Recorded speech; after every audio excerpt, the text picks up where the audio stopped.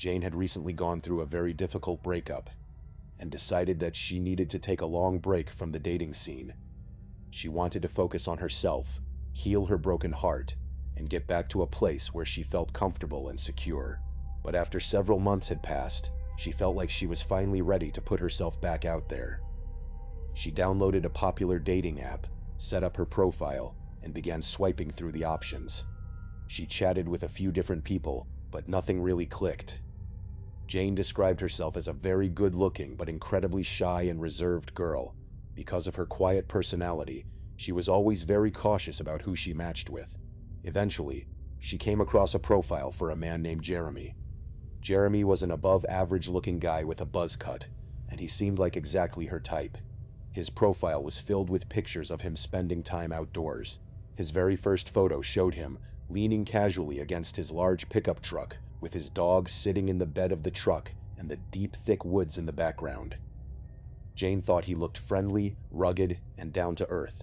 They struck up a conversation, starting with a discussion about his dog, which naturally led to talking about dogs in general. Before long, the conversation smoothly transitioned to local bars that they both liked to frequent in the area. They seemed to have a lot of common interests, and the conversation flowed so easily that they agreed to meet up. Jeremy offered to pick Jane up for their first official date. He drove over to her house, and they ended up going to a local bar called Lansdowne Street. According to Jane, they really hit it off during the date. They sat together for hours, talking, laughing, and sharing stories. It felt like a genuinely great connection, and Jane felt her initial anxiety melting away. When the night finally came to an end, Jeremy drove her back to her house. But as they parked in her driveway, Jeremy became visibly reluctant to end their date. He started trying to prolong their time together, even hinting at one point that she should come back to his place with him. Jane politely rejected the offer. She told him she had a wonderful time, but really needed to get some sleep and head inside. Jeremy did not force the issue further, and Jane walked to her front door believing it was just a highly successful first date. Over the next few days, the two of them continued to text back and forth. The messages were pleasant, and everything seemed perfectly normal. So they decided to see each other again the following Friday night. For their second date, they decided to keep things casual. They went out to get some fast food and then stopped for ice cream. Afterward, they spent some time driving around in Jeremy's car, chatting and listening to music. But then, Jeremy drove them back to his house. Once they were parked in his driveway, his behavior took a sudden turn. He started trying to convince Jane to come inside with him. Jane calmly declined, saying she preferred to just hang out in the car or head home, but Jeremy would not take no for an answer. He kept asking her over and over again, his tone becoming increasingly intense and persistent. The situation quickly went from slightly awkward to incredibly creepy. As Jane continued to reject his requests, Jeremy suddenly became physical. Jane later recalled that she was not entirely sure if he was trying to physically pull her out of the passenger seat to force her inside, or if he was trying to make some kind of aggressive, unwanted physical advance on her. Either way, she panicked. She forcefully shoved his arms off her, threw the passenger door open, and stepped out of the vehicle. She did not look back. She started walking as fast as she could down the dark street. As Jane hurried away, her phone began to ring. It was Jeremy trying to call her. She ignored the calls and kept moving. She quickly dialed her older brother Chris and asked him to come pick her up immediately. Chris arrived shortly after and got her safely home. But the nightmare was not over. A little while later, Jeremy sent her a long series of text messages. At first, the messages were filled with rage. He cursed her out, using terrible language and insulting her. But then, just minutes later, his tone completely flipped. He began sending highly apologetic and regretful messages, begging for her forgiveness and saying he had made a huge mistake. Seeing this wild, unstable behavior, Jane realized that Jeremy was not at all the person he had pretended to be. She figured he was dangerous and potentially unstable, so she blocked his number, hoping that would be the end of the entire ordeal. But that very night, Jane was suddenly startled awake by a loud, metallic clattering sound coming from the side of her house. It was late, and the street was dead silent, which made the noise feel incredibly loud. It sounded exactly like someone was kicking the large recycling bin that she kept on the side of her house, which was completely full of glass bottles and aluminum cans. Feeling a deep sense of dread, Jane climbed out of bed. She walked slowly over to her bedroom window. She hesitated for a second, then carefully lifted the blinds to peer out into the darkness. What she saw made her stomach churn. Standing right there on the grass, just feet away from her window, was Jeremy. He had his hood pulled up over his head, and he was staring directly at her window. Jane was absolutely terrified, but she showed incredible bravery. She managed to hold her scream in and quickly raised her phone to snap a photo of him through the glass.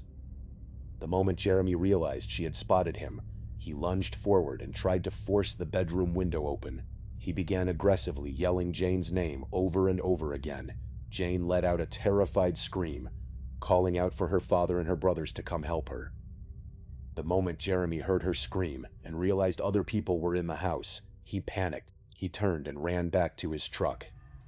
Jane said the entire neighborhood must have heard the roar of his loud 8-cylinder pickup truck as he floored the accelerator and sped away down the dark street. The next day, Jane was tempted to send Jeremy angry texts threatening to call the police, but she showed great restraint. She knew that unblocking him would only invite more trouble.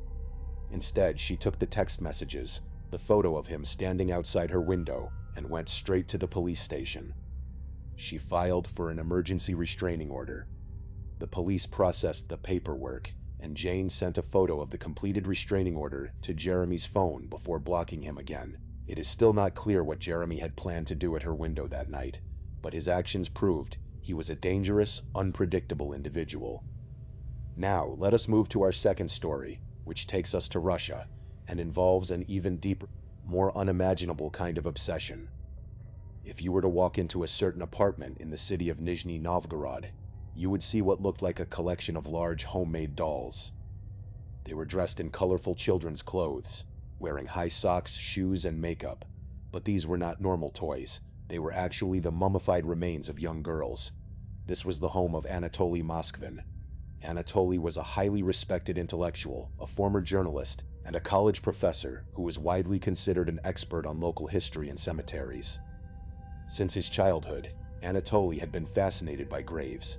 He would spend hours wandering through local cemeteries with his friends. Over the decades, this fascination grew into a dark, macabre obsession. He began secretly dissect. What I am about to tell you is something that has no easy explanation. It is easily the strangest and most unsettling thing that has ever happened to me, or to anyone I personally know. For several years, I worked late hours at a small, dimly lit dive bar about 30 minutes away from my house. It was not really a choice I made because of some great passion for bartending. It was just how things were when you lived out in a more rural area. There were not a ton of jobs close to home, so you basically took whatever you could get to pay the bills. The bar itself was nothing special.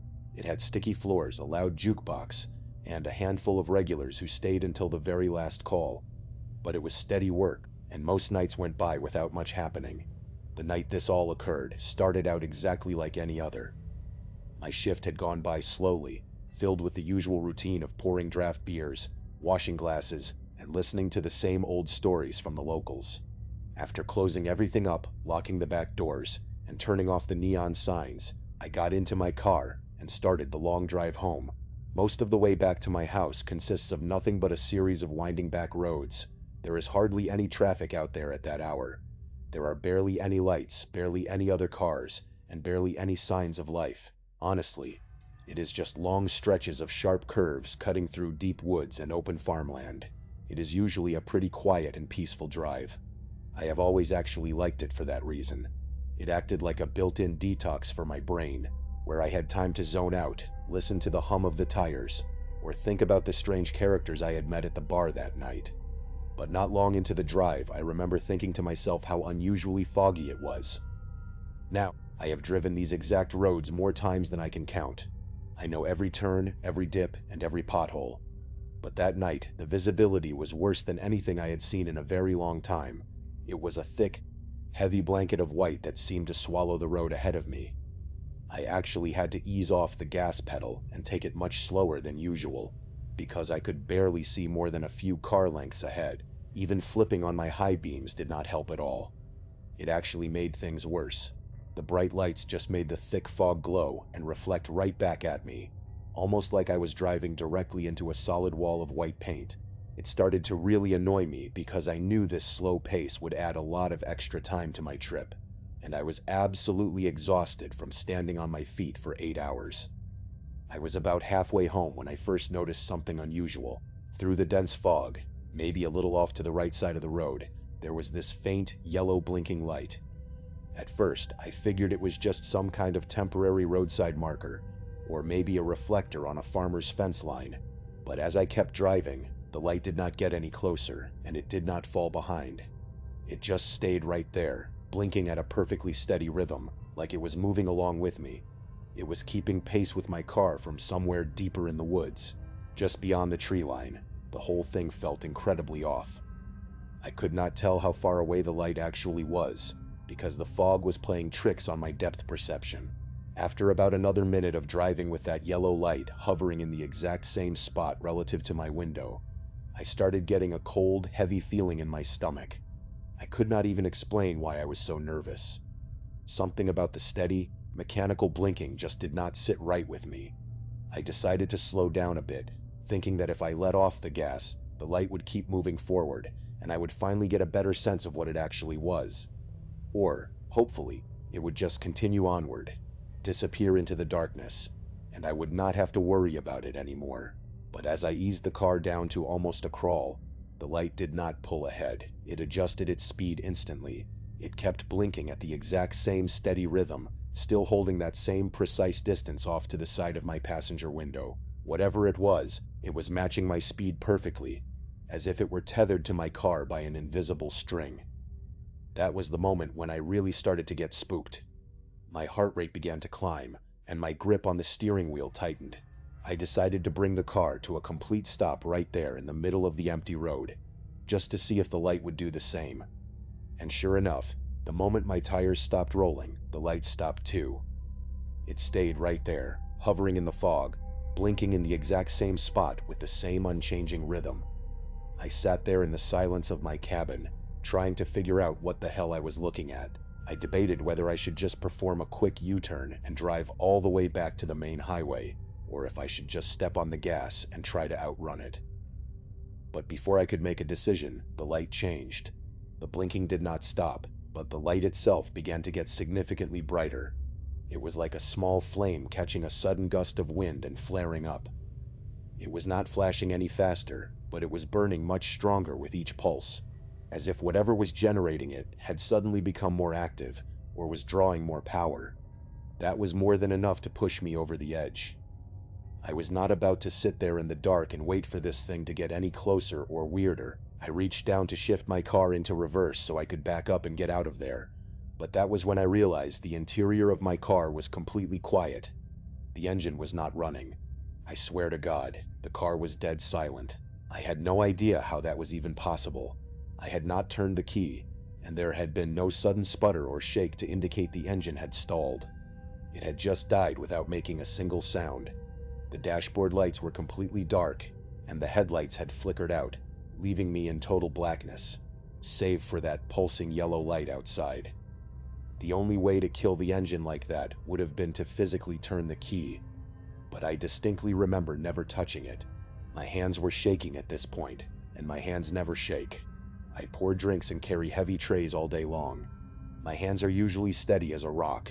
As I desperately tried to turn the key in the ignition to restart the car, I could not help but feel that the strange thing outside was directly responsible for my engine dying. I turned the key again and again, but the starter did not even make a clicking sound. The battery felt completely drained, and the engine was totally dead. Meanwhile, that blinking yellow light kept burning brighter and brighter, almost like it was feeding off the electrical energy of my car. My pulse was racing, and my chest felt incredibly tight. I was completely alone on a deserted road, miles from any town, with no working vehicle. Not knowing what else to do, I reached for my phone on the passenger seat, figuring I could at least try to get a video of the light for proof, or try to call the police for help. But as soon as I tapped the screen, nothing happened. The screen remained completely black. My phone had died. I knew for an absolute fact that I had at least 20% battery left when I left the bar. I had literally checked it right before locking the front door, but now it was completely lifeless. Before I could even begin to process the horror of my situation, the yellow light outside suddenly flared to a blinding, brilliant brightness. It was like an exploding star right next to my window. It was so intense that I physically could not keep my eyes open. I threw my arms up in front of my face and squeezed my eyes shut, feeling the heat and the sheer power of what felt like a gigantic light bulb burning right through my eyelids. I held that position for at least 10 seconds, frozen in fear, waiting for the worst to happen. And then, just like that, the bright light vanished. It was completely gone, as if someone had flipped a giant switch. The thick fog was still swirling around the car, but there was no yellow light, no blinking, and no glow in the trees. The woods were completely dark once again. My heart was still pounding against my ribs, but I instinctively reached for the key and turned the ignition one more time. This time the engine roared to life instantly, turning over as if nothing had ever been wrong with it. The dashboard lights illuminated, and the headlights cut through the fog. I did not waste another single second. I slammed the car into drive and stepped on the gas, driving the rest of the way home with my eyes glued to the road ahead. I was terrified that if I looked away, even for a split second, that awful yellow light would reappear in my side mirror. But nothing else happened that night. I made it home safely, locked my front doors, and sat awake until the sun came up.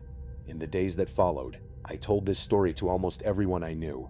I told my family, my friends, and even a couple of the regular customers at the bar. But no one had an explanation that made any sense to me. I heard every theory you could think of, from ball lightning and swamp gas to secret military drones, but deep down, I knew what I felt. Whatever was out in those woods that night had completely drained the power from my car and my phone, and it was watching me. To this day, I still avoid driving those winding back roads after dark, preferring to take the longer highway route home, even if it adds 30 minutes to my drive. Now, that was just the first strange encounter on the dark roads. This next story happened a couple of years back, and it involves a man named David, who is a long-haul truck driver. David had been driving big rigs for over 15 years, so he was very used to the long stretches of absolutely nothing. He actually preferred the night shifts because the highways were usually clear of commuters, allowing him to cover more ground without the stress of heavy traffic. On this particular night, David was on his second-to-last delivery of a cross-state loop, just trying to knock out the remaining miles so he could finally get back home to his family. The route he was taking had him cutting through one of those desolate desert highways that barely get any traffic at night. There were no towns for miles, no gas stations, and barely even any streetlights. It was just a simple 2-lane road slicing through the open, empty desert under a vast sky full of cold stars. It is the exact kind of drive where you start to feel like you are the only person left on the entire planet. The rhythmic hum of the truck's massive diesel engine was the only sound for miles around. David was about an hour out from his next drop-off destination when he first noticed something in his mirrors. He glanced into his left side mirror and was surprised to see a pair of headlights trailing far behind him. It was a dark SUV. It was not riding his bumper or driving in an aggressive manner, but it was definitely following him. It was keeping a very wide, consistent distance, but it adjusted its speed to match David's truck perfectly. No matter how fast or how slow David went, the dark SUV stayed exactly where it was. For nearly 40 miles, the vehicle just hovered there in David's mirrors. It was always visible, always keeping that same strange artificial gap. The driver never tried to speed up, and they never tried to pass, even when the road opened up into long, flat straightaways. At first, David thought it was just a nervous driver who was afraid to pass a massive semi-truck in the dark. He figured they were just using his truck as a guide through the pitch-black desert. But he quickly cast that theory aside, after driving through several clearly marked passing zones with perfect visibility.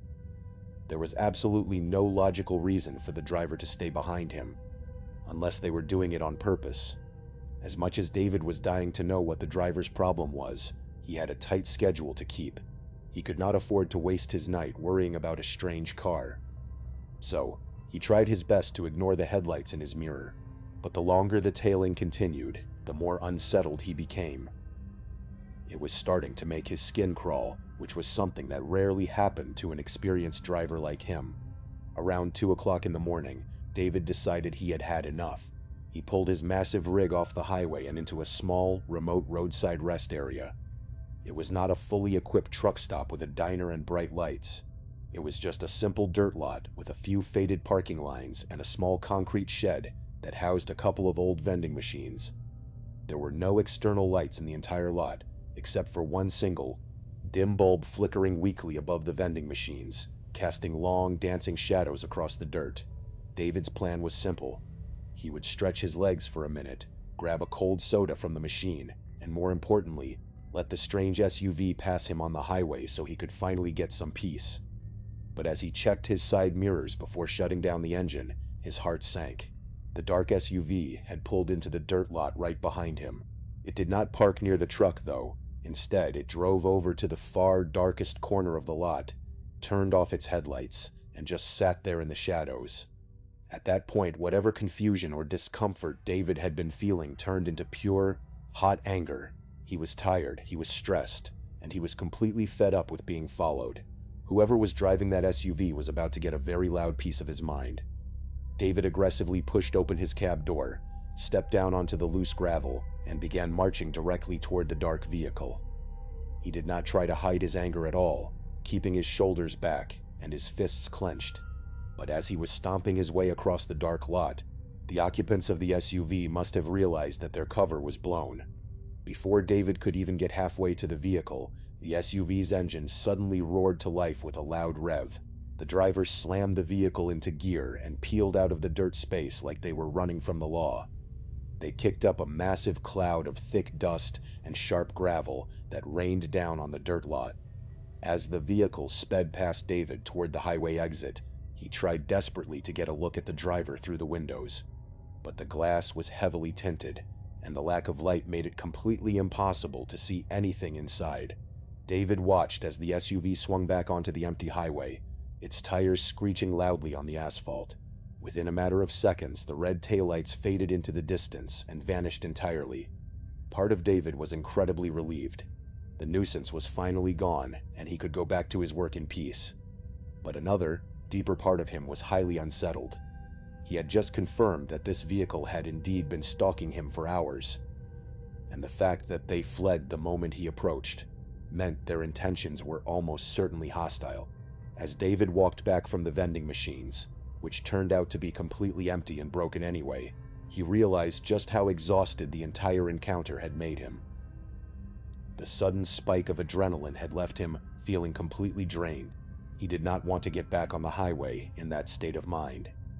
He figured he had earned a short break to recharge his batteries before finishing the final leg of his route in the morning. He did a quick walk around of his truck, checking the heavy cargo doors to ensure the metal seals and locks were still secure and undamaged. Everything seemed perfectly fine.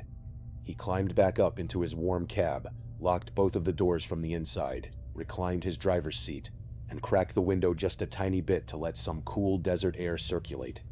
The dirt lot was completely silent now, and for the first time all night, David felt his muscles start to relax. He reasoned that even if those people meant him harm, they would not turn around and come back. Finding this specific, unlit dirt lot in the middle of a pitch-black desert without any headlights would be nearly impossible. Because of his extreme exhaustion and the newfound quiet, David fell asleep in a matter of minutes. Now it is important to know that David is an incredibly light sleeper. He had to be. When you spend years sleeping in sketchy roadside pull-offs and dark truck stops, you naturally develop a sort of survival instinct. You learn to tune your ears to the slightest changes in your environment. If someone is messing with your fuel tanks or trying to steal your cargo while you are asleep, waking up quickly is the only thing standing between you and a very dangerous situation. Sure enough, about an hour after he fell asleep, David was suddenly jolted awake by a very faint, distinct sound. It was the light, sharp crunch of footsteps pressing into the loose gravel right outside his truck. Even though he was still groggy from his sleep, his instincts kicked in immediately. He kept completely silent, moving as slowly as possible so as not to make the truck's suspension squeak. He slid over to the side window and gently parted the edge of his window blinds just enough to peer down into the dark lot. To his absolute horror, There were two figures standing near the rear wheels of his trailer. They were crouched down low in the shadows, using a small flashlight with a red filter to inspect the heavy lower latch mechanisms of the cargo doors. They were working in complete silence, signaling to each other with quick hand movements. David did not have a weapon in his cab. He usually did not carry one, but he was fully prepared to grab his heavy metal tire iron and defend his life and his cargo if they managed to break in. As he watched through the sliver of the blinds, one of the men reached into a dark canvas bag and pulled out a large, heavy-duty pair of bolt cutters. They were preparing to cut the steel lock on his trailer. That was the absolute limit for David. Without hesitating for another second, he lunged forward and slammed his hand down onto his steering wheel, activating the truck's incredibly loud air horn. The horn let out a deafening, earth-shaking blast that shattered the quiet of the desert night. The reaction from the two thieves was instantaneous. Both men jumped into the air as if they had been struck by lightning, dropping their tools onto the gravel. They scrambled backward in sheer terror, running as fast as their legs could carry them toward the thick brush on the side of the highway. Not 10 seconds later, a pair of headlights suddenly appeared from the dark highway. It was the exact same dark SUV from before. It roared back into the dirt lot with its lights turned off initially, before whipping around to pick up the two fleeing men. They scrambled into the back doors, and the SUV sped away into the darkness, its tires throwing dirt everywhere. David did not even have time to get out of his cab before the entire ordeal was over. Once his heart rate slowed down enough for him to think straight, he picked up his phone and called the state police. He mostly just wanted to get the incident on official record, but the dispatcher insisted that he stay parked exactly where he was until a patrol unit could arrive to inspect the scene. It took nearly 45 minutes, but eventually, two state troopers pulled into the dirt lot, their flashing blue and red lights illuminating the area. They helped David inspect the back of his trailer with their high-powered flashlights. Sure enough, there were fresh, deep metal pry marks along the lower locking bars of the cargo doors, right where the two men had been working. Luckily, the heavy-duty steel lock had held up, and they had not been able to get the doors open. The officers told David that they had been investigating a string of similar incidents along that specific desert corridor. It was the work of an organized cargo theft ring that targeted lone, parked trucks at night. They would follow a truck for miles, wait for the driver to pull over to sleep, and then strike in the dark. If David had not been such a light sleeper, his entire cargo would have been stolen, and he easily could have been severely hurt or killed if he had surprised them. That incident remained the most terrifying experience of David's long career on the road. But as scary as that was, it is not the only way criminals use the dark, empty roads to trap unsuspecting victims. This third story involves a young man named Julian, who was 18 years old at the time and absolutely loved going for late-night drives during the summer. There is truly nothing better than a night drive when the weather is warm. You can roll all the windows down, let the warm summer breeze fill the car, and listen to the tires hum on the empty highway. Around Julian's hometown, the roads were almost completely empty after midnight. There were no commuters, no heavy trucks, and very rarely any police patrols. It was the perfect environment for someone who loved to drive, and Julian had a very special car for these drives. His father owned a beautifully maintained BMW M3, a high-performance sports car with incredible speed and handling. Now, Julian was not a reckless teenager who wanted to drag race or destroy his father's prized possession. He had a deep respect for the car, but he did enjoy taking it out to experience its quick acceleration and sharp steering on the winding country roads when no one else was around.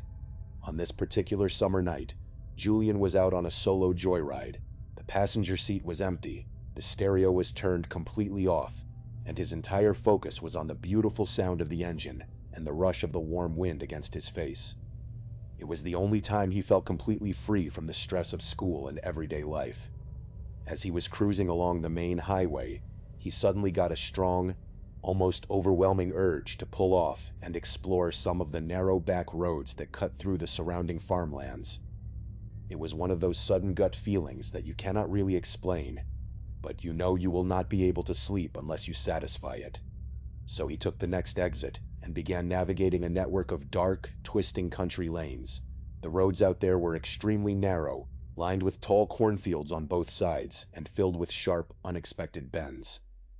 Julian let the car open up a bit, taking the curves with just enough speed to feel the high-performance tires grip the asphalt. The world felt completely dead. It was just him, the sports car, and the endless black road. But as he came around a particularly sharp bend, his headlights caught a sudden flash of metallic reflection up ahead. Julian gasped and slammed his foot onto the brake pedal. The ABS system kicked in, the tires shrieked, and the car slid forward, coming to a halt just a couple of feet away from an object, sitting directly in the center of the lane. Once his breathing slowed down, Julian stared through the windshield to see what he had almost crashed into. It was a standard metal shopping cart. It was just sitting there, perfectly centered in the middle of the dark road, miles away from any grocery store or shopping center. The way his headlights bounced off the metal basket was the only reason he had seen it in time. The entire situation made absolutely no sense. Why would a shopping cart be sitting on a remote country road at midnight? Against his better judgment, Julian pushed the button to put the car in park, activated his hazard lights, and stepped out of the driver's seat to investigate. Looking back, he knew he should have just put the car in reverse and driven away. But his curiosity completely took over. The warm night air was filled with the sound of thousands of crickets, and the only other noise was the soft, metallic ticking of the hot BMW engine cooling down. Julian walked slowly up to the shopping cart, his eyes searching the empty basket. He half expected to find something bizarre inside, but it was completely empty. It was just a normal shopping cart. As he turned around to head back to his idling car, a sudden movement on the side of the road caught his eye. Two dark figures suddenly burst out from the tall cornfields just a few yards away. They were sprinting at full speed, coming straight toward him. In that split second, Julian's survival instincts took over. His brain did not even have time to process who they were or what they wanted. He knew it was a matter of life or death. He turned and bolted back to the BMW, throwing himself into the driver's seat and slamming the heavy door shut.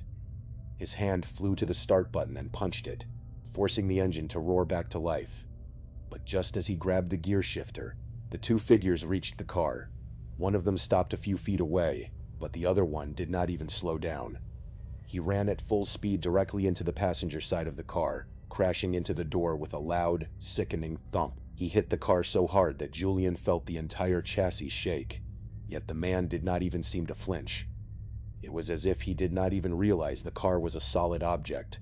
Julian locked eyes with the man through the passenger window, and the sheer terror of that moment froze him in place. The man's face was pressed close to the glass. He had wide, beady, bloodshot eyes that stared with a vacant, empty expression. His clothes were completely torn to shreds, as if he had been running through thick briars and barbed wire fences in the dark fields.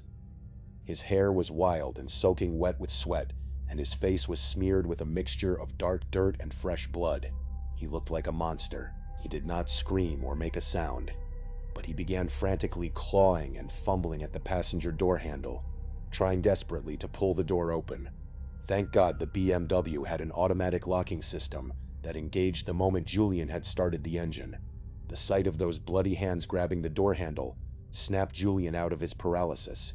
He slammed his foot onto the gas pedal, turned the steering wheel hard to swerve around the metal shopping cart, and sped down the road, leaving the two figures behind in a cloud of dust. During the entire drive home, Julian was a complete nervous wreck. He was shaking violently, his mind racing with a million different thoughts. Part of him felt a strange sense of guilt, wondering if that bloody man was actually a victim who was desperately running for his life and needed medical help. But another, louder part of him knew that the shopping cart had been placed there as a deliberate trap to get him to exit his vehicle. He picked up his phone and called the local police department, explaining the situation and giving them the exact location of the shopping cart and the two men. The dispatcher assured him that they would dispatch a patrol car to investigate the area immediately. When Julian finally pulled into his parents' driveway, he got out of the car to inspect the passenger side, his heart sinking as he turned on his phone's flashlight. The damage was far worse than he had imagined. There was fresh, dark blood smeared across the entire passenger door. It was streaked along the side mirror, rubbed into the door handle, and splattered across the rear panel. There was also a noticeable dent near the center of the door from the sheer force of the man's body hitting the metal. The next morning, Julian's father walked outside, saw the blood and the dent on his prized sports car, and completely lost his temper. He began shouting, accusing Julian of being reckless, driving too fast, and getting into an accident that was going to cost thousands of dollars to repair. Julian tried to explain the terrifying truth of what had happened, but his father was too angry to listen, assuming Julian had probably hit a deer and was making up a wild story to cover it up. It was not until the local police department called their house later that day that his father finally understood. The police had gone out to the country road and found the empty shopping cart, along with signs of a struggle in the dirt nearby. They explained that this was a known, highly dangerous ambush technique used by local criminals. They would place an obstacle like a shopping cart or a fallen branch in the road to force drivers to stop and get out. Once the driver was out of the car, they would assault them, steal their vehicle, and take everything they had. The bloody man who had slammed into Julian's car was likely either high on drugs or had been severely injured while hiding out in the rough fields, which explained his vacant stare and the incredible amount of blood left on the passenger door. If Julian had not reacted as quickly as he did, or if his car doors had been unlocked, he likely would not have survived that night. After that, Julian's father was incredibly apologetic for his initial anger, and he never let Julian take the sports car out for late-night drives again. The physical damage to the car was eventually repaired, but the psychological scars remained. To this day, Julian never stops his vehicle for any obstacle in the road, choosing instead to put his car in reverse and get as far away as possible. These 3 stories serve as a dark, chilling reminder of the dangers that lurk on the empty roads at night. Whether it is a bizarre, unexplained electrical phenomenon in the deep woods, a calculated gang of cargo thieves waiting in the shadows of a desert rest stop, or a violent trap set on a quiet country lane, the highways are not always as peaceful as they seem. When the sun goes down and you are driving alone, you are completely on your own, and your survival might just depend on your instincts and your ability to keep moving. Thank you so much for watching. Let me know what you thought of today's episode in the comments, and remember, we have a whole playlist of true crime episodes ready for you to binge right now. Until next time, see ya. I want to tell you about something that happened to me just last week. It was my very last week at home before I had to pack up my bags and head back to college for the fall semester. To be completely honest, I have been debating with myself for days about whether I should even write this down or share it with anyone. But the truth is, I cannot stop thinking about it. I cannot sleep, and I am constantly worried about what might be happening back at my parents' house right now. You see, my parents recently moved. After I graduated from high school, they started talking about downsizing. They had been living in our big family home for years, and they always said that once I was off to college, they would finally pull the trigger and find a smaller place. Well, they finally did it. The timing of the move meant that I had only actually been to their new house a handful of times. I was busy with school, and when I did visit, it was just for a quick weekend. My parents had given me the basic tour when they first bought the place. They pointed out where everything was, showed me the kitchen, the bedrooms, and explained some of the normal quirks that come with buying an older home. But there was one thing they specifically mentioned during that tour. They told me that the house did not have a basement. They said it only had a small crawl space underneath for the utilities and the plumbing. They seemed really definitive about that, so I never gave it another thought. Why would I? It just seemed like a normal, boring detail about an older house. Fast forward to last week. My parents had left the night before to go on a week-long vacation. They had been planning this trip for a long time, so I had the entire place to myself. I was looking forward to some quiet time to relax before the stress of the new college semester started. But the very first night I noticed anything strange was on a Tuesday. I was lying in bed. The house was completely dark, and I was trying to fall asleep. That was when I heard this tapping sound. It was coming from directly below the floorboards of my bedroom. It was not a loud sound, but it was incredibly consistent. It had this rhythmic, steady pattern, and the volume did not change. At first I tried to rationalize it. I told myself it was probably just the heating system warming up, or maybe the old pipes settling in the walls, but the problem was, it just did not stop. It went on, which made me start to second guess myself. I should mention that the room I was sleeping in is located on the first floor of the house, so those tapping sounds were definitely coming from somewhere underground. I eventually got out of bed and started walking around the room, trying to pinpoint exactly where the noise was coming from. But it was incredibly difficult to tell. It seemed to be coming from everywhere beneath the floor. What made it so disturbing to me was that, according to what my parents had told me, there was supposed to be absolutely nothing down there but a tight crawl space. The idea that I was hearing these rhythmic sounds from below ground level when there supposedly was no livable space down there was genuinely unsettling. Eventually, after what felt like hours, the tapping finally stopped, and I was able to drift off to sleep. When I woke up the next morning, the sun was shining, and I figured that would be the end of it. I told myself that I had just been letting my imagination run wild. I was probably just hearing normal old house sounds, or maybe a small animal like a raccoon had scuttled around in the crawl space. But it turns out I was dead wrong. Later that night, around the exact same time, I was lying in bed again, and then right on cue, I started hearing that same tapping sound. But this time it was noticeably louder. It felt closer to the floorboards, almost as if whatever was making the noise was trying to get my attention. I tried my best to explain it away again. I put my headphones in, turned on some music, and eventually went to sleep. But I remember feeling a lot more uncomfortable that night than I had the first night. The real trouble started on the third night in a row. When the noises started up again, I knew something was seriously wrong. There was a considerable escalation that night. Instead of just the usual rhythmic tapping, I started hearing dragging and scraping sounds too. It sounded like some kind of large animal was raking its claws against the underside of the wooden floorboards, and then occasionally dragging something heavy across the dirt. That is the best way I can describe what I was hearing. It was a dry, scraping sound that sent shivers down my spine. I kept lying there in the dark, trying to rationalize what I was hearing against what I knew about the house. The logical, sensible part of my brain kept insisting that there had to be a reasonable explanation. Maybe a branch was rubbing against the foundation outside. Maybe the wind was blowing something under the porch. But I could not think of a single logical explanation that made sense. The sounds were just way too clear, and they felt way too purposeful to dismiss as normal house sounds anymore.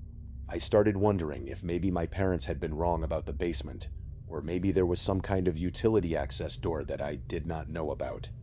Either way, it was incredibly freaky sitting alone in that dark room, with nothing but the scraping and tapping sounds to keep me company.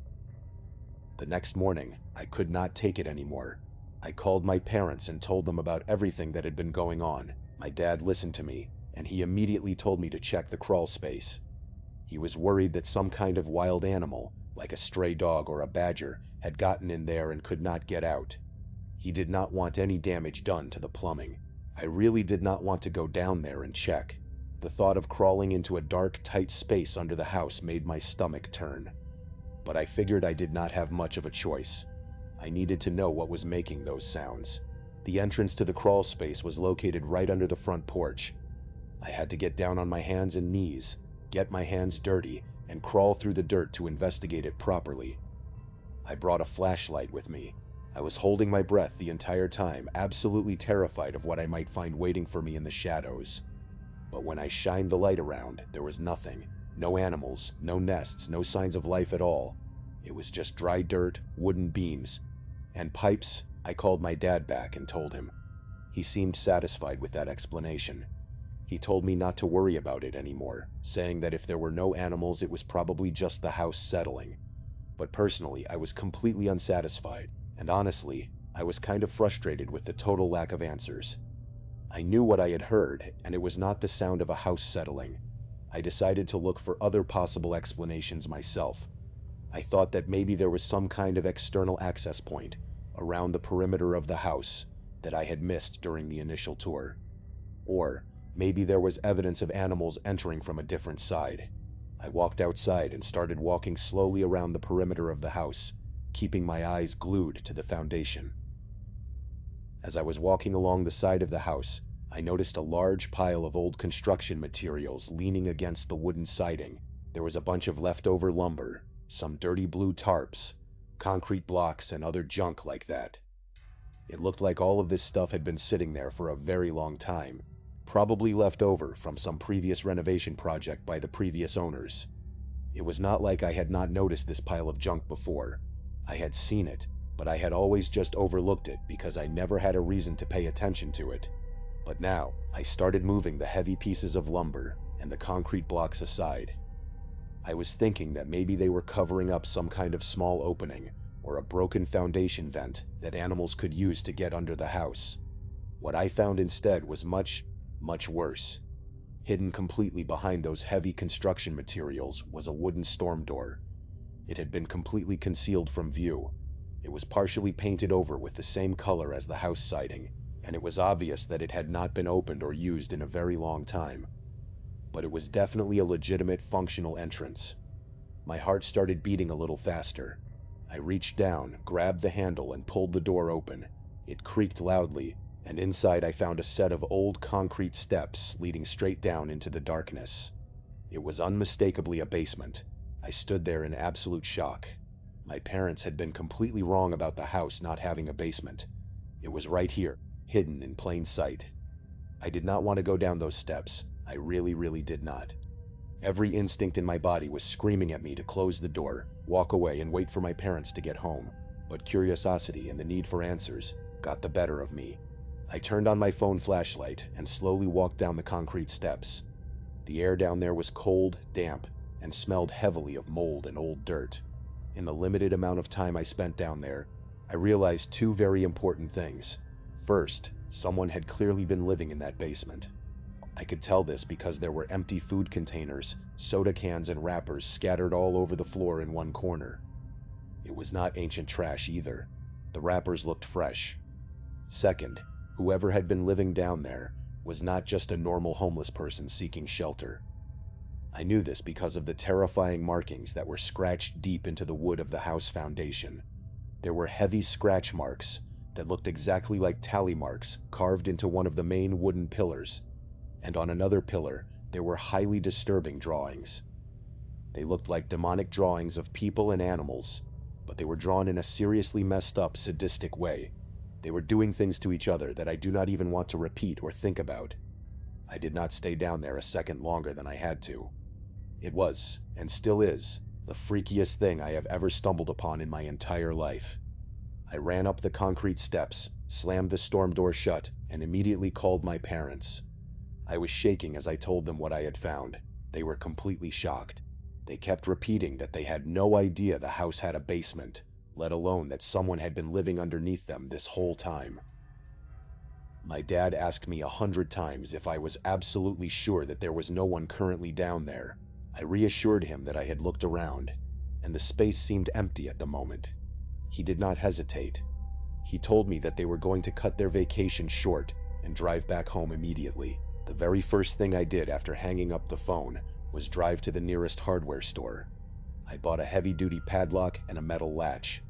I went back to the house and secured that storm door from the outside, locking it tight. I figured that would solve the problem and keep whoever had been staying down there from getting back inside while I waited for my parents to arrive. But that same night, my plan was put to the test. I was woken up in the middle of the night by this incredibly aggressive banging and rattling coming from outside. It was loud, violent, and it was coming from the side of the house where the storm door was. I instantly knew what was happening. Someone was trying to get back into the basement, and they were clearly furious that the door was now locked. The banging was so intense that I was terrified they were going to break the wood of the door, or tear the lock right out of the frame. I remember freezing up in my bed. My heart was racing so fast I could hear it in my ears. I could not move a muscle. I was completely paralyzed by fear. But then the banging suddenly stopped. That sudden silence seemed to unfreeze me. I slowly crept out of bed, walked over to the window, and parted the blinds. I looked out into the backyard just in time to see a dark figure sprinting across the lawn and disappearing into the pitch-black woods behind our property. I could not make out any details about what they looked like or what they were wearing, but just seeing them flee made the entire situation feel so much more real and incredibly threatening. The rest of that night was a complete blur to me, honestly. I was so terrified and shaken up that I just sat in the living room with all the lights on, holding a kitchen knife until the sun came up. The next morning, the police arrived. They did a thorough search of the entire house, including the hidden basement, but obviously, the intruder was long gone. The officers told me there was not much they could do because there was no physical evidence left behind to identify the person. They promised to increase patrols in our neighborhood, but that was about it. My parents finally made it home later that afternoon. They tried their best to comfort me, insisting that everything would be fine now that they were back. They said they would figure out a more permanent solution, like sealing up the basement door with concrete, and told me I should not worry about it anymore.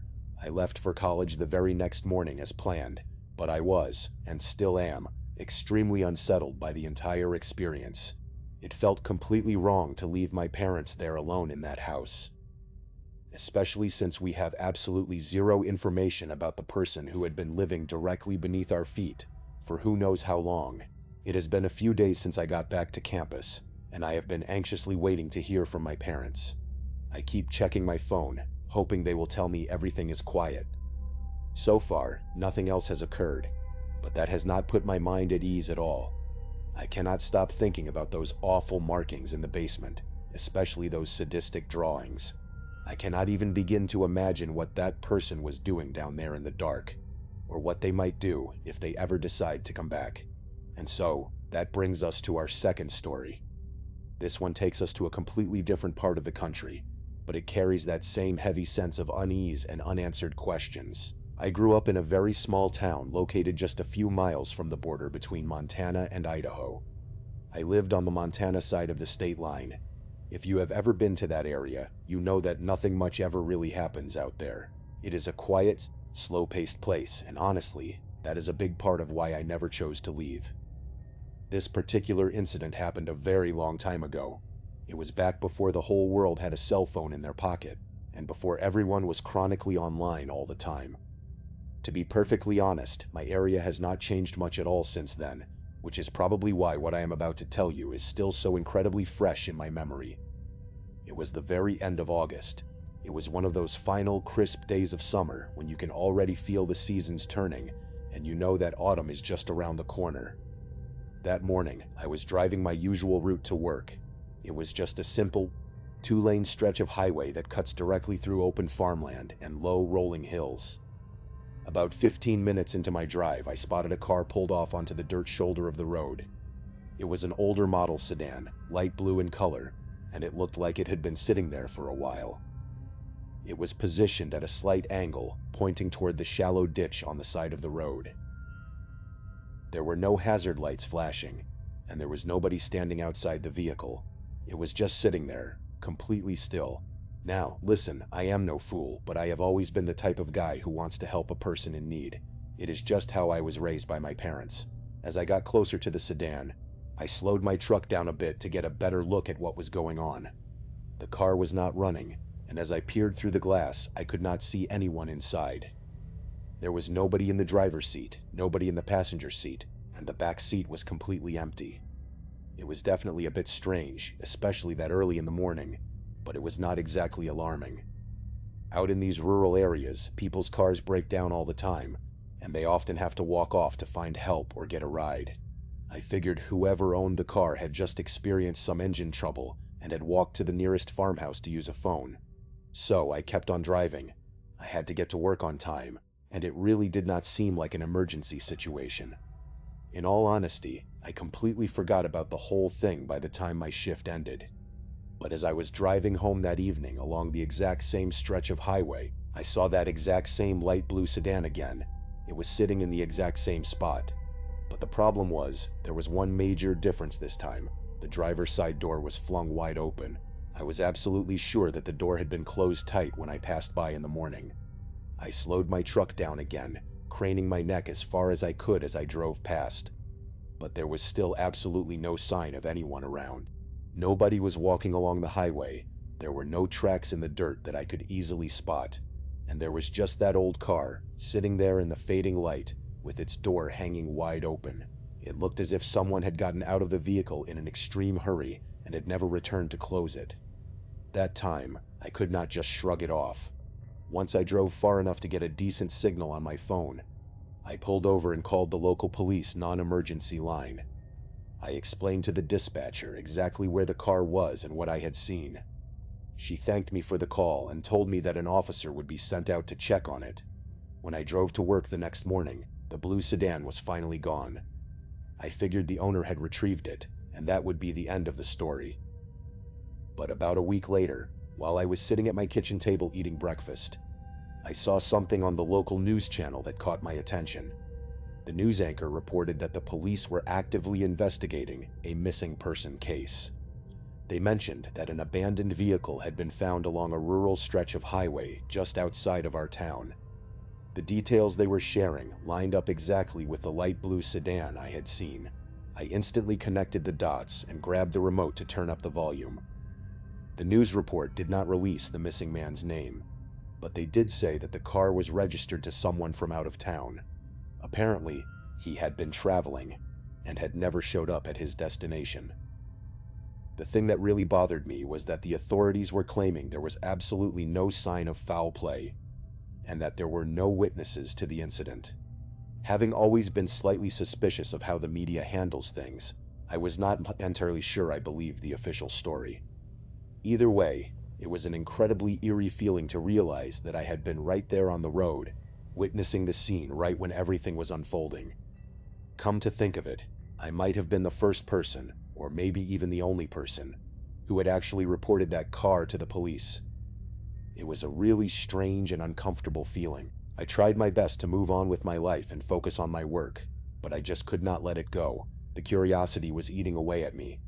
Like I said before, nothing ever happens in our quiet town, so something as odd as a missing person and an abandoned car was far too peculiar for me to ignore. The next morning, I decided to call my brother. I will just call him Benjamin. Benjamin was a local firefighter. He did not work in my exact town, but he worked close enough that our local department's communication lines often crossed. I wanted to ask him if he had heard any inside information from the police department. Since I knew the police and the fire departments communicated with each other daily, Benjamin told me that his station had actually received a brief memo about the case from the sheriff's office. He confirmed that a vehicle had been found abandoned and that they were searching for a missing man. I asked him if the police were planning a search of the surrounding area.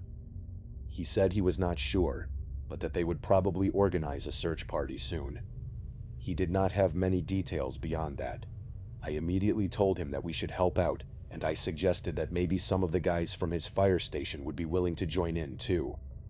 At first, Benjamin was a bit confused as to why I was so incredibly invested in this random case.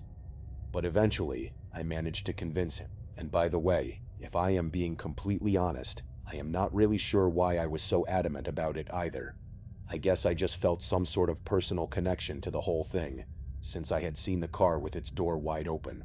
I did not even know how to go about coordinating with the police, so I let Benjamin handle all of the organizing. Within a couple of days, and after getting official permission, Benjamin managed to pull a search group together. The police were already planning on doing a ground search of the area, and they welcomed the extra help. It was not a massive operation, just a few local officers, some off-duty firefighters, Benjamin and me. The search was centered around a shallow, heavily wooded patch of land and a couple of old dry irrigation ditches that ran parallel to the highway shoulder. It was the kind of rough, overgrown terrain that did not look like much from a passing car. But once we were on foot, we realized how incredibly easy it would be for someone to slip, fall, or get completely turned around in the thick brush. We split up into pairs to cover as much ground as possible. I, of course, paired up with Benjamin. We walked for about an hour, pushing through the thorny bushes and scanning the ground. Then, one of the other pairs called out over the radio. They said they had spotted something unusual through a break in the trees. We all ran toward their location as fast as we could. When we arrived, we found ourselves standing in front of an old wooden maintenance shack. From the looks of it, the shack had not been used by the county in decades. The wood was weathered and gray, and the entire structure was half sunken into the soft earth, with wild vines and weeds curling up the sides. If you were driving on the highway, you would never even know this shack existed because of how thick the trees were. The wooden door was hanging slightly ajar, and I could see that the heavy metal padlock had been violently snapped off the latch. The inside of the shack was pitch black and smelled of rot and damp earth. But as my eyes slowly adjusted to the darkness, I started noticing clear signs that someone had been inside very recently. There were several empty plastic water bottles and crinkled food wrappers scattered across the dirty floor. It looked like someone had been hiding out there, and the trash was left in a way that seemed very deliberate. The search team immediately began searching the interior and the outer perimeter for any other clues. That was when one of the firefighters called us over to the back wall of the shack. He pointed his flashlight at a spot on one of the wooden boards, just a few inches above the floor. There was a small, clean hole in the wood. The edges of the hole were sharp and splintered, and it looked nothing like the natural damage you would get from wood rot or weather. It looked exactly like a bullet hole. We immediately got down on our hands and knees, searching the floorboards and the dirt outside for a shell casing, a bullet slug, or any trace of blood, but there was absolutely nothing. Just that single unexplained hole in the back wall. It made no sense at all given the complete lack of any other evidence. The officers on the scene quickly radioed the discovery back to their dispatch, and I could tell from the sudden shift in their tone that this was no longer a simple missing person search. The lead officer gathered all of us together outside the shack. He looked very serious. He thanked us for our help, but said that the police would be taking over the scene entirely from this point on. Then he looked directly at me and specifically asked me to leave the area immediately, since I was the only civilian present. I felt incredibly dismissed and frustrated, but I knew I had no right to argue with the police, so I walked back to my truck and drove home. When I called Benjamin later that evening to find out what had happened, he was very vague with his answers. Eventually, he admitted that the firefighters had also been asked to leave the scene shortly after I did. The police had cleared everyone out and cordoned off the entire area.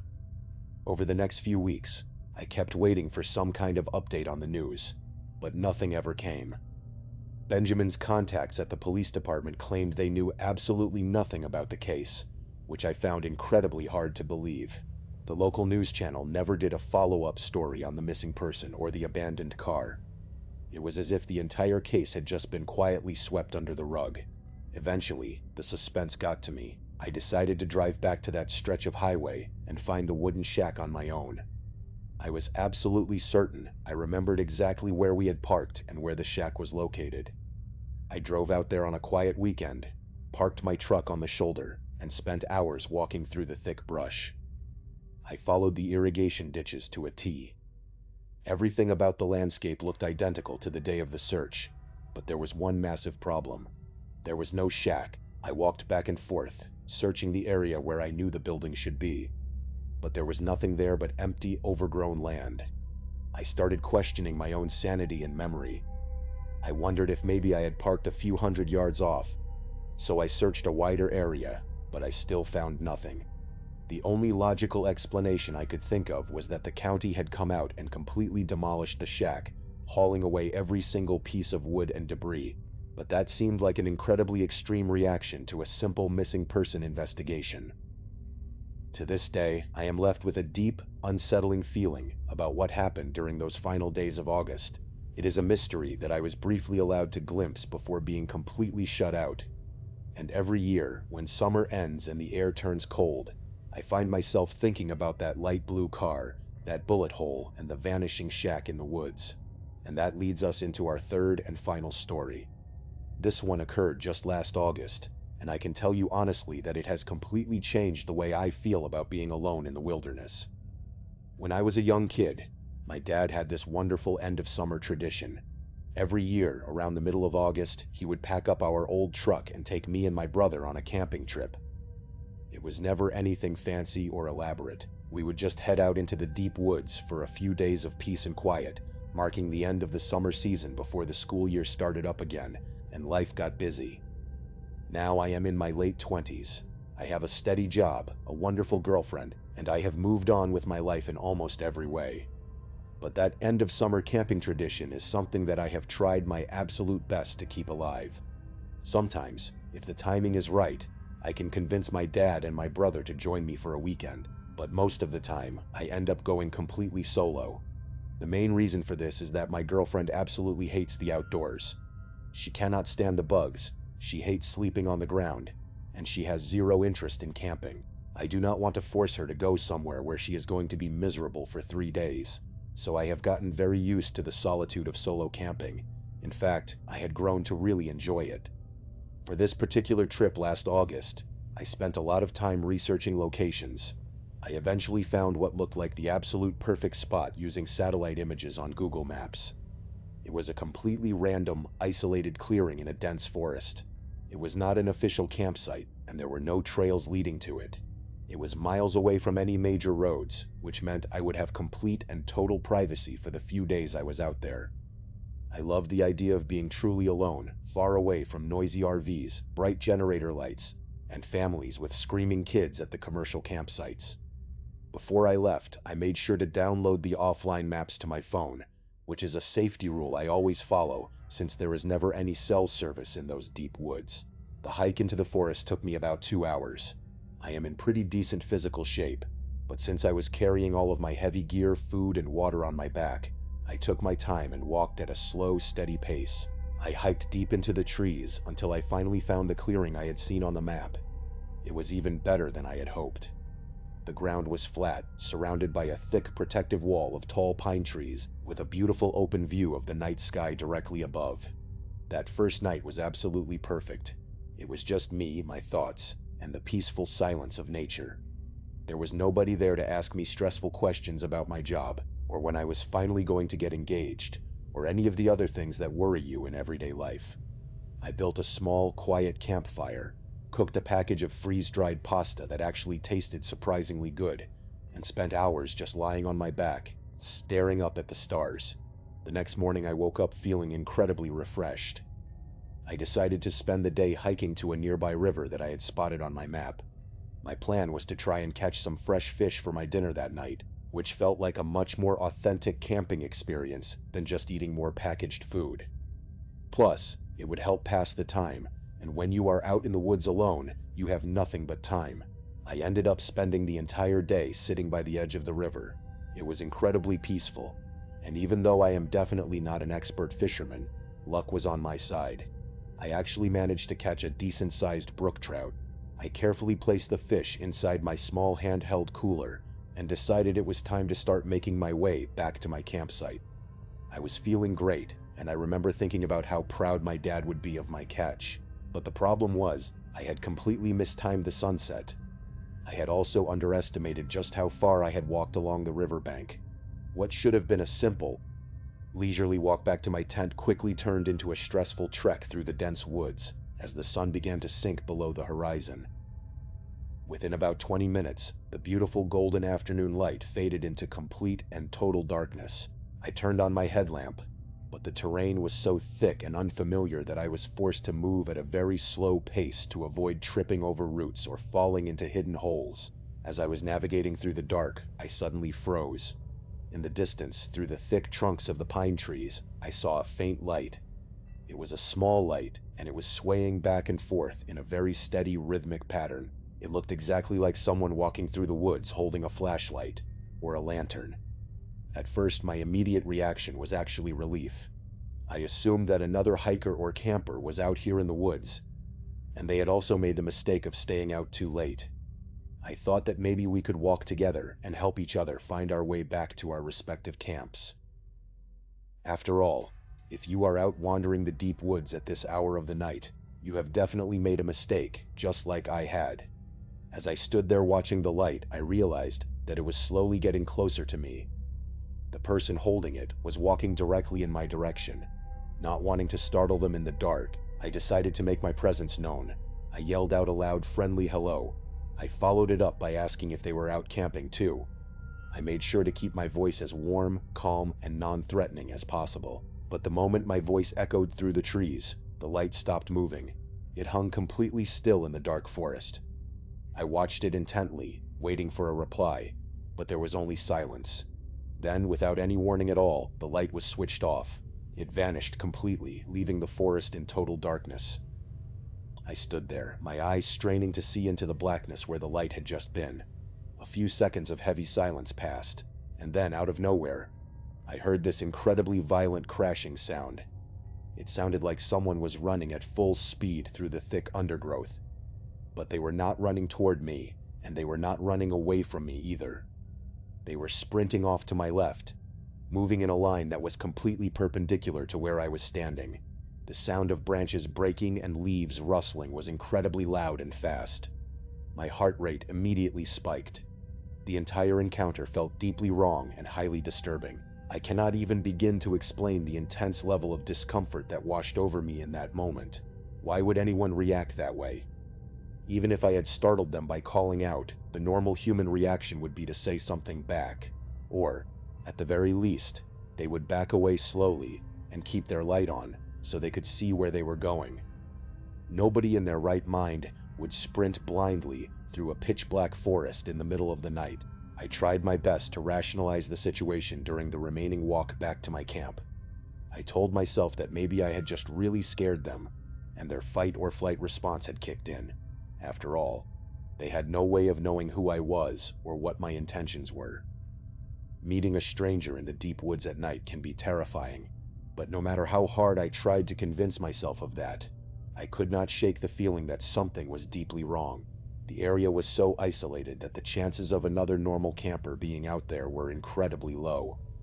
I picked up my pace, walking as fast as I safely could, and finally made it back to the safety of my clearing. I was so unsettled by what had happened that I did not even bother building a fire to cook the fresh fish. I just threw my gear inside the tent, crawled inside, zipped the door shut, and ate a small energy bar. I tried to distract myself by reading a book on my phone, but I could not focus. Eventually, I turned off the screen and tried to get some sleep. Now I am normally a very heavy sleeper, especially when I am exhausted from a long day of hiking. So when my eyes suddenly snapped open in the middle of the night, I knew immediately that something had disturbed me. I lay perfectly still on my sleeping pad, holding my breath and listening to the woods. At first, everything sounded completely normal. I could hear the wind rustling through the pine needles and the distant, familiar sounds of the night. Before trying to force myself back to sleep, I realized that I really needed to step outside to use the bathroom. I unzipped my sleeping bag, crept to the front of the tent, and slowly began to unzip the tent door. The moon was incredibly bright that night, casting a strong, pale light over the entire clearing. I did not even need to turn on my headlamp to see. But the very second I poked my head outside and got a clear view of my campsite, my entire body went completely cold. I froze.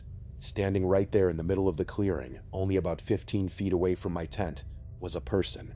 They were standing completely still like a statue. Because of the way the moonlight was hitting them, I could not see any details of their face or clothing. It was just a dark, solid silhouette of a human being, standing where absolutely nobody should have been. They were just staring directly at my tent. I had never experienced that level of pure primal fear in my entire life. My mind was spinning, trying to figure out what to do, but my muscles refused to move. I was completely paralyzed. I knew that whoever was standing there must have heard the sound of my tent zipper opening. They knew I was awake, and they knew I was looking at them. I felt like I was only seconds away from being violently attacked. As that terrifying thought registered in my brain, my survival instinct finally kicked in, breaking through my paralysis. I reached down to the pocket next to the tent door and grabbed the folding switchblade knife that I always keep with me when I camp. I flicked the blade open, held it tightly in my hand, and screamed out as loudly as I could, asking who they were and what they wanted. But the very instant the words left my mouth, the figure reacted.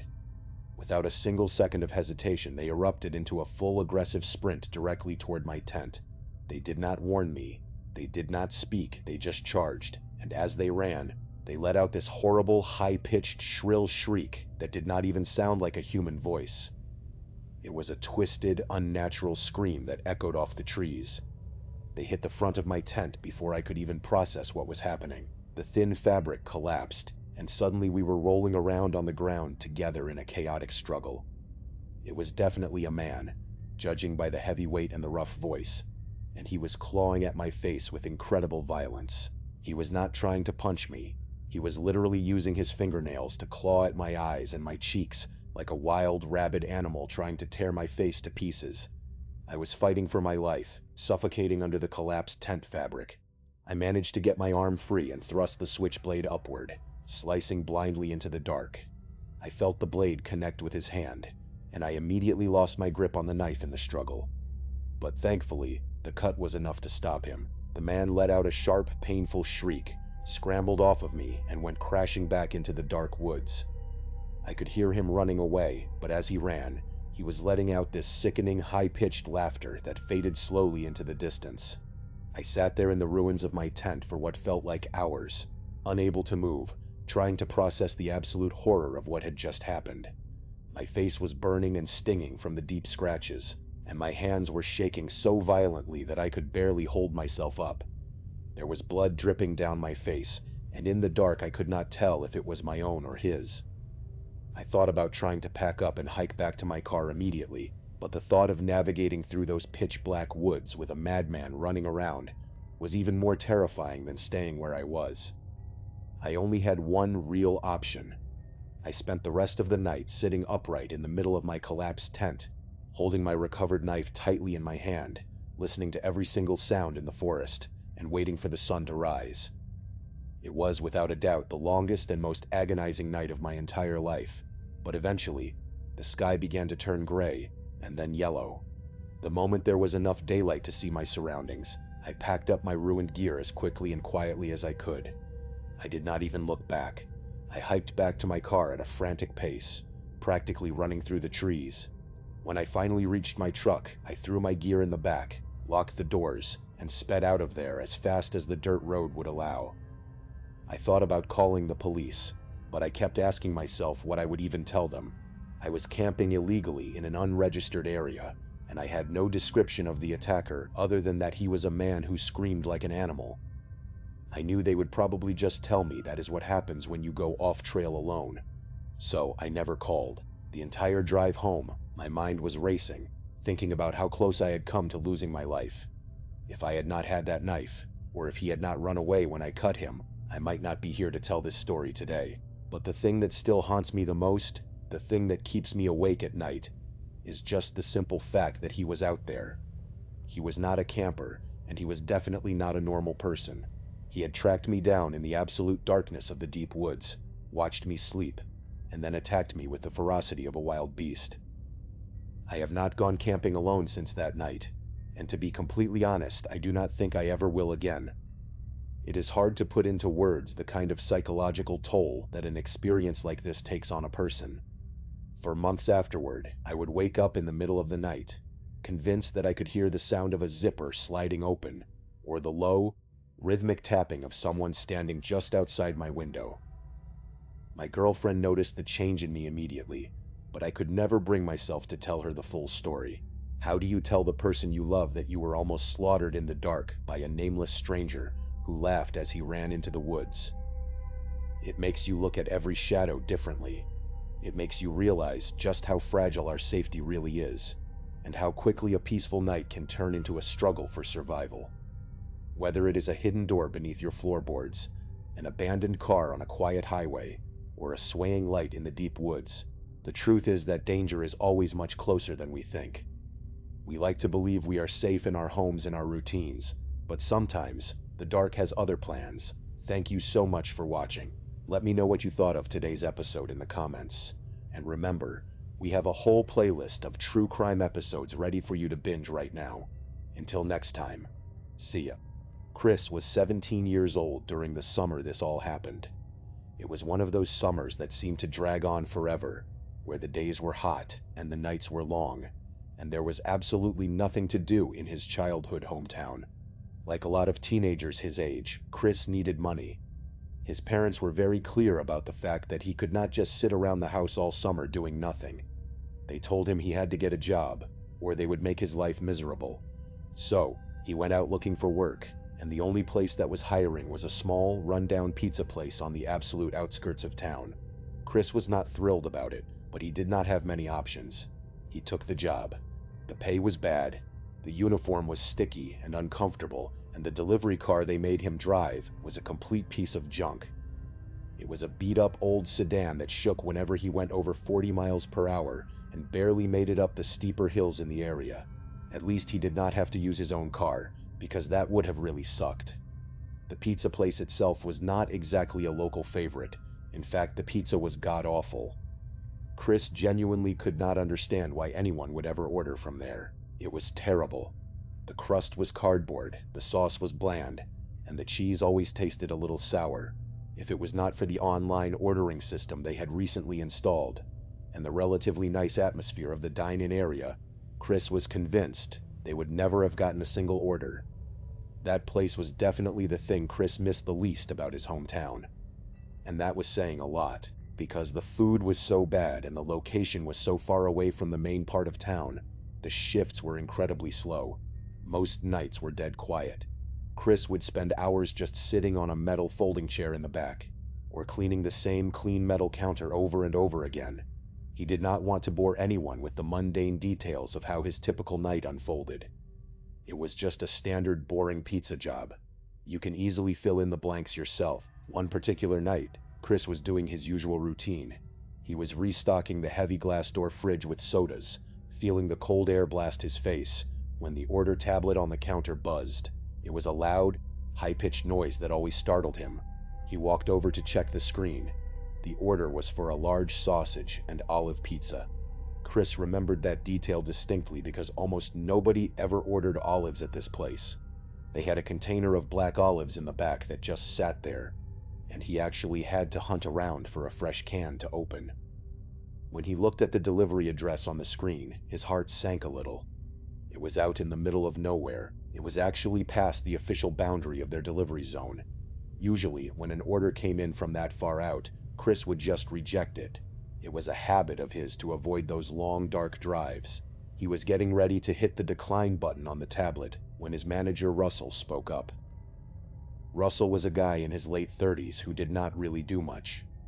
He spent 90% of his shift sitting on a plastic crate in the back room, scrolling through Reddit on his phone and letting Chris handle everything. Russell looked over from his phone and told Chris to just take the order. He pointed out that they had not had a single delivery run in over an hour, and they needed the business. Chris did not feel like arguing with him. It was not worth the energy. So he nodded, prepped the pizza, threw it in the oven, and waited. At least the drive would kill about 30 or 40 minutes of his shift, which meant he would be that much closer to going home. When the pizza finally came out of the oven, Chris boxed it up. Russell printed out the receipt with the delivery instructions and stapled it to the top of the cardboard box. Chris grabbed the hot box and was about to walk out the front door to the beat-up delivery car when he finally decided to look closely at the instructions. He had not paid attention to them until that exact moment. Written in the notes section, word for word, were the instructions. They said to park on the street behind the house, walk through the backyard, and knock on the back door only. This caught Chris's attention. It felt a little strange, but he was 17, and his brain immediately started coming up with perfectly logical reasons for why someone would write that. Maybe there was an elderly grandparent sleeping in the front bedroom, and they did not want the headlights or the knocking to wake them up. Maybe they had a loud dog that slept near the front door. Maybe the front porch stairs were broken or being painted. Or maybe it was a teenager trying to sneak food into the house without their parents knowing. It could have been anything, and besides, all Chris could think about was how incredibly slow the night was. If he went back inside to complain or ask questions, he would just end up folding flat cardboard boxes for the next 2 hours. He decided to just do his job and get it over with. But the very second he stepped outside the air-conditioned restaurant, he started having second thoughts. It was one of those thick, oppressive summer nights where the air felt like soup. It was incredibly hot, humid, and completely still. It was like walking into an invisible wall of warm jelly. There was a specific smell in the air too. It was a stale, sour smell that only seemed to happen when the humidity was extremely high and there was no wind. It smelled like sun-baked dirt and old. Hot plastic. Chris hated that smell more than anything.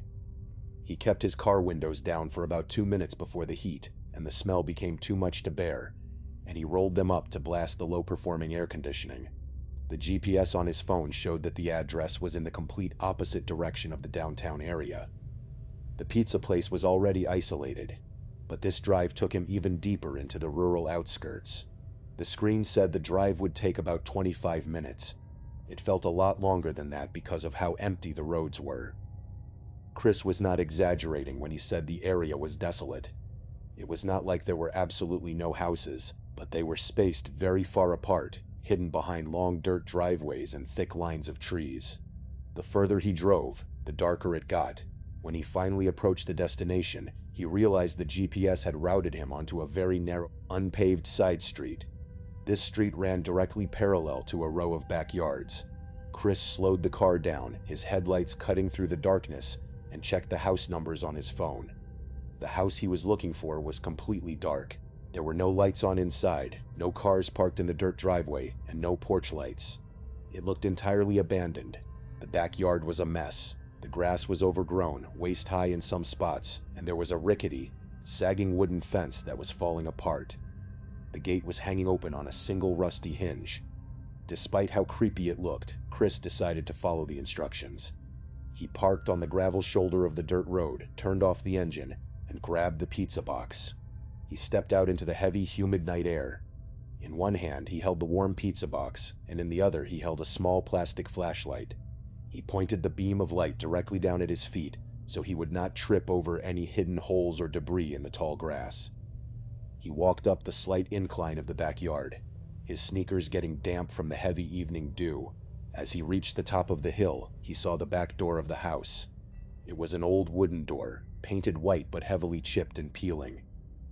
There was a small square window pane near the top, but it was covered from the inside by a cheap, dirty curtain. Chris took a deep breath, walked up to the door, and knocked hard. He waited. Nothing happened. He stood there in the dark, listening to the crickets buzzing in the tall grass around him. He knocked a second time, louder this time. He knew that if he went back to the shop with an undelivered pizza, Russell would be furious and might even dock his pay. He did not want to deal with that. He waited another 10 seconds.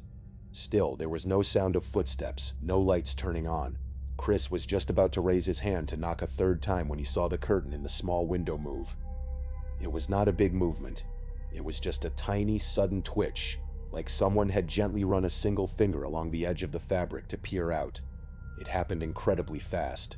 Chris was staring directly at the glass, so he was absolutely sure he saw it. He stood frozen, expecting the person standing right on the other side of the door to finally turn the lock and open it up. But the door stayed closed. The silence stretched on. And then, before Chris could knock again, he heard the sound of car tires on gravel behind him. He turned around and saw two unmarked, dark-colored cars pull up quickly onto the shoulder right behind his delivery vehicle. They did not have their sirens on, but their headlights were bright, casting long, sharp shadows across the overgrown backyard. Chris's first thought was that he was in trouble. He thought maybe the homeowner had seen a stranger wandering around their backyard with a flashlight and had called the police on him for trespassing. One of the car doors swung open, and a man stepped out into the bright beam of the headlights. Even from his position up by the back door, Chris could tell the man was wearing regular, everyday clothes. He was not in a police uniform. The man raised his hand and motioned for Chris to walk down the hill toward him. Chris assumed this was the homeowner, or maybe the guy who had ordered the pizza and was just getting home from work. He started walking down the grassy slope, holding the pizza box. As he got closer, the man reached into his pocket and pulled something out, holding it up. In the glare of the headlights, Chris saw the metallic glint of a badge. The man was an undercover police officer. As soon as Chris got within about 10 feet of him, the officer spoke in a low, firm voice. He told Chris to get back into his delivery car immediately and wait there. He did not give any explanation. He just repeated the instruction. Chris did not ask any questions. He backed away, opened his door, climbed into the driver's seat of the beat-up sedan, and sat there watching. That was when he realized there were not just two officers. More unmarked cars had quietly pulled up without their lights on. There were at least 5 officers, maybe more, stepping out of the vehicles. None of them were speaking. They all carried heavy tactical flashlights. but they kept them pointed low. They moved with incredible stealth, quickly and quietly circling the perimeter of the dark house. They were clearly trying to avoid being seen or heard by whoever was inside. Not a single officer knocked on the front door or announced their presence. It was a bizarre and intense thing to watch. Chris sat behind the steering wheel, his heart hammering against his ribs. He watched as one of the officers walked up the same grassy hill he had just walked down. The officer reached the back door, put his hand on the brass doorknob, and gently tried to turn it. When the door did not budge, the officer simply turned, gave a silent nod to another man standing in the shadows, and stepped back. It felt like watching a movie, like Chris had stumbled into something he was never supposed to see. Eventually, after what felt like an eternity, the first officer who had shown his badge walked back down to Chris's car. He crouched down beside the driver's side window. Chris quickly rolled it down. The officer looked at the pizza box sitting on the passenger seat, let out a short, tired sigh, and shook his head. He was very vague about what was actually happening, but he spoke in a calm, polite tone. He explained that there was an active, ongoing investigation involving that specific property. He and his team had been staking the house out for hours. The officer apologized for taking so long to step in, explaining that Chris had pulled up at the exact moment they were repositioning their surveillance vehicles. Chris asked the officer if he wanted to see the delivery order on his phone, and the officer nodded. Chris pulled up the app and showed him the screen. There was a phone number, the address, and the name Jerry, but the officer seemed to already know it was useless. He wrote down the phone number anyway, then looked Chris in the eye and told him he needed to leave the area immediately. Chris was frustrated. He told the officer that his boss was going to be incredibly angry if he brought the pizza back to the shop. The officer just shrugged his shoulders and repeated that Chris had to go. Chris did not have a choice. He started the engine, backed out of the narrow dirt road, and drove away. It took the entire 25-minute drive back to the shop for the reality of the situation to fully sink in. When he was driving, he was just annoyed and confused. But the moment he parked outside the pizza place and stepped out of the car, a wave of cold dread washed over him. He realized that if the police had not arrived when they did, something truly terrible could have happened to him. The only reason the person behind the door had not opened it was likely because they saw the police cars pulling up on the street behind them. But it left Chris with so many unanswered questions. Why would someone order a pizza to a house that was actively being staked out by undercover cops? Did the person inside not know they were being watched? Or did they know, and they used Chris as a tool? Maybe Chris was just a test run, a piece of bait to see if the police would react when someone approached the back door. The tiny movement of the curtain, the dead silence of the house, the strange instructions. It all pointed to something highly calculated and dangerous. Chris never got an explanation. He went back to work. Russell yelled at him for a few minutes about the wasted food, and that was it. Chris eventually moved away, went to college, and forgot about the incident. He probably never would have thought about it again if one of his old high school friends had not brought it up during a conversation a couple of weeks ago. It is probably for the best that he forgets about it again, but he wanted to share the story before that happened. This next story happened just last year. The narrator is now 40 years old. He is a family man, married with 2 young boys, Jordan, who is 7, and Scott, who is 5. He works in the insurance industry, which he readily admits sounds incredibly boring. It is boring, but it provides a stable income and a comfortable life, which is all he really cares about at this stage. A couple of years ago, his father passed away after a long, painful battle with cancer. His father left him a beach house located down in Delaware. The narrator had actually never stayed at the house before, because his father had rented it out to vacationers year-round to help pay for his medical bills.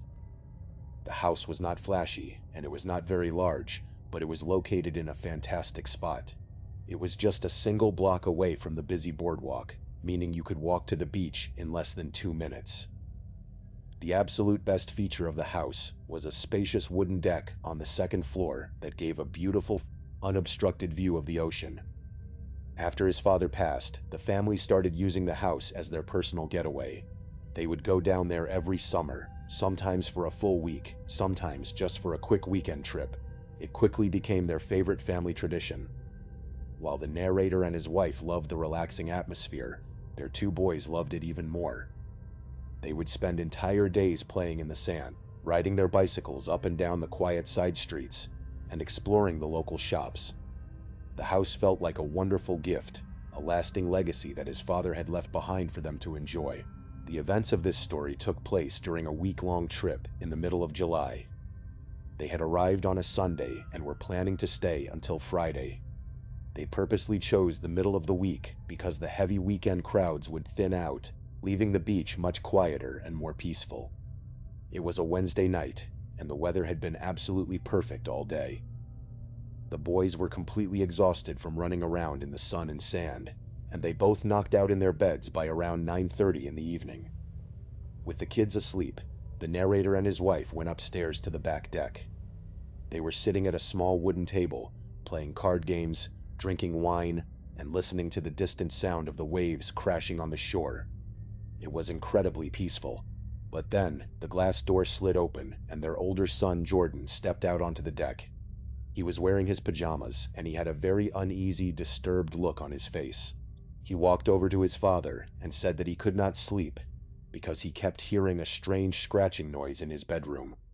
The narrator looked at his wife, then set his wineglass down on the table. He stood up and told Jordan that he would go downstairs and check it out. He told his wife to stay on the deck and enjoy the quiet. He figured it was just the normal, everyday sounds of an old house. Wooden beach houses are constantly shifting, and it was very common for birds or small mice to get into the attic space. Jordan's room was separate from his younger brother Scott's room, so there was no risk of waking the younger boy. The narrator followed Jordan down the stairs and into his bedroom. Jordan walked over to the far wall near the head of his bed, pointed toward the baseboard, and whispered for his dad to listen closely. They both stood there in the quiet room. At first, the narrator did not hear anything, but he wanted to make sure his son felt safe, so he did not dismiss him. He stood completely still, holding his breath, and listened. After about 20 seconds, he heard it. It was a very faint, dry scratching sound, exactly how Jordan had described it. It was coming from right behind the drywall. The narrator crouched down on the carpet, leaning his head forward until his ear was pressed flat against the wall. He wanted to see if he could locate the exact spot so he could lay down traps the next morning. He figured it was a squirrel or a mouse, but as he kept his ear pressed to the cold wall, the scratching stopped. And then he heard something else. It was not the quick, frantic breathing of a small animal. It was a deep, slow, heavy breath. It was unmistakably human. The sound of air being drawn into a pair of lungs and then slowly exhaled right on the other side of the thin sheet of drywall. The narrator flinched backwards so hard he almost fell over. He let out a sharp gasp, muttering a quiet prayer of shock under his breath. He was frozen in sheer terror. And then, before he could even process what he was hearing, a loud, guttural, and incredibly angry scream ripped through the wall. It was a raw, animalistic sound that did not even sound human, but it came from right inside the structure of the house. The shock of the sound hit the narrator like a physical blow. A feeling of pure, existential dread washed over him. He did not waste another second. He lunged forward, grabbed Jordan by his arm, and yanked him out of the bedroom. They ran down the short hallway to Scott's room. Scott was still fast asleep, completely unaware of the nightmare unfolding around him. The narrator did not even bother trying to wake him up gently. He just scooped the 5-year-old up in his arms, holding him tightly against his chest, and ran as fast as he could. His only goal was to get his children back upstairs to the deck where his wife was. As he reached the bottom of the stairs, he began screaming his wife's name at the top of his lungs, his voice cracking with panic. That was when he heard another loud, furious scream behind him. But this time it was not muffled by a wall. It was loud, clear, and incredibly close. He spun his head around as he scrambled up the wooden steps. Down in the hallway he saw a man. The man was covered in thick layers of dirt and filth, his clothes torn and tattered, and he was sprinting down the hallway directly toward the stairs. The narrator almost lost his footing, his knees buckling under the weight of holding both of his sons, but the sheer adrenaline pushed him forward. He burst through the upstairs doorway, ran out onto the back deck, and slammed the heavy sliding glass door shut. Not even 2 seconds after the lock clicked into place, the filthy man threw himself against the glass. He hit the door with incredible force. The narrator genuinely thought the thick glass pane was going to shatter into 1,000 pieces. The man did not stop. He began clawing at the glass with his dirty fingernails, shrieking like a wild animal, pounding his fists against the frame, and screaming horrible, unspeakable things. The narrator threw his entire body weight against the sliding door, holding it shut with everything he had. He turned his head and screamed at his wife to grab the kids and call the police immediately. His wife was terrified, but she acted quickly. She scooped up the crying boys, pulled them into the upper kitchen area, and covered their ears so they would not have to hear the terrifying screams of the man on the deck. The narrator kept his back pressed firmly against the door, staring directly into the wild, unhinged eyes of the man on the other side. He did not want the man to see his family, and he did not want his family to see the monster trying to break in. The man's hands were covered in a mixture of black dirt and what looked like dried blood, and he was smearing it all over the clean glass as he violently rattled the handle. The narrator did not know how long he stood there holding that door shut. It felt like hours, but it was probably only a few minutes. The man seemed to have an endless supply of frantic energy. He did not slow down or weaken for even a second. It took every ounce of the narrator's physical strength to keep the latch from giving way. He was fully prepared to fight to the death to protect his wife and children if that glass shattered. But just when his muscles were beginning to fail, the bright blue and red lights of police cars illuminated the street below. 2 police officers came running around the side of the house, up the external deck stairs. Within seconds, they burst onto the deck. One of the officers tackled the filthy man from behind, slamming him onto the wooden floorboards, while the second officer moved in to help pin his arms behind his back and secure the handcuffs. The rest of that night was a complete blur of flashing lights, sirens, and police questions.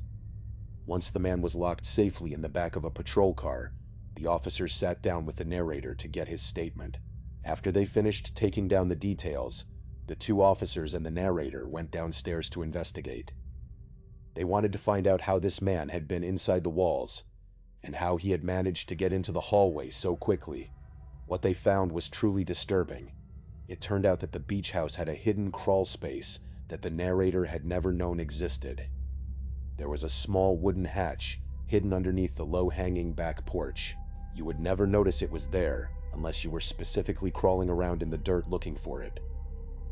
That hatch opened up into a standing tall crawl space that ran alongside the main foundation of the house. From inside that crawl space, there was a second access point. It was a loose wooden panel located at the very back of Jordan's bedroom closet, hidden behind a stack of old blankets. The narrator had never done a thorough inspection of the house when he inherited it, so he had absolutely no idea it was there. A few days later, a detective called the narrator to follow up on the case. He revealed some terrifying details. The man they had arrested was a homeless individual with a history of severe mental illness. He admitted to the police that he had discovered the crawl space during the winter off-season when the house was empty. He had been living inside the walls of the house for months. He had been quietly slipping out of the crawl space when the family was asleep or out at the beach, stealing food from their pantry and eating their leftovers. The family had noticed some food missing, but they had assumed the kids were just waking up in the night to grab snacks. The detective said the man had become deeply angry when the family arrived for their vacation, believing they were intruding on his home. That Wednesday night, he had decided he was going to attack the family. The family never returned to the beach house for the rest of that summer. It was not because they thought someone else was there, but because the trauma of the event was too much to handle. The narrator hired a professional contractor to completely fill in the crawl space with concrete and permanently seal every single access point. Once that was done, he felt a little better. They finally went back to the house this summer, and while the memory still haunts them, things are slowly getting back to normal. Our final story today takes us back to when the narrator was 16 years old, growing up in a very rural part of the country. It was the kind of area where you could ride your bicycle for miles down empty dirt roads without seeing another living soul. For her, summer was always the absolute best time of the year. She loved the warmth, the quiet, and the sheer emptiness of the countryside. It was a feeling of freedom that you could never find in a crowded city. She felt like she had her own private corner of the world, where she could disappear for hours at a time, and nobody would ever know where she was. The summer nights were especially magical. The darkness made everything feel incredibly private and peaceful. During that summer, her best friend was a girl named Taylor. Taylor was a bit of a rebel. She was reckless, always wanting to push the boundaries and do things they were not supposed to do. One hot night in July, the two girls decided they wanted to go stargazing. They sneaked out of their houses with their bicycles, a blanket, and a bottle of cheap red wine that Taylor had managed to swipe. This was not an unusual thing for them to do. They did it all the time. But this night would end up being the very last time they ever went stargazing together. They did not have a specific destination in mind when they started pedaling. They just wanted to go somewhere new, since their usual spots were starting to feel a little boring. Taylor said she knew of a great spot just past the outer limits of their town. It was an abandoned stretch of old farmland where nobody would ever come to bother them. It was around 10 o'clock at night when they left. They rode their bikes in silence for about 30 minutes, passing the last few houses and streetlights, until there was absolutely nothing left but open fields and darkness. Suddenly, Taylor slammed on her brakes and announced that they had arrived. The narrator looked around. There were no trees, no fences, no signs of life. It was just a massive empty field of wild grass stretching out under an enormous starry sky. It was beautiful. They spread their blanket out on the grass, and Taylor pulled a small corkscrew from her pocket to open the wine. The wine tasted awful, but they did not care. They laid side by side on the blanket, passing the bottle back and forth, looking up at the sky and trying to name the different constellations they recognized. Their main goal on nights like this was always to spot a shooting star. At one point, Taylor asked if she thought they would actually see one, and the narrator told her to just keep watching. The stars were incredibly bright out there because there was no light pollution from the city. As the night went on, the wine started to take effect. The narrator felt a warm, pleasant fuzziness spreading through her body. It was one of those nights where time seemed to completely lose its meaning. There was a brief, strange moment that stood out in her memory. They were laying close together, and Taylor looked over at her with an expression that made the narrator wonder if Taylor wanted to be more than just friends. Growing up in a very conservative rural town, that kind of topic was never talked about openly. The narrator had always suspected Taylor might have feelings for her, but she had never brought it up. In that brief moment, the feeling was stronger than ever, but neither of them said anything. They just laughed off the quiet tension, and right then, a bright shooting star streaked across the dark sky. It was a beautiful sight, and they both let out a loud gasp of excitement. Taylor told her to make a wish. The narrator closed her eyes to think of a wish, letting the cool night breeze brush against her face. She felt completely peaceful, settling deep into the soft grass. She was absolutely certain that her eyes were not closed for more than 5 seconds. But when she opened them, the field was dead silent. She turned her head to look at Taylor, but Taylor was gone. She was not laying on the blanket. She was not standing nearby. The narrator sat up quickly, her heart skipping a beat. She looked around, squinting into the darkness. Taylor's bicycle, which had been laying on the ground right next to the blanket, was gone too. Only the narrator's bike remained. The narrator stood up, her mind racing. She thought Taylor was just playing a cruel joke on her, hiding in the tall grass to scare her, but as she spun around in a full circle, she realized how dark and cold the field had suddenly become. The stars above looked incredibly dim, as if someone had turned down the brightness of the sky, or smeared a dark film over the heavens. The air felt freezing, a sharp contrast to the warm summer night they had been enjoying just seconds before. The entire atmosphere felt completely different, like she had stepped into a different dimension of the exact same place. She pulled her phone out of her pocket to check the time. The glowing screen read exactly 3:30 in the morning. The narrator stared at the numbers in absolute disbelief. It had only been around 11 o'clock when they saw the shooting star.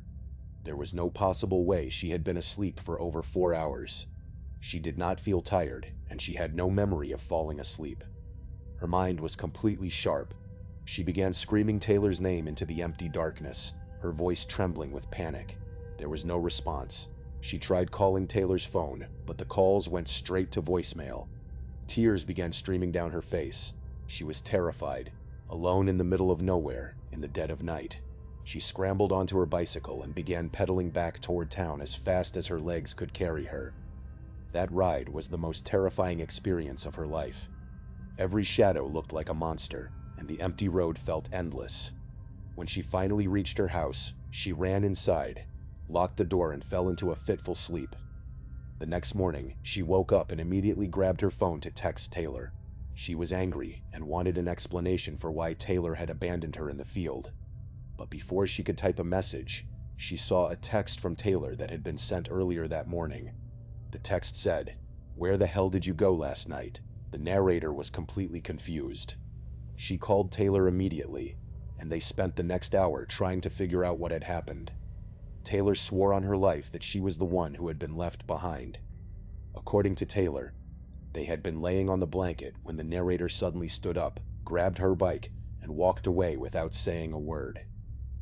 Taylor said she had called out to her, but the narrator just ignored her and disappeared into the darkness. Taylor claimed she had waited on the blanket for over an hour, crying and calling her phone, before finally riding home alone at 3 in the morning, furious that her best friend had ditched her. But the narrator knew that was impossible. She had been the one who woke up alone. What made the situation even more terrifying was their phone records. Both girls remembered calling each other multiple times during their panic, but when they checked their call logs, there were absolutely no records of any outgoing or incoming calls between them from that night. It was as if those hours had simply been erased from reality. They could not find a single logical explanation for what had happened. They eventually stopped talking about it because it was too deeply unsettling. Their friendship was never quite the same after that night. They slowly drifted apart, and they haven't spoken in years. But the narrator still lies awake some nights, looking up at the stars and wondering what truly happened to them in that empty field. These stories show us that the world is full of dark, hidden corners, and sometimes we stumble into them when we least expect it. Whether it is a dark house at the end of a dirt road, a silent space behind the walls of our own home, or a quiet field under a cold sky, there are things out there that we may never fully understand.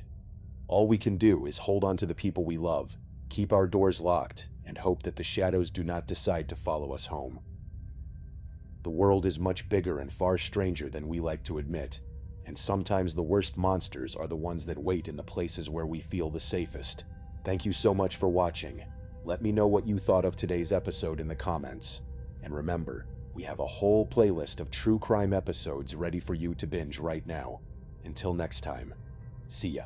We begin our journey in the year 2022 on a quiet Sunday evening along the coast of Northern California. The main subject of our first story was a young man living in the busy Bay Area, specifically in the city of Oakland. He had spent a pleasant weekend visiting his parents up in the remote coastal town of Eureka. If you have never driven on Highway 101 along the Northern California coast, you should know that it is one of the most stunning drives in the country during the daytime. You are surrounded by towering redwood trees on one side and dramatic cliffs overlooking the Pacific Ocean on the other. But at night, this beautiful stretch of road transforms into an absolute nightmare. It becomes a winding, isolated corridor with virtually no streetlights, no cellular service, and long stretches where you will not see another vehicle for miles. It has a very ominous, unsettling atmosphere when the sun goes down. Our driver left his parents' house in Eureka around 8 o'clock in the evening on that Sunday. In hindsight, he realized this was a very foolish decision. He really should have just stayed the night at his parents' place and made the drive back to Oakland on Monday morning. But he had an early shift at his job the next day and figured he would rather just push through and get the drive over with so he could sleep in his own bed. He packed his bags, said his goodbyes, and hit the dark highway, completely unaware of what was waiting for him. The first couple of hours of the drive were totally fine. The traffic was virtually non-existent, and the highway eventually narrowed down to a simple 2-lane road. This is how most of the rural sections of Highway 101 are once you travel north of the Bay Area. It is just a single lane in each direction, separated by a double yellow line, with thick dark forest pressing in close on both sides. He was making decent time, but somewhere around the small coastal town of Trinidad, the weather began to turn. A thick ocean fog started rolling in from the Pacific. Now, fog on this part of the California coast is not unusual at all, but this particular fog was different. Within a span of about 5 minutes, the weather went from perfectly clear visibility to an absolute whiteout. It was incredibly bad, worse than any fog he had ever experienced before. The narrator had to slow his car down to about 35 miles per hour just to keep his tires on the pavement. The smart thing to do would have been to pull off the road and wait for the fog to clear. But the problem was, there are very few safe places to stop on that stretch of Highway 101. The shoulders are narrow, and he was terrified of getting hit from behind by another driver. And honestly, he just wanted to get home. He figured if he just took it slow and kept his eyes glued to the road, he would be fine. But here is the thing about driving in fog that thick, and any experienced California driver will tell you this: it completely messes with your sense of space and time. You cannot see any familiar landmarks. You cannot tell how far you have actually traveled. You cannot see what is coming up ahead of you. It is deeply disorienting, especially when you are already tired from a long day of driving. After another half hour of crawling through the white mist, the narrator saw a figure standing off the side of the road. He used the word figure because that is genuinely what it looked like at first, just a dark, indistinct shape on the shoulder of the highway, about 50 feet ahead of his car. As he got closer, his headlights cut through the haze, and he could clearly see it was a person. Based on the height, it appeared to be a man, and he was just standing there on the gravel, facing directly toward the road. This was incredibly strange. The man was not walking along the shoulder, and he was not waving his arms to flag down a ride. He did not have a phone in his hands, and there was no broken down vehicle in sight. He was genuinely just standing there, perfectly still in the freezing cold fog. The narrator slowed his car down even more as he passed, genuinely worried that the man might suddenly step out into the path of his vehicle. But the man did not move a muscle. He did not even turn his head to watch the car go by, which was incredibly creepy. The narrator got a good, clear look at the man's face as he crawled past, and there was nothing about his physical appearance that struck him as unusual or threatening. He looked like an ordinary guy. The narrator tried to rationalize the situation as he drove away. He figured the man's car must have broken down somewhere further up the road, and he was just waiting for a tow truck. That would make sense. But the problem was, the narrator had not passed any other cars on the shoulder, and there was absolutely no logical reason for a person to be standing in that exact spot, facing that exact direction, in the middle of a blinding fog. There was nothing there but empty forest. He thought about turning his car around to ask if the man needed help, but a strong gut feeling told him that something about the whole situation was completely wrong. He decided it was not his problem, so he pushed down on the accelerator and kept driving. But then, about 10 minutes later, the narrator saw him again. He was not exaggerating when he recalled this. It was the exact same man. He had the same tall build, the same dark clothes, and the same stiff, unnatural stance on the shoulder of the road. The only difference was that this time, he was standing on the left side of the highway instead of the right. But everything else was identical. The narrator actually said, "What the hell" out loud to himself in the quiet cabin of his car. There was absolutely no way this man could have gotten ahead of him. The narrator was driving the only car on the highway, and there were no cross streets, no shortcuts, and no pedestrian paths through the thick redwood forest. The only possible explanation was that this was a completely different person who just happened to look exactly like the first guy and was standing in the exact same weird way. The narrator did not want to look at him as he passed, but he could not help himself. He had to confirm whether it was actually the same man, and after getting a close look, he was dead certain it was. But this time, the encounter was even more terrifying. As the car drew level with him, the man's head snapped to the side, and he locked eyes directly with the narrator. Seeing his head move so fast and feel those cold eyes on him was incredibly freaky, and the narrator instantly regretted making eye contact. He sped up, pushing his car to 45 miles per hour. He wanted to put as much distance as possible between himself and whatever was happening on that highway. But the fog got even worse after that. He could barely see the painted line in the middle of the road, so he had no choice but to slow back down. His brain was spinning, and he was having trouble thinking straight. He attributed this to a mix of exhaustion, the intense stress of driving in the whiteout, and the bizarre things he had just witnessed. He kept trying to rationalize it, but he could not. His train of thought was suddenly interrupted, though, because not 3 minutes later, his headlights exposed something else ahead. There was another person standing on the highway. But this time, he was not on the shoulder. He was standing directly in the middle of the driving lane, blocking the path. The narrator had no choice but to slam on his brakes and bring the car to a complete stop. This time, the figure was wearing a dark hood that completely covered his face, so the narrator could not see his features, but he had a sickening feeling in his stomach that it was the exact same man. The figure stood there, completely motionless in the high beams. The narrator was paralyzed with fear. They were at a complete standstill, and even though he could not see the man's eyes under the hood, he could feel him staring directly through the windshield. The narrator did not know what to do. In a desperate attempt to get the man to move, he flashed his brights at him a few times. He hoped the intense light would force the man to step aside, or at the very least react. But the figure did not flinch. Terrified, the narrator shifted his car into reverse.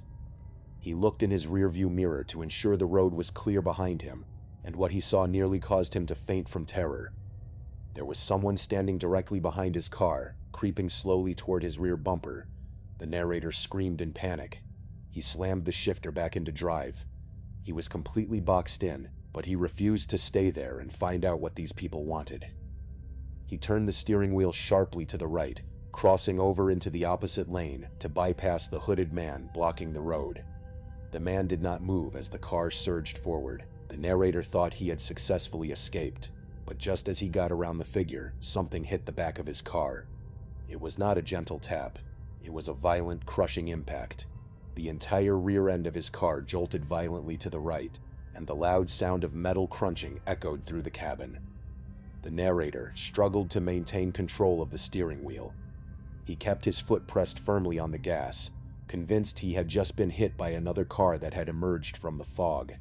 He checked his mirrors, expecting to see headlights or the wreckage of another vehicle, but there was nothing behind him. The highway was completely empty. The figures and whatever had hit him had vanished into the white mist. He did not stop to investigate. He drove as fast as he safely could through the blinding fog. By the time he reached the major highway interchange, the thick fog finally began to clear. The air became clear, the visibility returned to normal, and the narrator felt his rapid heartbeat begin to slow down. As the adrenaline subsided, his mind began to play tricks on him. He started to doubt his own senses. He had been driving for nearly 4 hours. He was incredibly sleep-deprived. He had been staring into a hypnotic wall of white fog for what felt like an eternity. He began to convince himself that the entire experience had been a vivid, stress-induced hallucination. It seemed like the only logical explanation. How could a man appear in multiple places? How could a car hit him, and then instantly disappear? He decided that his tired brain had simply created the terrifying scenario out of exhaustion. He felt a sense of relief wash over him as he accepted this theory. He just wanted to get home, sleep, and forget about the weird night. But when he finally parked his car in his driveway in Oakland, he walked around to the back of his vehicle. His jaw dropped. The rear bumper was completely destroyed. There was a massive deep dent running almost the entire width of the bumper. The damage was extensive, meaning whatever had struck him had done so with immense force. He stood there in the quiet morning air, staring at the wrecked metal for several minutes. He examined the dent closely. There was absolutely no paint transfer. If he had been hit by another car, there would have been traces of the other vehicle's paint left behind. But the metal was clean, just severely crushed. The narrator realized with absolute certainty that he had not hallucinated the impact. The crash was real, and if the crash was real, then the terrifying figures he had seen in the fog were likely real as well. He ended up calling the local police department to file a report about the incident. He did not expect them to find the mysterious figures, but he wanted to get the information on record. Over the next 4 years, he spent countless hours analyzing that night, trying to make sense of the impossible sequence of events. He tried to convince himself that he had hallucinated the figures, and in his panicked attempt to escape, he had accidentally swerved and backed into a guardrail or a mile marker. But deep down, he knew that explanation did not fit. The physical sensation of the impact had occurred as he was driving forward, escaping the block. The damage was on the rear bumper, and there were no guardrails in that immediate area. The lingering mystery of what actually happened on that foggy stretch of Highway 101 continues to haunt him to this day. Now, let us transition to our second story, which took place much more recently. This event occurred during a recent college spring break, just a few weeks ago. The narrator of this story is a young man, a senior in college. Like many college students, he decided to return to his small hometown for the week-long holiday to relax and visit his family. But the problem with returning home is that his hometown is incredibly boring. It is one of those typical quiet suburban developments that sits on the outskirts of a major city. While it is technically close to a metropolitan area, it has none of the benefits. There are no bars, no music venues, no coffee shops, and absolutely nothing to do within walking distance. For a college senior who is used to a busy social life and constant activity on campus, the quiet suburb felt like a total ghost town. To make matters worse, none of his old high school friends shared his spring break schedule. He still kept in touch with a small group of about 4 or 5 close friends from his high school days, but their breaks were at different times. Some of them had already completed their spring break earlier in March, while others were still stuck in classes and preparing for exams. This meant the narrator was facing a long, lonely week of absolute nothingness. Additionally, the narrator had recently made a personal decision to improve his health. He was actively trying to cut back on his consumption of nicotine and alcohol. He knew that spending a week with nothing to do in a boring town could easily lead to boredom-induced slipping. He did not want to ruin his progress, so he decided to channel all of his energy into physical fitness. He created a strict daily routine for himself. He would wake up early and lift weights in the morning, and then he would go for a long run in the afternoon. This kept him physically exhausted and prevented him from getting trapped in his own negative thoughts. On a quiet Tuesday afternoon, he decided it was time for his daily run. He remembered a specific running route he used to do frequently when he was on the high school cross-country team. It was a perfect 3-mile loop that started and ended right at his parents' front door. The route was familiar and comforting. The first quarter mile took him through his quiet neighborhood streets. Then the path cut into a beautiful wooded trail that wound through a small patch of local forest. After about 2 miles in the trees, the trail would spit him back out onto the asphalt streets, just a block away from his house. The narrator had run this exact loop hundreds, if not thousands, of times during his high school years. The wooded section was always his favorite part of the run. Running on hard pavement is incredibly tough on your joints and knees, but the dirt path through the trees was soft and forgiving. It was also incredibly peaceful and quiet, which was exactly what he wanted to clear his mind. He stepped out of his house around 5 o'clock in the afternoon. The sun was not scheduled to set for another 2 hours, so he was not worried about running in the dark. But as soon as he crossed the threshold of the front door, he noticed something strange. The fog was incredibly thick. He had lived in this suburban town his entire life, and he had never seen fog like this before. It did not look like normal weather. It looked incredibly surreal, almost like a fake environment from a video game, or one of those stylized low-fidelity music videos online where an animated character studies in a quiet room. Everything beyond 30 or 40 feet was completely swallowed by a dense white haze. The narrator briefly considered calling off the run, but he quickly dismissed the thought. He was an experienced runner, and the trail through the woods was a simple, straight shot. There were no forks in the path, no confusing intersections, and no alternative routes. It was impossible to get lost. He had his digital Garmin watch strapped to his wrist to track his running pace and total distance. He pressed the start button, ran the first quarter mile through the neighborhood, and entered the dark tree line of the forest. Inside the woods, the fog was even more intense. The canopy of the trees blocked out the remaining daylight, making the trail feel dark and atmospheric. The visibility dropped to about 15 feet, but the narrator felt confident. The dirt path was clearly defined under his running shoes. For the first mile and a half, everything went perfectly. He maintained a steady, comfortable pace. He had to run slightly slower than his usual speed because of the limited visibility, but he was making good progress. He checked his watch at the 1 mile mark, and then again at the mile-and-a-half mark. Everything seemed normal, but things started to go wrong when he reached the 2.5 mile mark. At this point in the running loop, the narrator knew he should be nearing the exit of the forest. The trail was supposed to curve gently to the left, head up a short, steep hill, and then open up onto the paved neighborhood street. He knew this physical layout like the back of his hand, but when he looked down at his Garmin watch and saw that he had covered 2.5 miles, he looked up and realized he was still deep in the dense woods. The trail was not curving, there was no hill. He was just surrounded by towering trees and thick fog. He tried to stay calm. He reasoned that his GPS watch must be malfunctioning. It was a 4-year-old watch, and the thick tree cover and heavy fog could easily interfere with the satellite signal. He assumed he was simply not as far along the trail as his watch claimed. He kept running, expecting to see the exit at any moment, but then his watch chimed, signaling that he had reached the 3-mile mark. The narrator stopped dead in his tracks. 3 miles was the exact length of the entire loop. At 3 miles, he should have been standing in his parents' driveway. Instead, he was standing in the absolute center of a silent fog-covered forest. The trees pressed in on him from all sides. The narrator was not a paranoid or superstitious person. He knew there had to be a logical explanation. He stood on the damp trail, catching his breath, and tried to analyze his situation. But he could not find a single rational answer. There was only one trail. He had not taken any wrong turns, because there were no other paths to take. The only way he could have gotten lost was if he had physically walked off the path into the thick brush, which he certainly had not done. He looked down at his watch again. The display read 3.1 miles, and the distance counter was still actively ticking up, even though he was standing completely still. This confirmed his theory that the GPS was malfunctioning. He had to make a decision.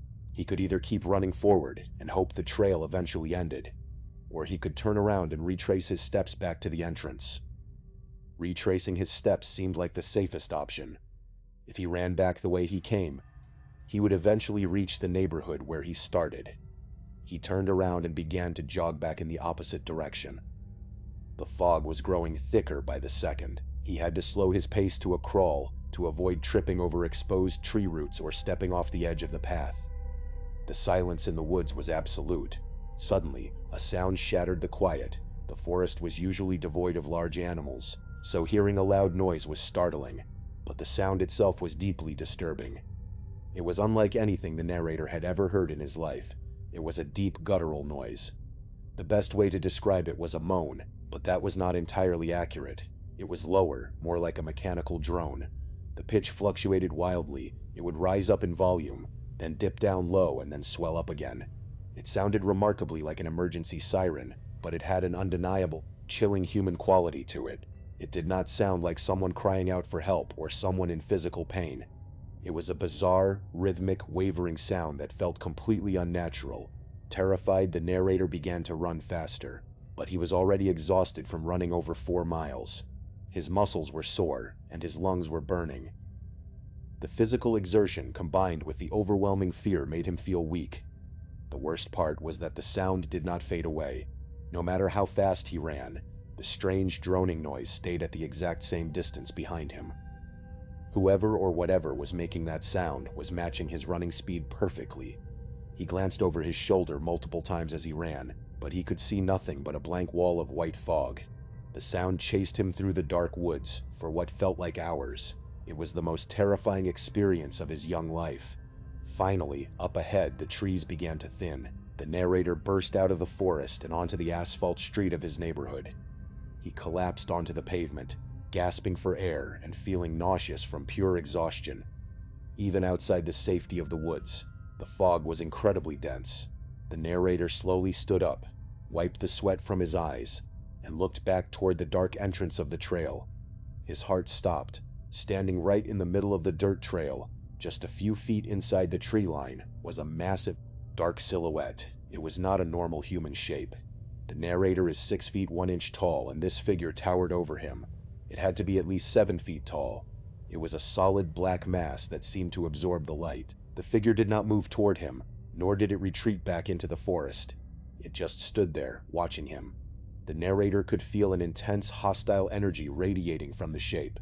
The only sign of life was a gentle, rhythmic swaying motion, as if the entity was rocking back and forth on its feet.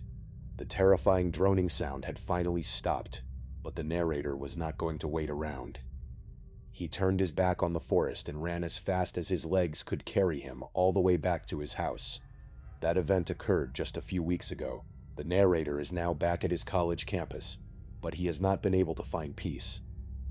The image of that massive black figure swaying in the fog and the memory of that horrible droning sound are burned into his mind.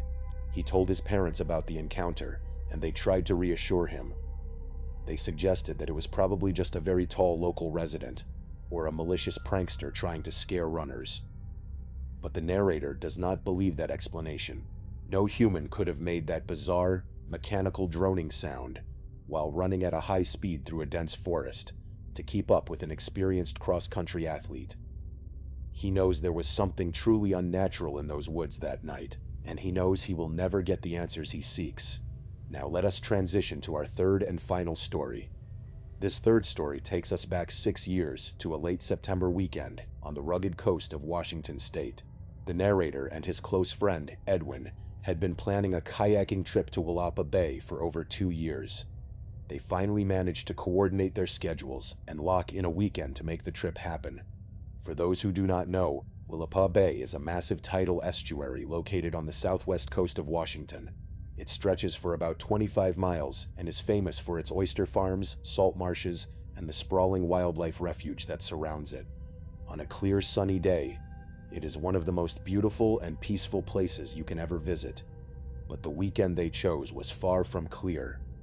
It is important to understand that neither the narrator nor Edwin were beginners. They had both been paddling kayaks since they were young children. Edwin had actually spent several summers working as a professional kayaking guide during his college years. They were highly experienced watermen who understood safety protocols, navigation, and how to read the water. They were not easily frightened by normal natural phenomena. They launched their kayaks early Saturday morning from a public access point near the small community of Nakota. The coastal fog was incredibly thick that morning, but they were not overly concerned. Usually, the morning fog on the Washington coast burns off by mid-morning once the sun gets higher in the sky. They were fully prepared for the low visibility. They had a reliable GPS unit, a high-quality compass, and all the necessary safety gear.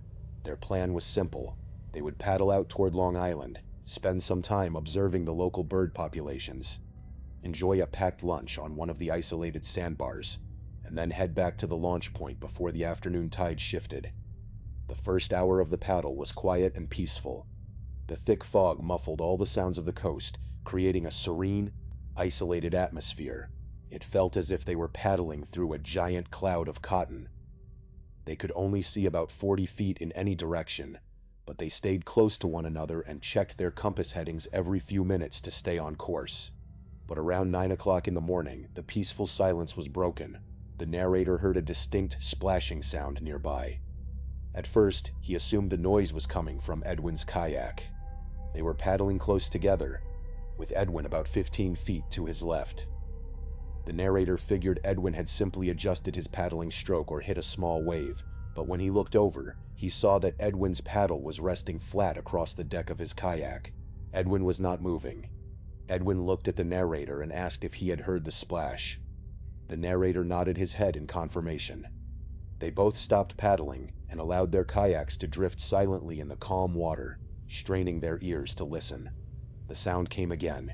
It was the unmistakable sound of wooden oars dipping into the water and pulling. As experienced boaters, they knew the difference between the sound of a kayak paddle and the sound of a rowboat's oars. A kayak paddle makes a quick slicing sound as it enters the water, but oars make a heavy rhythmic clanking sound as they turn in the metal oarlocks, followed by a deep hollow splash. The sound was coming from somewhere off to their right, and it was close.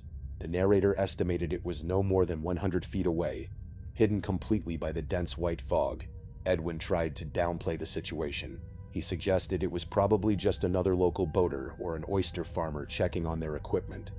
This was a reasonable assumption. Willapa Bay is a working bay, and fishermen frequently use small boats to check crab pots or tend to the oyster beds. The fog was thick enough to hide the boat, and sound is known to travel over water in strange ways, making distant noises sound incredibly close. They waited for a minute, expecting the other boater to call out a greeting or emerge from the fog. In low visibility conditions, it is standard boating etiquette to make your presence known to avoid collisions, but the rhythmic rowing sound just continued at a steady, unchanging pace. Edwin cupped his hands around his mouth and shouted a loud hello into the fog. There was no response. The rowing sound did not pause, speed up, or slow down. Whoever was at the oars completely ignored Edwin's call. They resumed paddling, hoping they would either pass the other boat or that the boater would move away. But over the next 20 minutes, a creepy pattern emerged. The sound of the rowing stayed at the exact same distance from them. No matter how fast they paddled or what direction they turned, the steady, rhythmic clanking of the oars remained about 100 feet to their right. The perfect consistency of the rowers' rhythm was almost hypnotic. It was incredibly difficult for a human to maintain such a precise, unchanging tempo for that long, without a single pause or variation. The narrator began to feel a deep sense of dread. They paddled in silence, the tension growing heavier with every stroke. At one point, they decided to alter their course and head east toward the shoreline. As they turned, a sudden pocket of thin air opened up in the fog. For a brief second, the narrator saw a small, dark wooden rowboat sitting in the calm water. He could clearly see the dark silhouette of a person sitting at the oars, facing away from them. But before he could call out, the fog rolled back in, and the boat disappeared from sight. The entire glimpse lasted no more than 3 seconds. The narrator asked Edwin if he had seen the boat, and Edwin confirmed that he had. At this point, the narrator had had enough. He was deeply uncomfortable and wanted to get off the water immediately. There was no obvious threat, but the silent, persistent tracking of the rowboat was incredibly sinister. He began to paddle rapidly toward the shore, and Edwin followed close behind. Navigating the bay in thick fog is incredibly difficult. There are shallow mudflats, shifting sandbars, and dangerous currents that can easily trap a kayak. They had a rough idea of where the shoreline was, but they did not know the exact terrain. The last thing they wanted was to run aground on a mudflat in the middle of the bay, while the mysterious rowboat was still out there. They paddled southeast as fast as they could, their muscles straining against the water. The sound of the oars followed them the entire way. Suddenly, without any warning, the fog began to lift. It did not clear away completely, but the visibility expanded to about 100 yards. The narrator immediately whipped his head to the right, searching the water where the rowing sound had been coming from just moments before. There was absolutely nothing there. The water was completely empty and still. He looked behind them, nothing. He scanned the water in every direction. The entire bay was completely deserted. He looked at Edwin and saw the absolute terror in his friend's eyes. The rowing sound had stopped the moment the fog thinned, and the boat had vanished into thin air. 5 minutes later, the dark shoreline came into view. They paddled straight for the beach, not caring about finding a proper landing spot. They hit the shallow water, and the narrator immediately leaped out of his kayak into the freezing, knee-deep water. He dragged his boat onto the sand, relieved to be on solid ground. They stood on the empty beach, catching their breath and staring out at the quiet bay. The fog was continuing to clear, but there were still no other boats in sight. Edwin walked a short distance up the beach to inspect the area, while the narrator secured the kayaks. Suddenly, Edwin called out to the narrator, his voice trembling. He told the narrator to come over and look at something. The narrator hurried over to his friend, and when he saw what Edwin was pointing at, his blood ran cold. There were fresh, wet, barefoot footprints in the sand. The prints emerged directly out of the deep water and led up onto the dry beach. They were incredibly fresh, and water was still actively pooling in the deep heel impressions. But these prints did not just lead onto the beach and stop. They walked up toward the tree line, turned, and followed the shoreline to the left before finally disappearing into the dense coastal forest. The narrator stared at the prints, trying to comprehend what he was seeing. Whoever made those footprints had to have come out of the water just moments before they landed. The narrator suggested following the prints in the opposite direction to see where they originated. Edwin thought he was crazy and demanded that they leave immediately, but the narrator was consumed by a desperate need for answers. After a brief argument, Edwin reluctantly agreed to accompany him. They followed the wet footprints down the beach for about 2 minutes, and then they saw it.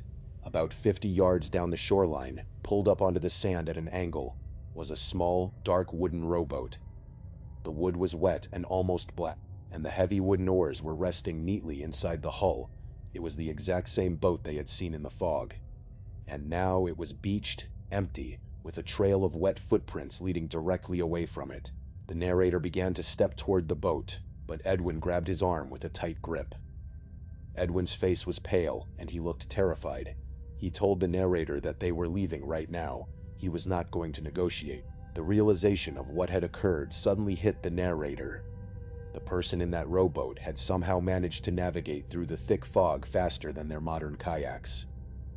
He had landed his boat on the beach, walked all the way down the shoreline to the exact spot where they were about to land, and then vanished into the dark woods just as they hit the sand. They had been watched. They turned and ran back to their kayaks, shoved them into the water, and paddled away from that beach as fast as they physically could. They did not look back. Over the past 6 years, the narrator has tried to find a logical explanation for that morning. The best theory is that they were the targets of an incredibly elaborate, well-planned practical joke. But that explanation makes no sense when you look at the physical facts. A heavy wooden rowboat is much slower and harder to maneuver than a modern sea kayak. How could a single rower outpace 2 experienced kayakers in thick fog, navigate perfectly to their exact landing spot, beach the boat, walk the sand, and hide in the woods before they even arrived? It was physically impossible. The mystery of Willapa Bay remains completely unsolved, a terrifying memory of a dark figure in the fog. When we look closely at these 3 bizarre encounters, a common thread begins to emerge. In all 3 cases, the victims were ordinary people going about their normal routines. One was driving home from a family visit. One was going for a daily fitness run. 2 were enjoying a long-planned weekend outdoor excursion. They were not looking for trouble, and they were not under the influence of any mind-altering substances. But the key element in every single story is the presence of the thick, unnatural fog. In the world of true crime and paranormal investigations, anomalous weather events are often dismissed as simple coincidences.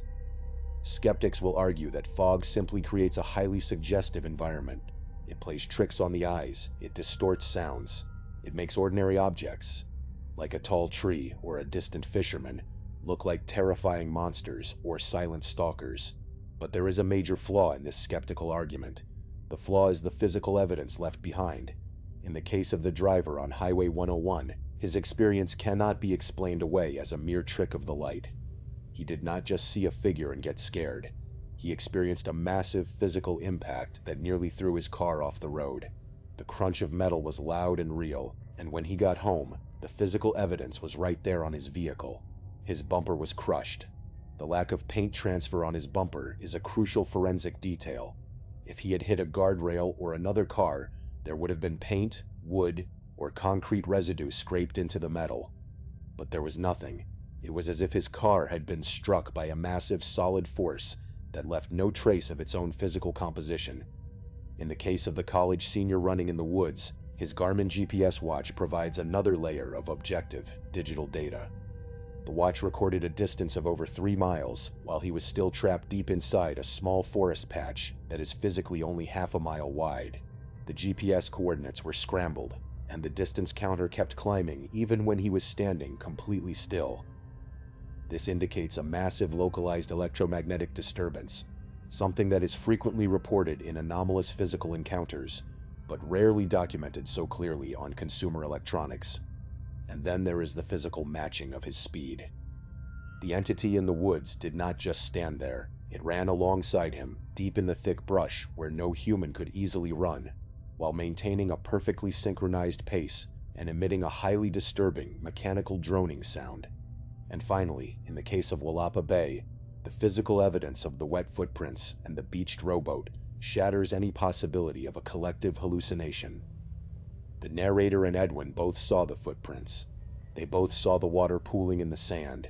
They both found the physical rowboat. The timing of the prints proves that whoever was rowing that boat had intimate, impossible knowledge of where they would choose to land. They had run aground on a random stretch of wilderness beach, a decision they made on the fly in a state of panic. Yet the stalker had already landed, walked to that exact spot, and moved into the trees to watch them arrive. Who were these entities? Were they physical humans with malicious intent, using the cover of the fog to hunt and terrorize unsuspecting victims? Or were they something else entirely? Something that exists within the fog itself, using the weather anomaly to slip into our physical reality. If they were human stalkers, the level of coordination and physical capability they displayed is almost superhuman. The man on Highway 101 would have had to sprint miles through dense, dark redwood forests in the pitch black to appear ahead of a speeding car multiple times, then somehow orchestrate a massive rear-end collision without leaving any vehicular trace. The figure in the woods would have had to be a giant, standing over 7 feet tall, capable of navigating thick forest undergrowth at a full run in total silence save for a bizarre vocal siren.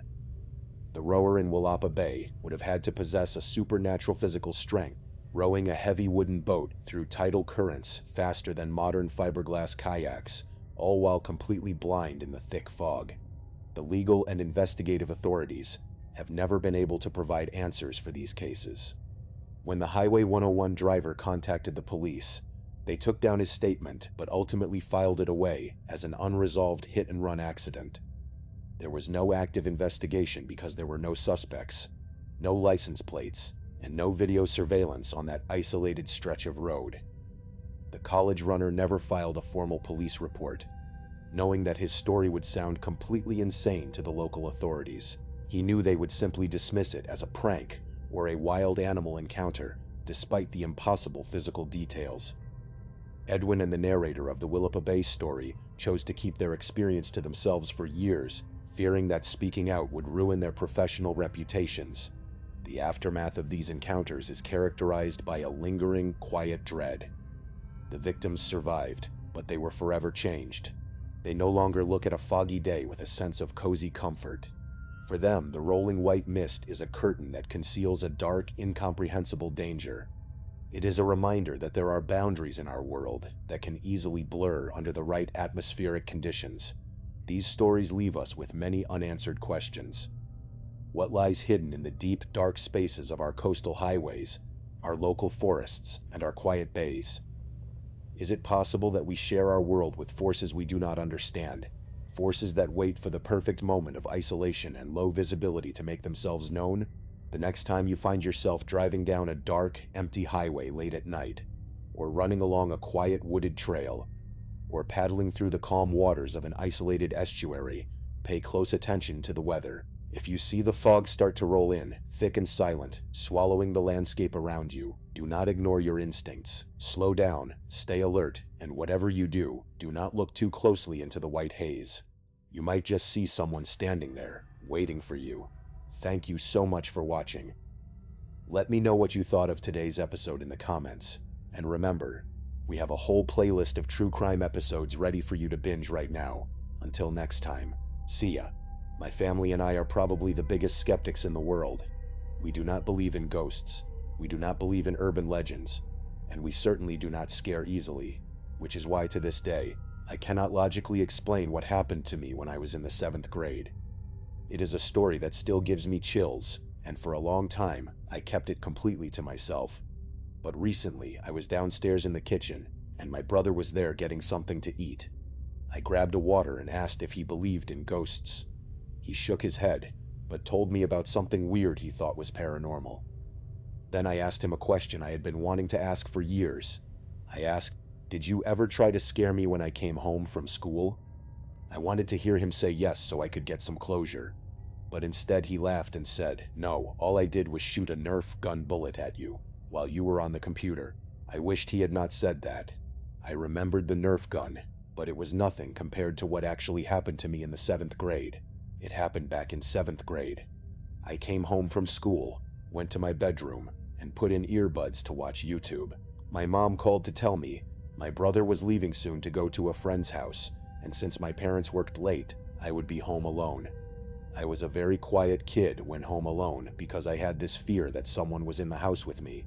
I thought if I stayed silent, they could not find me. It turns out that fear might have been completely true. I paused my video and went to the bathroom. Our house has a very weird layout. Standing in the bathroom facing the door, if you step out and take a left, my brother's room is right at the end of a short hallway. If you go right, you reach a stairway that goes down, stops at a platform in the middle, and then continues down to the main entrance. We also had an alarm that announced which door or window had been opened. I was in the bathroom and right about to flush when I heard a loud thud from my brother's room. I assumed he was about to leave, so I flushed and washed my hands. But after that, there were no more noises. The house felt completely still, but I felt like I was being listened to. I turned off the sink and walked to the bathroom door to lock it. My stomach started to ache from fear. I felt like I was being paranoid, but I could not shake that weird feeling in my gut. I waited for another noise. I did not have my phone on me, so I could not text my brother. We had a landline phone in there, but it made loud noises when you dialed, and I did not want to risk it. And then I heard talking. It was coming from my brother's room, but it was not my brother, and it was not my dad. The muttering was deep and low, and it sent shivers down my spine. I could tell it was a human voice because of the distinct S and T sounds, but I could not understand what it was saying. Then, a slow, heavy pounding noise started. Footsteps came out of my brother's room and slowly made their way down the hallway, stopping dead in their tracks right at the bathroom door. I was absolutely terrified. I threw myself back away from the door near the window, hoping that if they busted in, I could escape. I could not fight whoever it was since I was a weak 7th grader. I covered my mouth to muffle my breathing so they would not know I was in there. The footsteps started again, making their way to the staircase. Then, I heard a loud crashing noise from what sounded like the middle platform of the stairs, and then another crash at the bottom. After that, the heavy footsteps made their way to the front door. I heard the door open and slam shut, and the security alarm went off. I did not know if it was safe, so I crept to the door and rested my hand on the doorknob, still covering my mouth. To the left of me, near the ground, was a small door for our laundry chute that led directly to the basement laundry room. Usually, running from the front door to the basement laundry room would take over 30 seconds. But only about 10 seconds after the front door closed, a violent, aggressive jabbing noise started pounding against the small laundry chute door from inside. I stood there in absolute shock. It sounded like someone took a broom handle and reached up there to stab at the door. The little door was vibrating, and I prayed it would not bust open. Then it ended. I waited in the bathroom for what felt like an eternity, and then quietly crept to my room to call my parents. Nobody picked up, so I just waited, holding my bedroom door handle so no one could open it since I did not have a lock.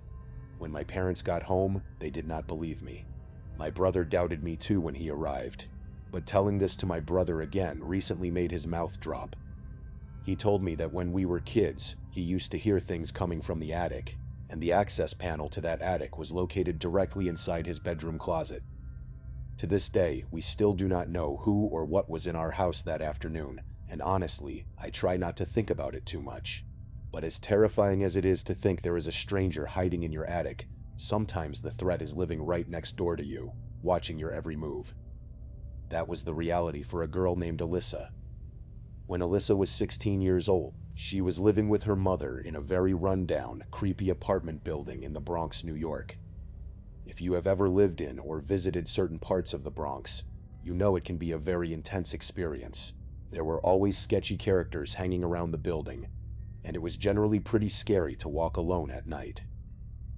Their apartment was located on the 7th floor, and it was the second to last door at the very end of a long, dimly lit hallway. The very last apartment in that hall belonged to a man who lived completely alone. Alyssa and her mother never knew his name, but he was a black man in his late 60s, with very little gray hair left. He was a deeply unsettling person.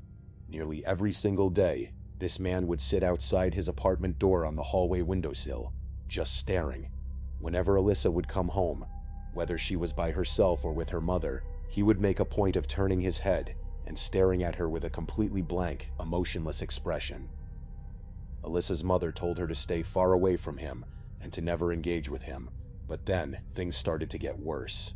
Every time Alyssa walked past him in the hallway, he would say hello, but he did not just say hi, he would actually call her by her first name.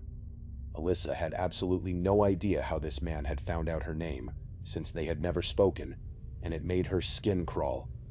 One evening, Alyssa's mother had to work a late-night shift at her job, which meant Alyssa was going to be home alone all night. She got back to the apartment around 9 p.m., and sure enough, the neighbor was sitting on his usual spot on the windowsill, staring into space. As Alyssa stood at her door, frantically trying to unlock it, the neighbor did not say his usual greeting. Instead, he leaned forward and asked her in a low voice if her mother was working tonight. Looking back, Alyssa deeply regrets what she did next. Out of pure nerves and panic, she foolishly nodded her head, yes, confirming she was home alone. The neighbor did not say another word. He just slowly nodded his head, his expression remaining completely blank. Alyssa quickly slipped inside her apartment, locked the deadbolt, and tried to shake off the creepy interaction. She went about her normal nightly routine. She had a small snack, did some laundry, and then decided to take a warm shower to relax. But while she was standing under the running water, she suddenly heard a strange, low grumbling noise. It was a very odd, muffled sound, and it seemed to be coming from somewhere inside the apartment. Alyssa turned off the shower, her heart racing. The house was quiet, but then she heard a similar grumbling sound coming from the direction of her bedroom.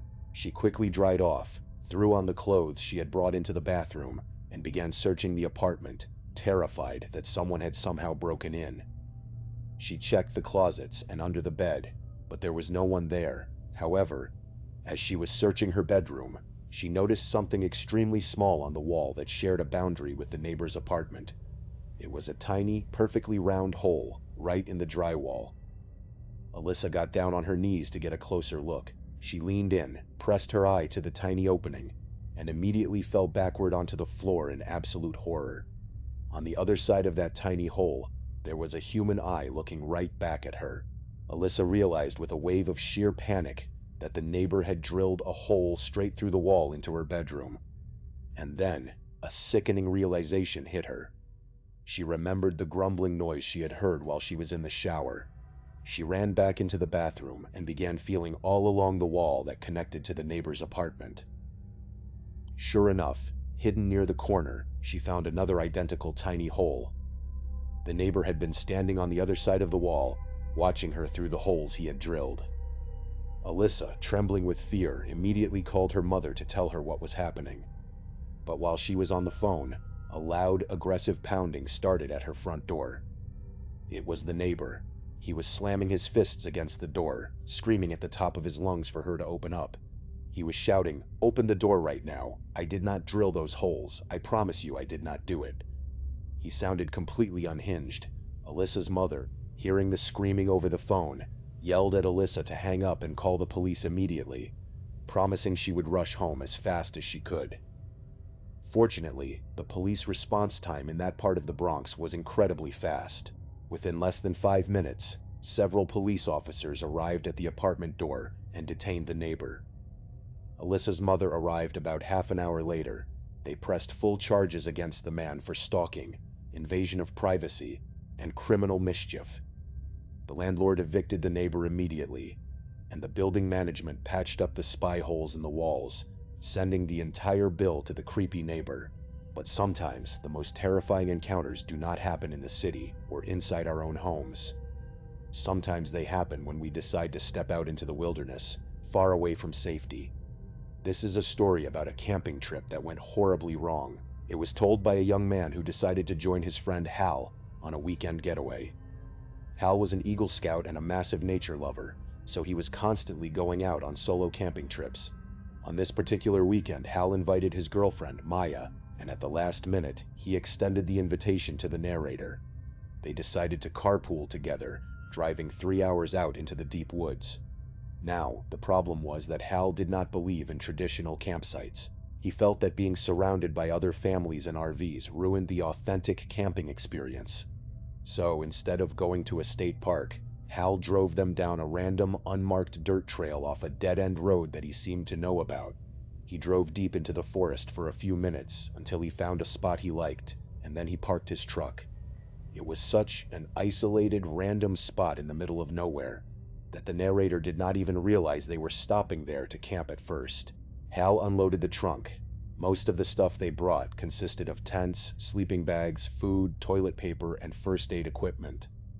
Hal said he usually packed a lot lighter, but was making this an easy trip for Maya and the narrator. Once they found a good place to set up camp, Hal basically assigned them tasks.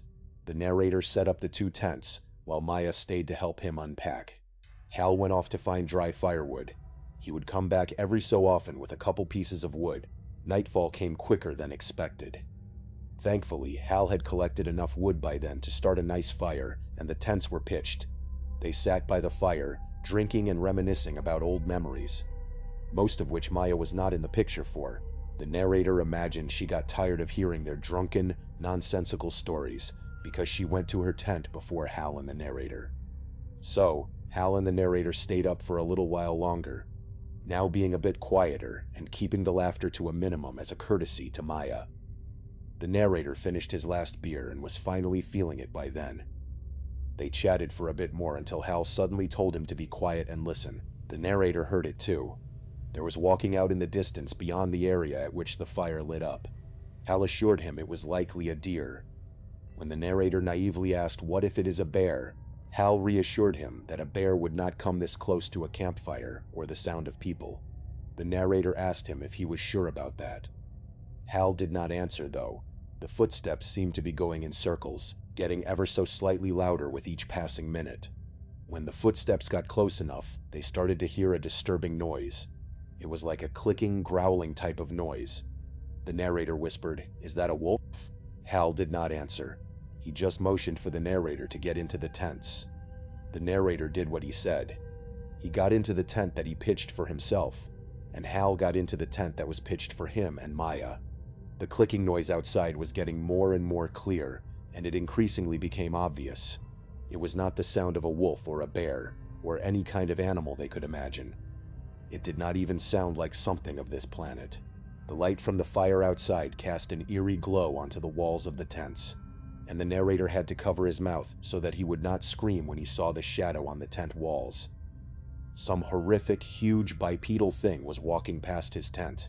The footsteps were so slow but so heavy.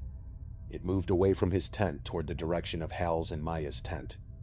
The next thing the narrator remembers, besides waiting in absolute horror, was Maya's scream. She screamed as if something were about to kill her. The narrator did not know what was happening, but he heard Hal screaming outside, "Run," over and over. He heard the 2 of them hurrying away outside, so he rushed outside and followed them. They ran in the pitch black, with no flashlights, nothing, and yet they still knew they were being chased by something. Footsteps followed close behind the narrator since he was in the back. By some miracle, Hal managed to lead them right to the car. Without looking back, they all got into their respective seats and Hal floored it down the trail. Hal drove down the dirt trail for about half a minute before they came to a dead end.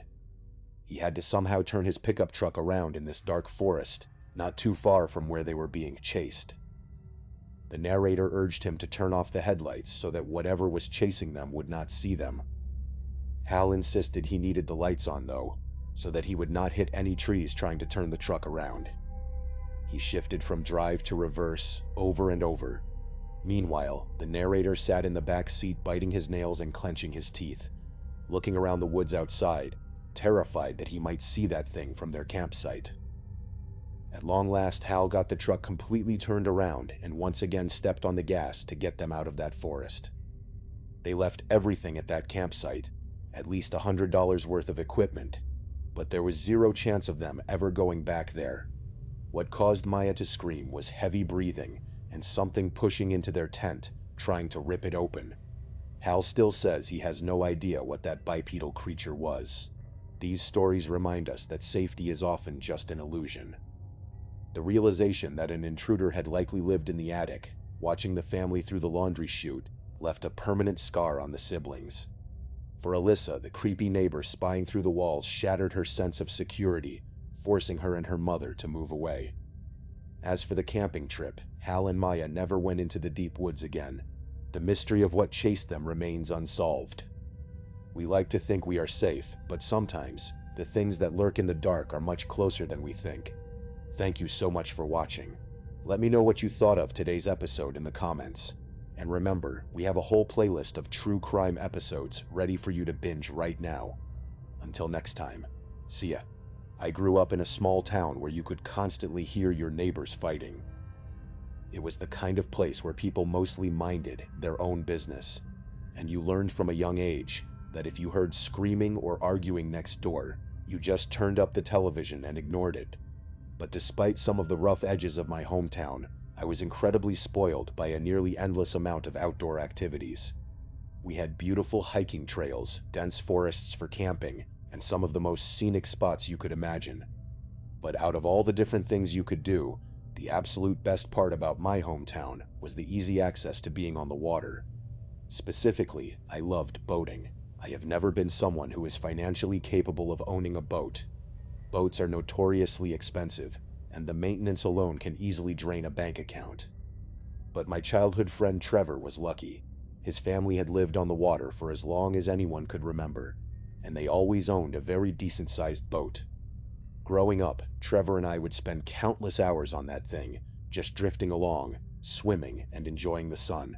When Trevor finally got his official boating license in high school, his dad started letting us take the boat out on our own. It felt like we had been handed the keys to the entire world. During those high school years, we spent almost every weekend on the water. One afternoon, we were taking one of our usual boating routes when we spotted a small island that we had somehow never noticed before. If I had to estimate the size of this island, I would guess that it was roughly the size of a big Walmart. It was not massive, but it was large enough to feel like an adventure. All through high school, college, and even into our early adulthood, Trevor and I would frequent this island. Once in a while, we would spot a few other people fishing near the rocky banks, but most of the time, the island was completely empty. It was like our own little private sanctuary.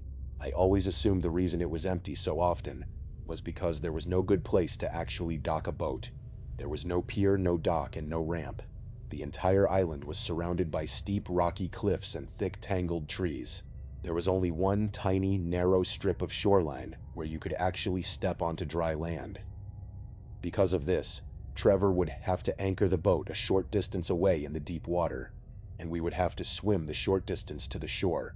It sounds like a bit of a hassle, but to us, it was just part of the fun.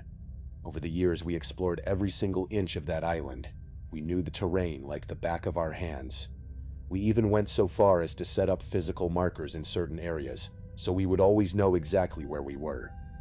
In high school, we would play these incredibly epic games of manhunt on the island, running through the dense brush in the dark.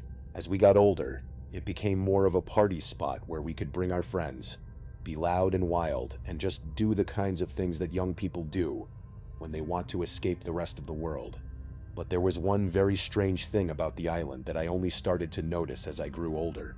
There was almost no wildlife on the island, and when I say no wildlife, I mean absolutely none. We never saw any birds. We never found any nests in the trees. There were no small mammals like squirrels or rabbits, and there were no reptiles. In fact, we rarely even saw bugs on the island, which is incredibly bizarre for a place covered in trees and surrounded by fresh water. Whenever we would bring someone new to the island, we would tell them fake stories about the place being cursed, just to get a rise out of them. We made all of those stories up, so I never actually believed there was anything to be scared of. That was until one night a few years ago, when something happened that I still cannot explain. By this point in our lives, Trevor had bought his very own boat. One day, he came up to me with an idea that I could not believe we had never tried before. He suggested that we spend the night on the island. He said he could bring 8 of us on his boat, and we could have a massive campout on the shore. It seemed like an amazing idea, especially because a girl in our friend group named Megan and I were crushing on each other at the time. I figured this overnight trip would be the absolute perfect situation for the 2 of us to get some quality alone time together. And so, we packed up our sleeping bags, our tents, and our supplies, and we took off from the marina in the afternoon. We arrived on the island around 4 o'clock. The first few hours were absolutely perfect. The weather was beautiful, the water was calm, and everyone was in high spirits.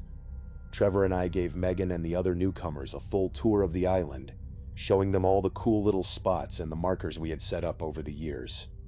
As the sun began to set, we started a campfire on the shore, cooked some hot dogs, and opened up a few drinks. It was shaping up to be one of the best nights we had ever spent on that island. But as the night went on, the atmosphere began to shift. We were all sitting around the fire, sharing stories and laughing, when I noticed that Megan was acting really strange. Normally, Megan was the life of the party, always laughing and smiling. But now she was completely silent. She was sitting there, staring blankly, looking like she was lost in some very deep, troubling thoughts. I leaned over and asked her if she was okay. She did not answer right away. Instead, she kept staring past my shoulder, scanning the dark line of trees that stood just a few yards away from our campfire. The woods were pitch black, and you could not see a single thing beyond the reach of the firelight. After a long pause, Megan looked at me and said that she kept hearing noises coming from the trees. She said it sounded like something heavy was moving around in the brush. I tried to reassure her. I told her that it was probably just an animal, like a deer or a raccoon. But then she reminded me of what I had told her earlier. She pointed out that we had spent years telling everyone that there were absolutely no animals on this island. I tried to play it cool.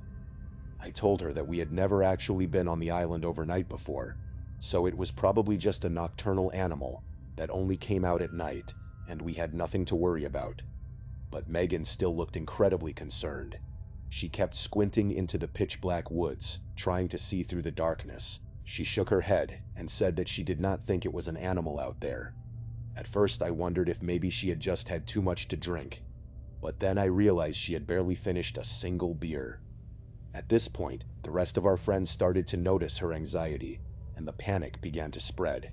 Everyone except Trevor and me started to get really freaked out. Trevor's girlfriend, Rosie, turned to us and asked if we were absolutely sure that we were the only ones on the island. We told her that we were positive. There were no other boats anchored anywhere near the shore, and we had walked the entire length of the island just a few hours earlier. We had not seen a single trace of another human being. I was completely confident that the darkness and the shadows were just playing tricks on everyone's eyes and ears. But once that fear took hold of the group, it was almost impossible to calm them down. So Trevor decided to take matters into his own hands. He pulled out a high-powered flashlight and told everyone to just relax. He said he was going to shine the light into the trees and prove to them that there was absolutely nobody out there and that their imaginations were just running wild. He switched on the flashlight and slowly swept the bright beam of light horizontally across the edge of the tree line. Suddenly, Megan let out a blood-curdling scream and pointed her finger into the darkness. Her sudden scream made everyone else jump in terror. She claimed that she had just seen two people standing right at the edge of the woods as the flashlight beam passed by. None of the rest of us had seen them because the light had moved too fast. Trevor immediately stopped and moved the flashlight beam back to the exact spot where Megan was pointing. And sure enough, there they were.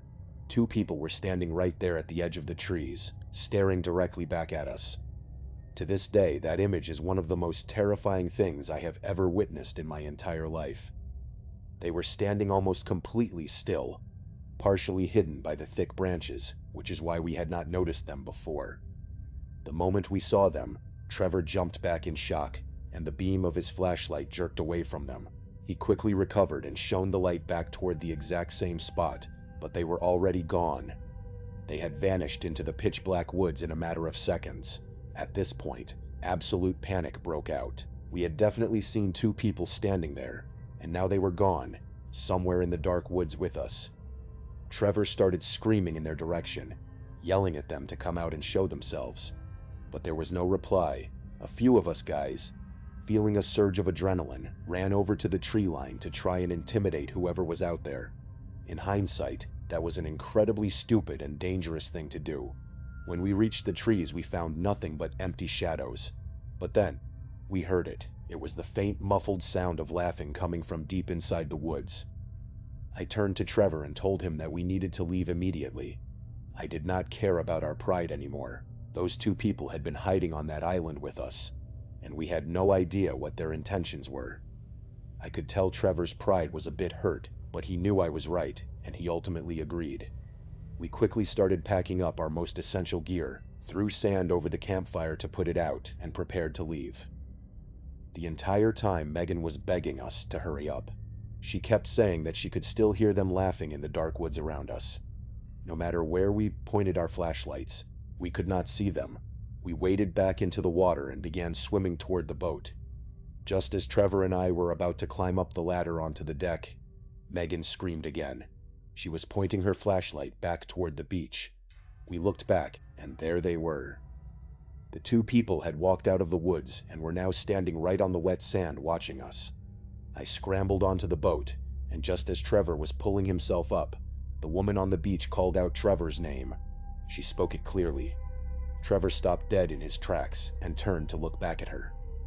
The woman looked at him and said that she wanted him to come back and walk with her in the forest, so she could show him something cool. She said that after that, she would come back and get the rest of us. It was the strangest thing. For a second, Trevor looked like he was about to actually climb back down into the water. It was almost as if he was in a trance, and the only thought in his mind was going back to her. I did not hesitate. I grabbed him by his shirt and literally threw him onto the deck of the boat. He did not say a single word. He looked completely dazed. I quickly pulled up the anchor, and Trevor started up the engine. We sped away from the island as fast as we could. As we were leaving, Megan kept her flashlight pointed at the shoreline. The man had disappeared back into the trees, but the woman remained on the beach, silently watching us fade into the distance. We kept the light on her until she finally turned around and walked back into the dark woods. Before we left the area entirely, Trevor took the boat in a slow circle around the island to see if there was another boat tied up or anchored anywhere. But to our absolute horror, there was nothing. There was no boat, no canoe, no jet ski. Nothing. Those two people had been on that island when we arrived, and we had absolutely no idea how they got there, how long they had been there, or where they had come from. The island was far too far from the mainland for anyone to swim there, especially those two. When I think back to that night, my brain goes to some incredibly dark places. There was nowhere on that island to hide, at least nowhere that we knew of. We would have definitely heard them or seen them when we were exploring earlier in the day. It was as if they had just materialized out of thin air. Trevor and I actually went back to the island one more time after that night. It was the very next day, during the safety of the afternoon. We wanted to see if we could find any physical evidence of who those people were or what they were doing there. We parked the boat, swam to the shore, and walked a few feet into the woods. Right near the edge of the tree line, we found something leaning against a tree trunk. It was a crude, human-shaped figure made entirely out of bound sticks. It looked like some kind of dark, ritualistic effigy. We did not stick around to investigate any further. We ran back to the boat, started the engine, and left. I have never gone back to that island since, and I have absolutely no interest in ever going back. I am just glad we all made it off that island alive. But that is not the only strange encounter I have had on the water. I want to share another story with you, one that has bothered me for a very long time now. Whenever I find myself alone in the quiet, my mind inevitably drifts back to this specific day, and I start to think about some very dark possibilities. I have shared this story with a few people over the years, hoping that they would tell me I am just being paranoid, and that I am completely overthinking things.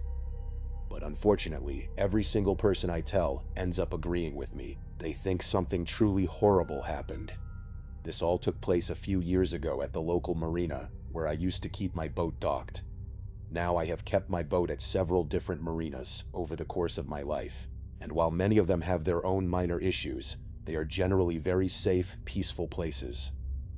Unless you have a specific phobia of boats or deep water, a marina is not the kind of place where you expect scary or criminal things to happen. They are usually filled with families, retirees, and people who just want to relax. As I mentioned, I have always been a bit of a loner. When I was 19 years old, I had managed to save up enough money to buy my first boat.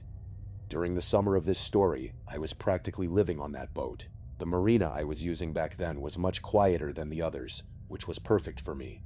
I would spend endless days just sitting on the deck, reading books, fishing, and just enjoying my quiet life. One of the features that this specific marina offered was something called a transit slip. For those who do not know, a transit slip is a temporary docking spot that someone can rent for a night or two. It is designed for travelers who are passing through the area and need a safe place to tie up their boat for the night because they cannot make it back to their home marina.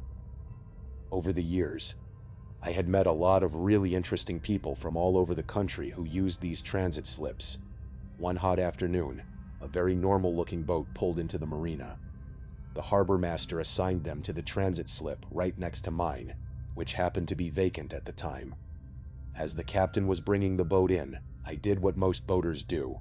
I got up from my seat and walked over to the edge of the dock to help him guide the boat in and secure the lines. It is just basic boating etiquette. You always help your neighbors. But as I reached out to grab the line, the man on the boat suddenly yelled at me. He told me in a very angry tone that he did not want or need my help. I was a bit startled, but I was not offended.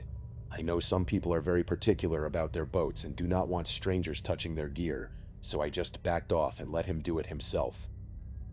Once he had the boat tied up and secured, I walked back over, introduced myself, and politely told him that if he needed anything at all, he could just knock on my cabin door. The man just stared at me. He made absolutely no facial expression, did not say a single word, and just brushed right past me on the dock to walk back onto his boat. Now I am a quiet guy, and I do not particularly care for small talk, but if someone goes out of their way to be polite and say hello, the decent thing to do is at least acknowledge them. I was really put off by this guy's complete lack of basic human decency. After he walked past me, he went straight down into the small cabin at the front of his boat and slammed the heavy wooden door shut. His boat was just big enough to have a small walk-in cabin in the bow, which usually contains a small V-berth bed and not much else. But as I turned around to walk back to my own boat, I was suddenly hit by a horrible smell. I stopped and started sniffing the air, trying to figure out where it was coming from. It did not take long to realize the stench was coming directly from the boat next to me. This was not the typical smell of rotting fish, stagnant bilge water, or bad body odor. It was something much, much worse. It was an overpowering, sweet, and sickly smell. It was, without a question, the worst thing I had ever smelled in my entire life. The man had never given me his name, but as I looked over at his helm, I noticed a stainless steel coffee thermos sitting right next to the steering wheel. Engraved on the side of the thermos was the name Buddy. So, in my mind, that was his name. About an hour passed, and I was sitting on my deck, when I suddenly heard a lot of loud commotion coming from inside Buddy's cabin. It sounded like things were being thrown around and smashing onto the floor. I heard the distinct sound of glass breaking. There was a small port light window on the side of his cabin, but it was completely covered up from the inside, so I could not see what was happening. A few moments later, the cabin door flew open and Buddy emerged. He glared at me for a second, then turned and started walking down the dock toward the main marina building, where the public showers and bathrooms were located. I figured he was just going to clean up. Since he had rejected my help earlier, this was actually the first time I got a really good look at him. He was a tall guy, probably about 6 feet, and he had a very husky, heavy build. I estimated he was in his late 60s. He was mostly bald, with just a thin horseshoe of white hair wrapping around the back of his head. But his most notable feature was his glasses. He wore these incredibly thick, black-framed glasses, with lenses that were so heavily magnified they made his eyes look enormous. They took up almost his entire face. Buddy was gone for about 10 minutes, but during those 10 minutes, every couple of minutes, I would hear a strange banging sound coming from inside his cabin. It was accompanied by a muffled, dragging sound. I remember thinking to myself that maybe he had a dog locked up in there that was getting restless. When Buddy finally walked back down the dock, I decided to try talking to him one more time. I walked over to the edge of my boat and told him that I had heard some banging coming from his cabin while he was gone. I told him that if he had a dog in there, there was a really nice, big grassy field right next to the marina building where he could let the animal run around and stretch its legs. Buddy stopped walking. He turned, walked over to the stern of my boat where I was sitting, leaned down so his face was just inches from mine. and said in a low, cold voice that he did not have a dog and that it was only him on that boat. Then he turned around, stormed back onto his boat, went down into the cabin, and slammed the door shut again. I sat there, completely baffled. If he did not have a pet, and he was completely alone, then what on earth was making those heavy banging and muffled sounds inside his cabin while he was gone? It did not make any sense. But once he was back inside, the noises stopped completely. The rest of the evening was quiet. Every now and then, the wind would shift, and I would catch another whiff of that horrific smell, but otherwise nothing happened. I went to bed around 10 o'clock that night. Buddy never came out of his cabin again for the rest of the evening. But at exactly 3 o'clock in the morning, I was suddenly jolted awake by a sound. It was coming from the boat next to mine. It sounded like a violent physical struggle was taking place inside Buddy's cabin, and then I heard Buddy's voice. He was speaking in a harsh, aggressive whisper, repeatedly saying, "Shut up! Shut up!" It sounded like he was desperately trying to keep quiet, but his voice was filled with rage. And underneath his voice, I could hear a strange, strained, muffled sound. It sounded like someone trying to scream with something stuffed in their mouth. Then I heard Buddy growl the word, "Enough." After that, everything went completely silent. I lay there in my bed, my heart hammering against my ribs. I stayed awake for the rest of the night, staring at the ceiling, trying to rationalize what I had just heard. But I could not. It was the most unsettling sound I had ever heard. At 7 o'clock the next morning, I saw Buddy emerge from his cabin. He was carrying a small black duffel bag, and he began walking down the dock toward the restrooms again. Now I knew it was a terrible, dangerous idea, but something deep inside me compelled me to go over to his boat and check if someone was in serious trouble. I waited until Buddy had walked all the way down the dock and disappeared around the corner of the building. I quickly climbed out of my boat and stepped onto his deck. The moment my feet touched his boat, that horrible smell hit me so hard I almost gagged.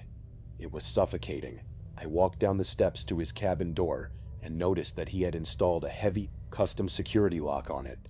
I knocked softly on the wood and whispered, asking if there was anyone inside. I was trying to think of some quick lie to tell, in case Buddy suddenly returned and caught me, but instead of silence, I immediately heard that strange, muffled sound again, and since I was standing right at the door, it was much louder this time. It sounded like someone was frantically struggling and pleading for help behind that locked door. I asked again if anyone was down there, and the muffled sound got even more intense, sounding like absolute panic. I did not know what to do. I was terrified that Buddy would walk around the corner at any second, so I panicked, ran back to my boat, and hid inside my own cabin. I sat on my bed, staring at my phone, trying to decide if I should call the police.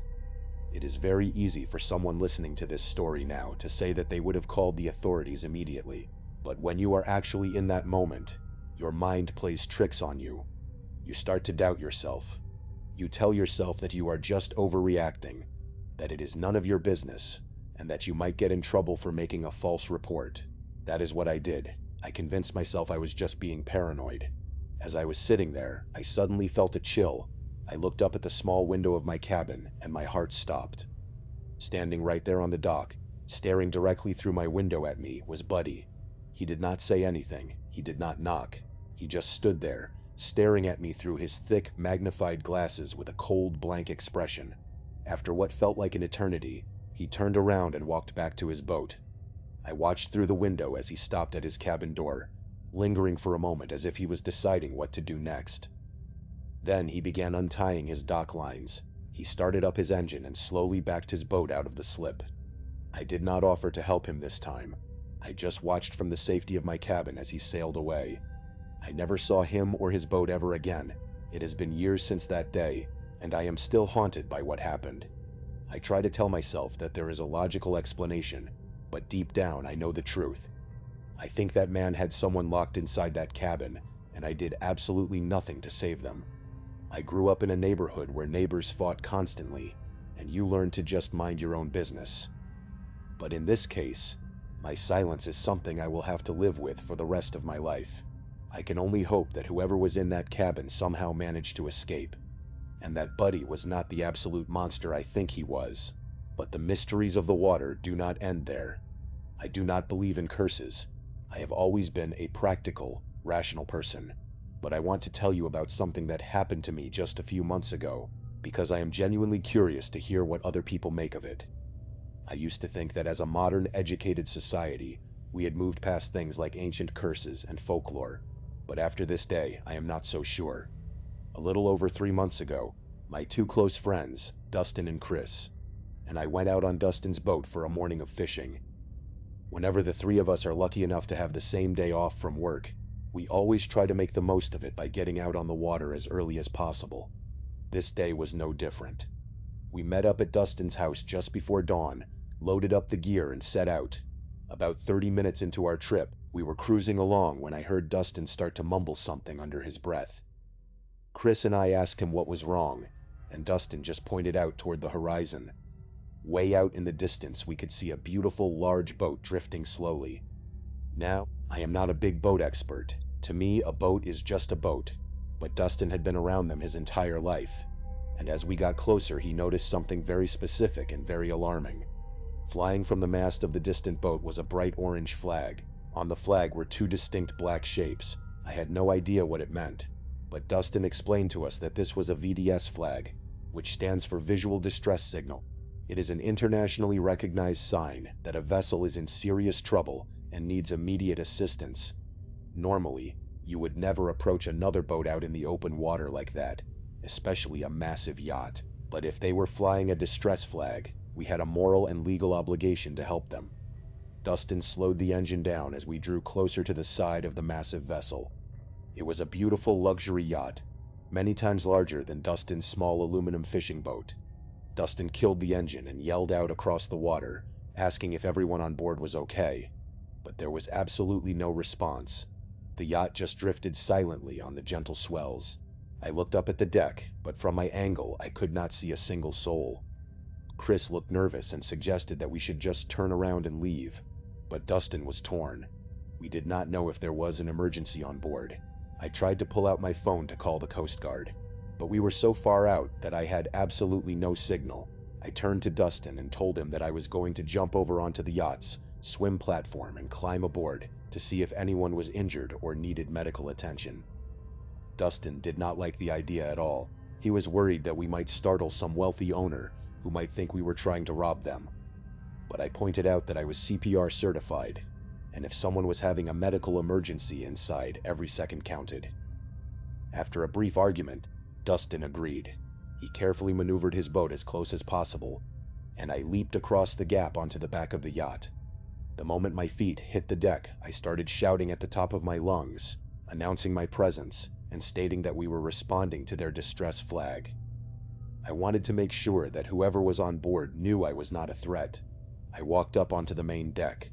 At the stern of the boat, there was a beautiful lounge area with cushioned seats and a teak wood table. It looked like someone had been sitting there just minutes before. There were 4 expensive fishing rods resting against the railing, fully rigged and ready to be cast. On the table, there were 3 ceramic coffee mugs, and as I looked closer, I could see steam still rising from the surface of the dark coffee inside them. On one of the seats, a nice Michigan State pullover jacket was tossed aside, as if the owner had just taken it off. I called out again, but the only sound was the wind and the water lapping against the hull. I walked toward the large sliding glass door that led into the main cabin. It was wide open. As I approached, I noticed something strange on the pristine white deck. There were several muddy footprints of different sizes scattered all over the deck, leading into the cabin. That on its own was a bit unusual for a luxury yacht, but not entirely impossible if people had been fishing. I stepped inside the cabin. The interior was an absolute disaster. It looked like a hurricane had hit it. Every single cabinet door was swung wide open, and food, clothes, and personal belongings were scattered all over the floor, as if someone had been frantically searching for something. Directly ahead of me was a small sleeping nook with a bed built into the wall. The bed was messy, with a large pile of blankets and pillows balled up against the far wall. The only place left to check was the small bathroom. The door was closed. My heart was pounding in my chest as I approached it. I was terrified of what I might find when I opened that door. I slowly reached out, turned the handle, and pushed it open, but the bathroom was completely empty. I sighed with relief and turned back toward the sliding glass door to leave. But just as I took a step, I saw a movement out of the corner of my eye. I spun around quickly. The massive pile of blankets and pillows on the bed was shifting. Slowly, the blankets fell away, and a person began to sit up. It was a very frail elderly woman. She sat up slowly and stared directly at me. I immediately raised my hands and spoke in the gentlest, most comforting voice I could muster. I explained to her that I was not there to hurt her, and that I had only boarded the boat because we saw their orange distress flag flying. But the woman did not react at all. She did not say a word, and her face remained completely emotionless. She sat there, perfectly still, barely even appearing to breathe. If I had not just seen her move and blink her eyes, I would have thought she was a statue. She was very small, with her gray hair styled in tight braids. Her skin was deeply tanned, and had a strange weathered texture that looked almost like old rubber. But it was her eyes that truly terrified me. They were completely dark, and when she looked at me, it felt like she was staring right through my soul. I told her that I was going to go back to my friend's boat, and that we were going to get her help. She did not nod, she did not speak, she just kept staring. I turned around, ran out of the cabin, and leaped back onto Dustin's boat. I was breathless and shaking. I told Dustin and Chris that we needed to get out of there immediately, and find a place with cell service so we could call for help. I explained to them about the messy cabin, the steaming coffee mugs, and the strange, silent woman who had been hiding under the blankets. As Dustin turned the key to start our engine, the cabin door on the yacht slid open. The elderly woman walked out onto the deck. She walked slowly, with a deliberate, steady pace, and headed straight toward the mast where the orange distress flag was flying. She reached up, slowly lowered the flag, and rolled it into a ball. Then she tossed it carelessly under the wooden table, turned around, and walked back inside the cabin. Closing the door behind her, we stood there, completely stunned. She had taken down the flag, but I argued with Dustin that she clearly was not well. The state of that cabin and her behavior suggested that something was terribly wrong. Dustin agreed, and he pushed the throttle forward, heading back toward the mainland as fast as possible so we could get a cellular signal. The moment the bars appeared on my phone, I dialed the police. I gave them our coordinates and described the luxury yacht, the distress flag, and the strange, unresponsive woman who was alone on board. The dispatcher assured me that they would send a patrol boat out to investigate immediately. Since we felt responsible, we decided to turn back around and return to the location where we had left the yacht, just in case they needed our help locating it. But when we arrived back at the exact coordinates, the massive yacht was completely gone. There was nothing but open water in every direction. We searched the horizon for a while, but we saw no sign of the vessel. We never heard back from the police, and we have no idea if they ever located the boat or the woman. We were so incredibly unsettled by the whole experience that we ended up calling off our fishing trip and just went back to Dustin's house to sit in silence. And that is where the story gets even stranger. Ever since the morning I stepped foot on that yacht, my life has been plagued by a sequence of absolutely terrible luck. Within a single month, I lost my job, and just a week after that, I was involved in a massive car accident that completely totaled my vehicle. When we told Dustin's elderly father about what had happened on the water, he looked very grave. He told us about an old piece of maritime folklore. He said that there are certain entities on the water that use distress signals to lure unsuspecting sailors onto their vessels, and that anyone who boards them without invitation carries a dark curse back to the land. Now, as I said before, I do not believe in curses. I think that my string of bad luck is nothing more than an unfortunate coincidence, and using a curse as a convenient scapegoat is just an easy way to avoid the harsh realities of life. But sometimes, when I am lying awake at night, I cannot help but wonder, who were those 3 cups of hot, steaming coffee for? Why were there muddy footprints of different sizes if she was the only one on board? And why did she hide under those blankets until she thought I was about to leave? I do not know the answers to those questions, and I do not think I ever will. But I do know one thing. The water is a beautiful, peaceful place, but it holds secrets that some of us were never meant to find.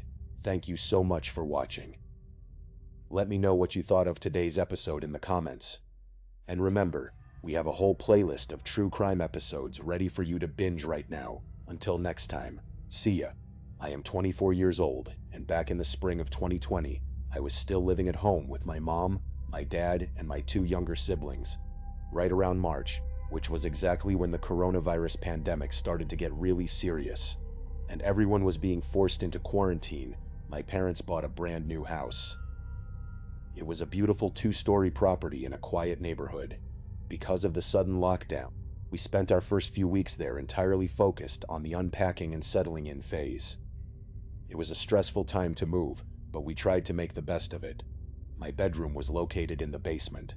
I actually did not mind this setup at all, because the basement was the farthest away from my parents' room, which gave me a lot of privacy. Technically, the room I slept in was just an extra utility room that was never really meant to be used as a bedroom, but we cleaned it up and made it work. Plus, my parents figured I would be moving out on my own pretty soon anyway, so they did not see any point in giving me one of the nicer, larger bedrooms upstairs. The basement in this new house was absolutely massive.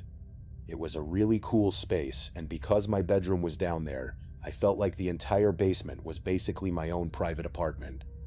But right off the bat, almost immediately after we moved in, weird things started happening inside my bedroom. Most of these strange occurrences happened late at night. I would lie in bed and hear strange scraping sounds coming from the walls. One night, I got up and knocked on the drywall, and it sounded completely hollow. There was a small metal air vent right above my bed. I figured a small animal was trapped inside. I turned on my iPhone flashlight to look through the slats, but the duct was too dark to see anything. I assumed it was normal house noises, but decided that if the sounds continued, I would ask my dad to look into it. To keep myself entertained during the quarantine, I set up my Xbox on the big TV in the main part of the basement. My dad had mounted a 50-inch screen down there, and I usually preferred to hang out in the open basement area rather than staying cooped up in my bedroom. One night, during our very first week in the house, I was playing Call of Duty Warzone. I was wearing my gaming headset, completely absorbed in the match, when I suddenly heard a very distinct, sharp sound. The noise came from the side of the basement where my bedroom was. It was muffled by the wall, which made me believe it had originated from inside my room. I quickly paused my game, took off my headset, and walked over to investigate. I pushed the door open, but the room was completely empty. Eager not to let my character die in the middle of the game, I hurried back to the TV. But as I sat down, I kept thinking about the sound. The best way to describe it was the sound of a heavy glass object, like a thick mug, being placed firmly onto a wooden table.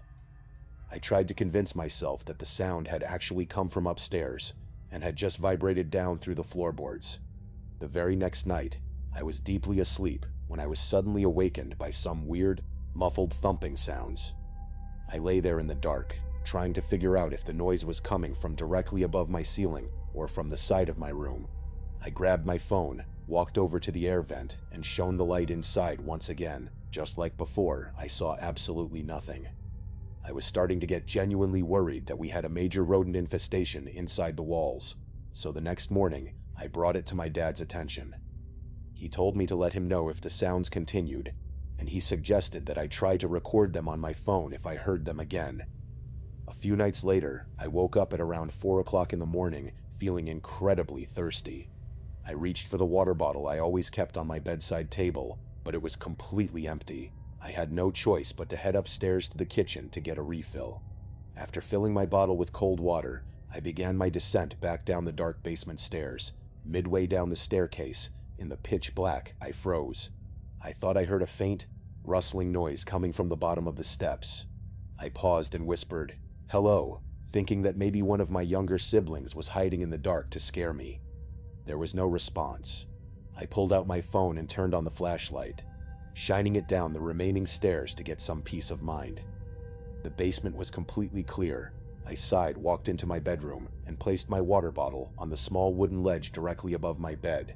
But as I did, a sudden, overwhelming feeling of dread washed over me. My gut was screaming at me to look at the air vent in the wall one more time. I turned, lifted my phone, and flashed the light directly into the metal vent. It only lasted for a fraction of a second, but I saw it.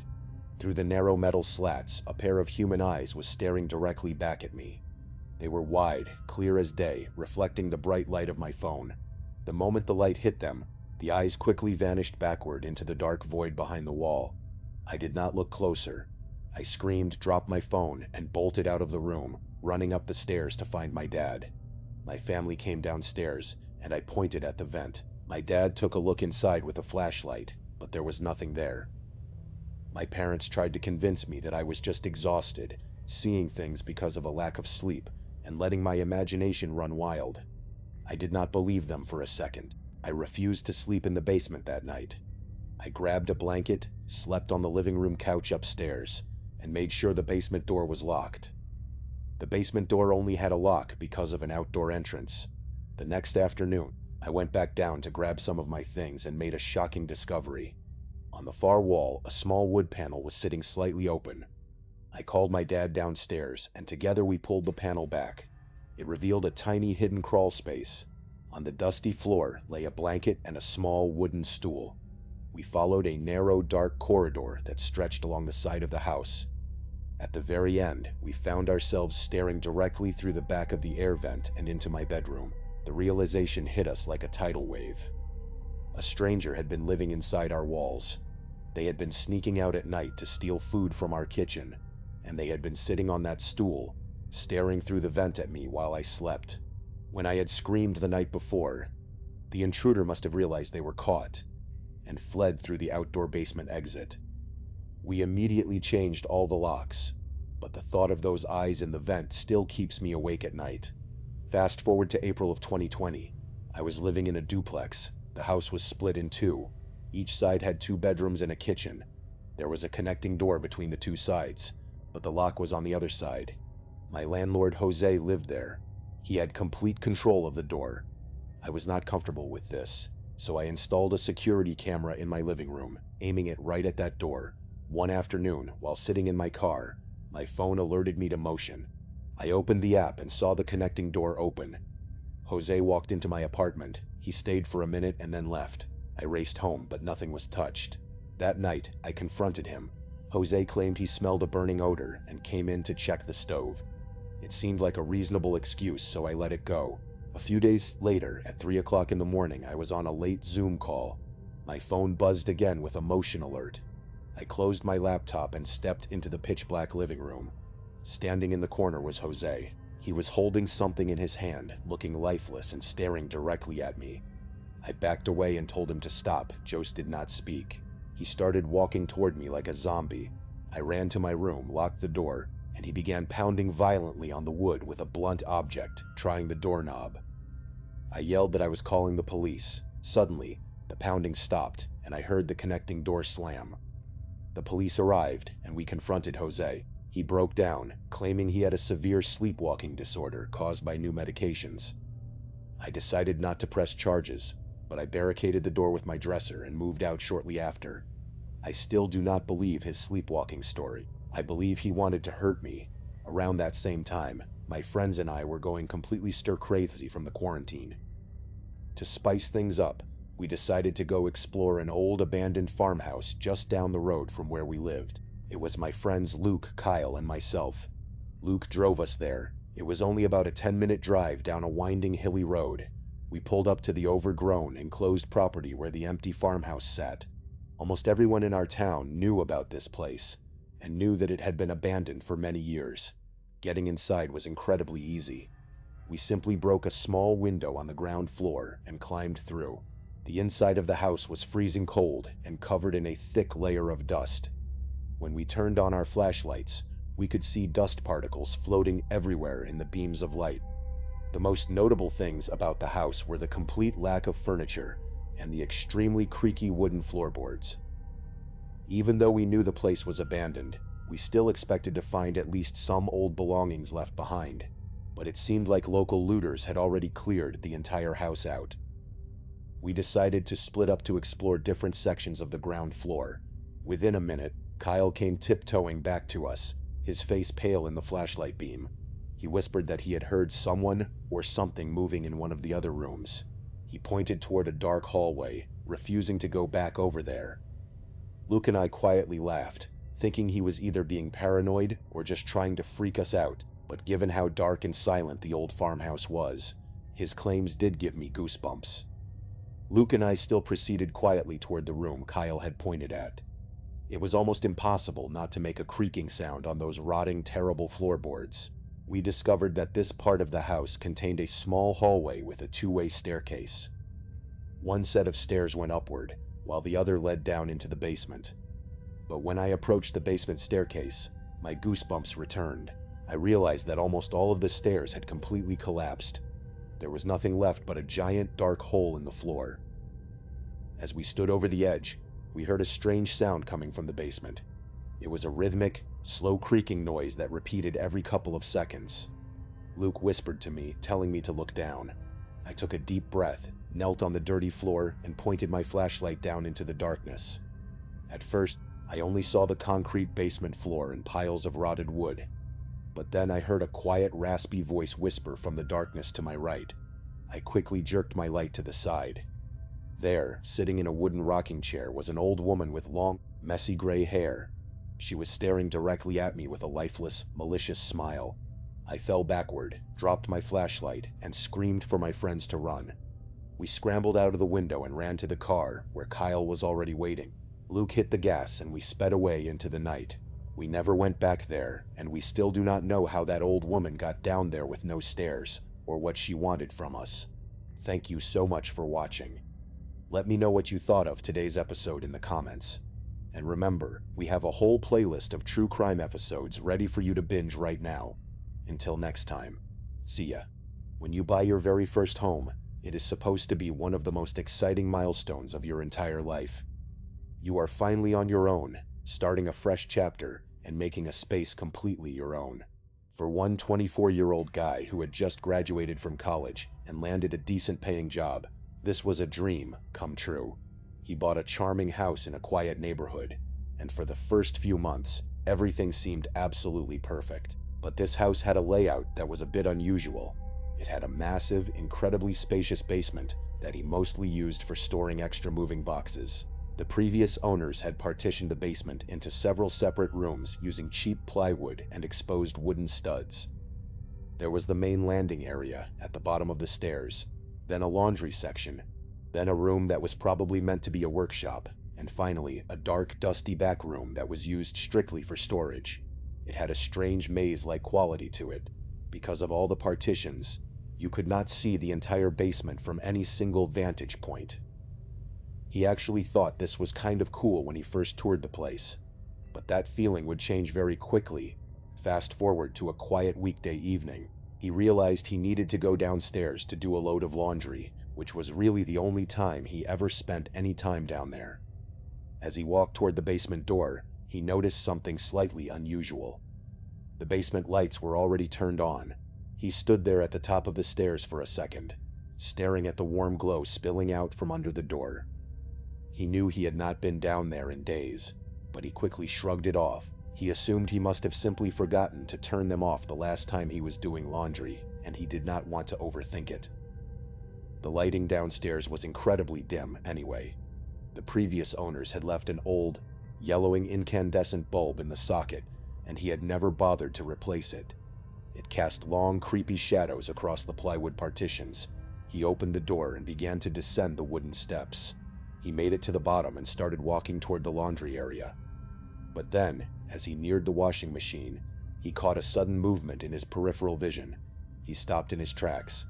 Instinctively, he turned his head toward the far corner of the room.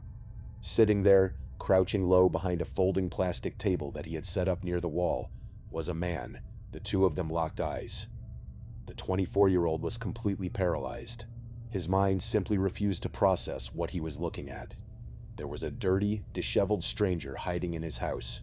The man looked like he had just crawled out of a wet sewer. His clothes were covered in filth, and he had a wild, intense look on his face. For a few agonizing seconds, neither of them moved. They just stood there, staring at each other in the dim yellow light. It was not a friendly stare, it was a look of pure malice. And then the stranger stood up. But instead of running toward the stairs to escape, he bolted deeper into the basement, disappearing behind the plywood partitions toward the dark storage room in the back. That sudden movement finally snapped the young man out of his frozen state of terror. Panic flooded his system. He turned around and began backing up toward the stairs, keeping his eyes glued to the dark corners of the basement. But the problem was, he moved too slowly. Before he could even reach the bottom step, the entire basement plunged into total darkness. The stranger had reached the main breaker, or flipped the light switch. The darkness was absolute. The young man had never experienced his basement without any lights, and he was completely unprepared for how pitch black it would be. He could not even see his own hand in front of his face. He tried to rely on his memory of the room to guide him back to the stairs, but the layout was too confusing. He took a panicked step forward, tripped over a loose box, and crashed heavily onto the hard concrete floor. When he scrambled back to his feet, he was completely disoriented. He had no idea which way he was facing. His heart was hammering against his ribs, and the sheer terror of the situation made it impossible to think clearly. To make matters worse, his phone was sitting on the kitchen counter upstairs, meaning he had no flashlight. In a desperate bid to defend himself, he started screaming at the top of his lungs. He hoped that by acting completely wild and unstable, he might frighten the intruder into staying away from him. But actually, that strategy backfired immediately. Instead of retreating, the intruder started screaming back. The terrifying yells echoed from the other side of the dark basement. It was not a scream of fear. It was a loud, aggressive, deeply intimidating roar. The man sounded like an absolute maniac, completely unhinged and ready to attack. The young man instantly shut his mouth, terrified that the noise was only drawing the intruder closer. As soon as he stopped, the intruder stopped too. The silence that followed was suffocating. The young man began to crawl and grope around in the dark, trying to navigate the maze purely by touch. But as he slid his hands along the dusty plywood walls, he heard the distinct sound of shuffling feet behind him. The stranger was moving too. The sounds of shifting boxes and soft footsteps were getting closer and closer. In that moment of pure horror, the young man realized something deeply unsettling.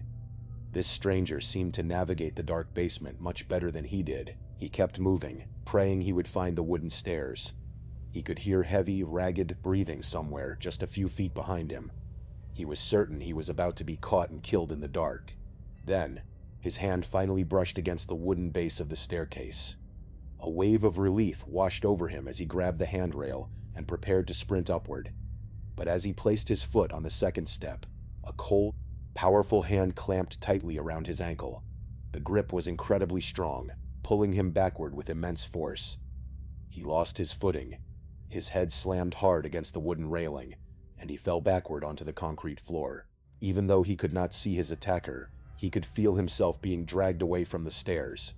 In a desperate bid for survival, he began kicking and thrashing his legs with everything he had.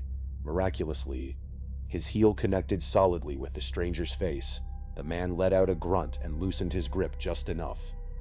The young man twisted his body, broke free, and scrambled back toward the stairs on his hands and knees. The stranger began screaming again, a sound of pure rage. But this time the young man found the steps. He flew up the stairs in the dark, threw himself through the door, and slammed it shut. But the nightmare was not over. The basement door did not have a lock. He had no choice but to throw his entire body weight against the wooden frame. Seconds later, he heard heavy footsteps pounding up the stairs, followed by a violent crash against the other side of the door. The door actually forced open a tiny crack, and it took every ounce of his remaining strength to push it back shut. He kicked off his socks to get better traction on the kitchen floor, pressing his feet firmly against the ground and his back against the door. The intruder slammed into the door again and again, trying to break through. Finally, after what felt like an eternity, the slamming stopped. He heard the footsteps retreat back down the stairs. He seized the opportunity, dashed to the counter to grab his phone, and ran back to hold the door shut while dialing the police. When the officers arrived, they searched the entire property, but the intruder was already gone. They found one of the basement windows forced open from the outside. Nothing in the house had been stolen. One of the officers suggested a chilling theory. The stranger had likely been living in the basement for weeks, using it as a secret shelter. That explained how he knew exactly where the light switch was, despite it being in a highly unusual spot. The young man ended up moving out of that house just 4 months later. He could never shake the feeling that if he had not kicked himself free that night, he would not have survived. And so, some basement encounters are not just about sudden attacks. Sometimes, they are about the slow, agonizing realization that you are being watched by someone hiding in the dark. This next story happened almost 20 years ago when a boy was just 14 years old. His parents had to drive out of state to attend a weekend wedding. They did not want to leave him completely alone, even though he was old enough to look after himself for a couple of days. The original plan was for his older sister, who was already in college and lived about an hour away, to come over and stay at the house with him. But almost as soon as their parents drove out of the driveway, his sister sent him a text message. She told him that a massive party had just come up and she was not going to make it. The 14-year-old did not really care. In fact, he was kind of excited to have the whole house to himself. He decided not to tell his parents because he did not want to worry them, and he certainly did not want them scrambling to find another adult to watch him. Besides, they lived in a very safe, quiet suburban neighborhood. The street was lined with neat two-story homes and young families. There was absolutely no reason to worry. The evening started out completely normal. He spent nearly 6 hours straight playing video games on the living room television, enjoying the freedom of not having his parents tell him to turn off the console. It was a peaceful night, right up until shortly after midnight. He was lounging on the couch, half asleep, when he heard a faint, rhythmic tapping sound. It seemed to be coming from the backyard. He figured it was just a loose tree branch or some debris hitting the vinyl siding of the house. He ignored it and went back to his game. But a few minutes later, the tapping started again. This time, it seemed to move. It was the exact same sound, but it was migrating slowly along the side of the house. That was when he began to feel a little uneasy. A tree branch does not walk along the side of a building.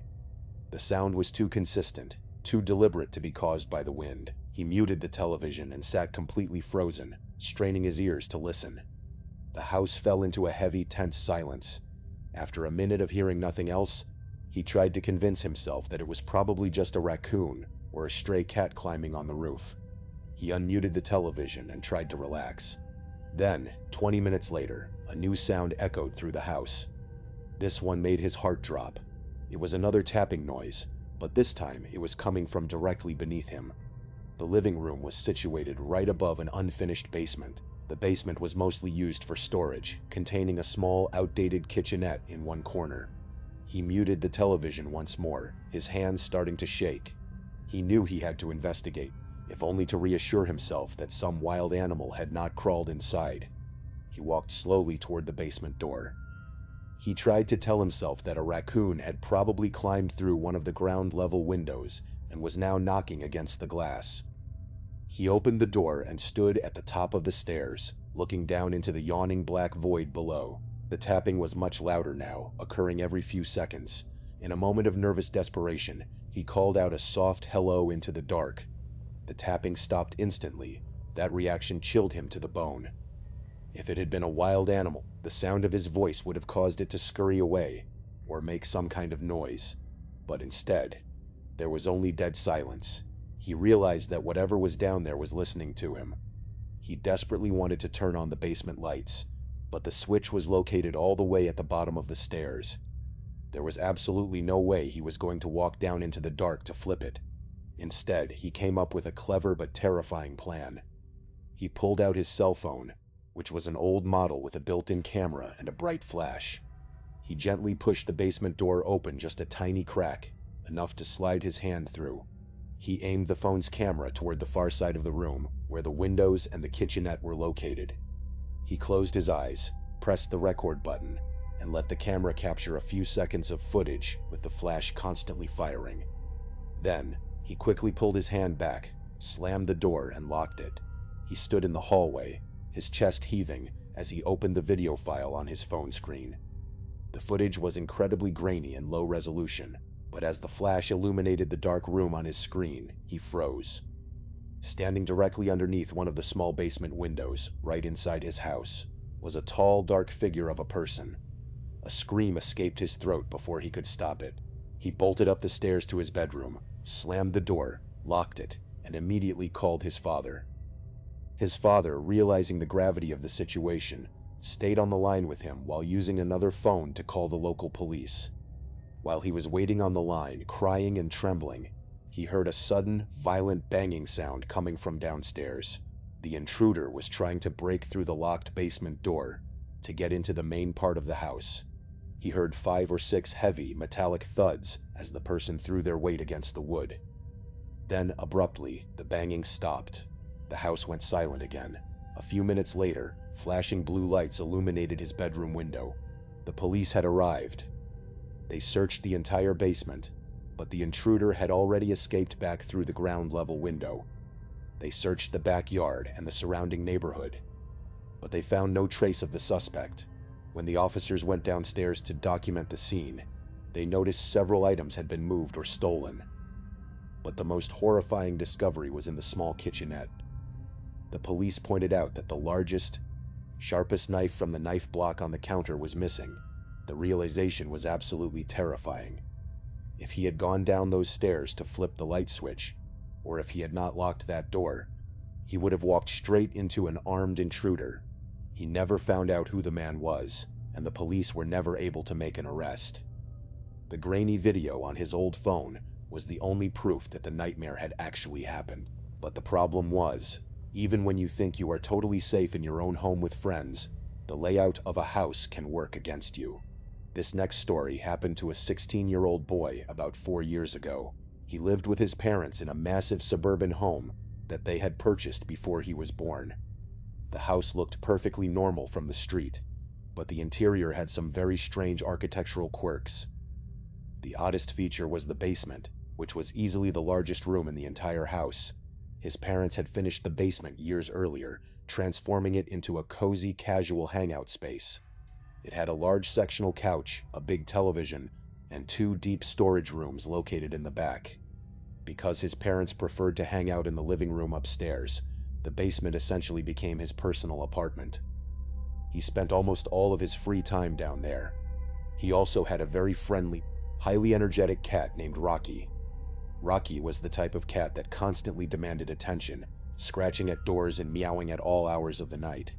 To prevent the cat from waking them up, his parents had a strict routine of putting Rocky in the basement every single night before they went to sleep. The basement also had an interior door that led directly into the garage. While his parents used it for carrying in heavy bags of groceries, the 16-year-old used it for a very different purpose. It was the perfect stealthy route for sneaking his friends into the house without his parents knowing. One Friday night, he had invited a girl named Malene over to hang out. They were sitting on the sectional couch, watching a movie and talking. At some point during the night, he heard a faint rustling sound coming from one of the dark storage rooms in the back. He did not think anything of it. He assumed his parents had already put Rocky down in the basement for the night, and that the cat was simply rummaging through some old cardboard boxes. It was the exact kind of soft, scratching sound a cat would make. Malene seemed to tense up a bit when she heard it, but he quickly smiled and assured her that it was just his cat playing in the storage room. They went back to watching their movie, but the noises did not stop. Every few minutes, there would be another soft rustle or a heavy thud from the back of the room. Malene kept glancing nervously over her shoulder toward the dark hallway that led to the storage rooms. Each time he had to reassure her, explaining that Rocky was an incredibly active cat who loved to climb on top of the storage shelves. He was completely calm, convinced that there was a perfectly logical explanation for the noises. But then he heard a sound that made his stomach sink. It was a sharp, frantic scratching sound. But it was not coming from the storage rooms in the back of the basement.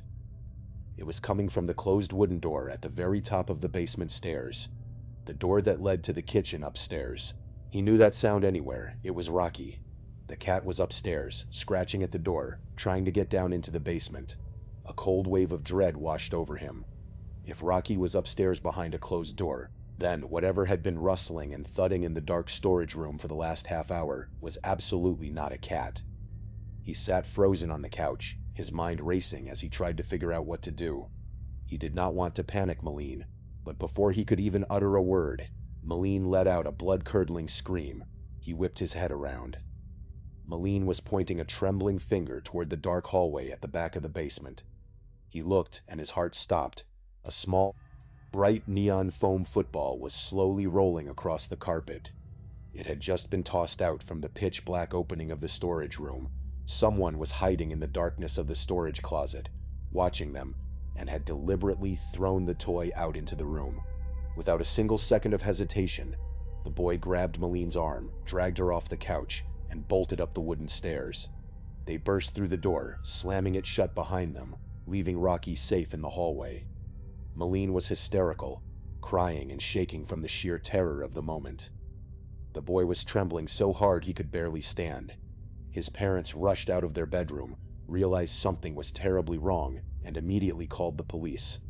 Within minutes, several patrol cars arrived at the house. The boy went out onto the back deck, keeping his eyes glued to the garage door. He knew that the basement had an interior door leading to the garage, and if the intruder tried to escape that way, he would see them. The police officers spent nearly an hour searching every single corner of the basement and the garage. But when they came back upstairs, they had some confusing news. They had found absolutely no one. There were no signs of forced entry, and every single basement window was securely locked from the inside.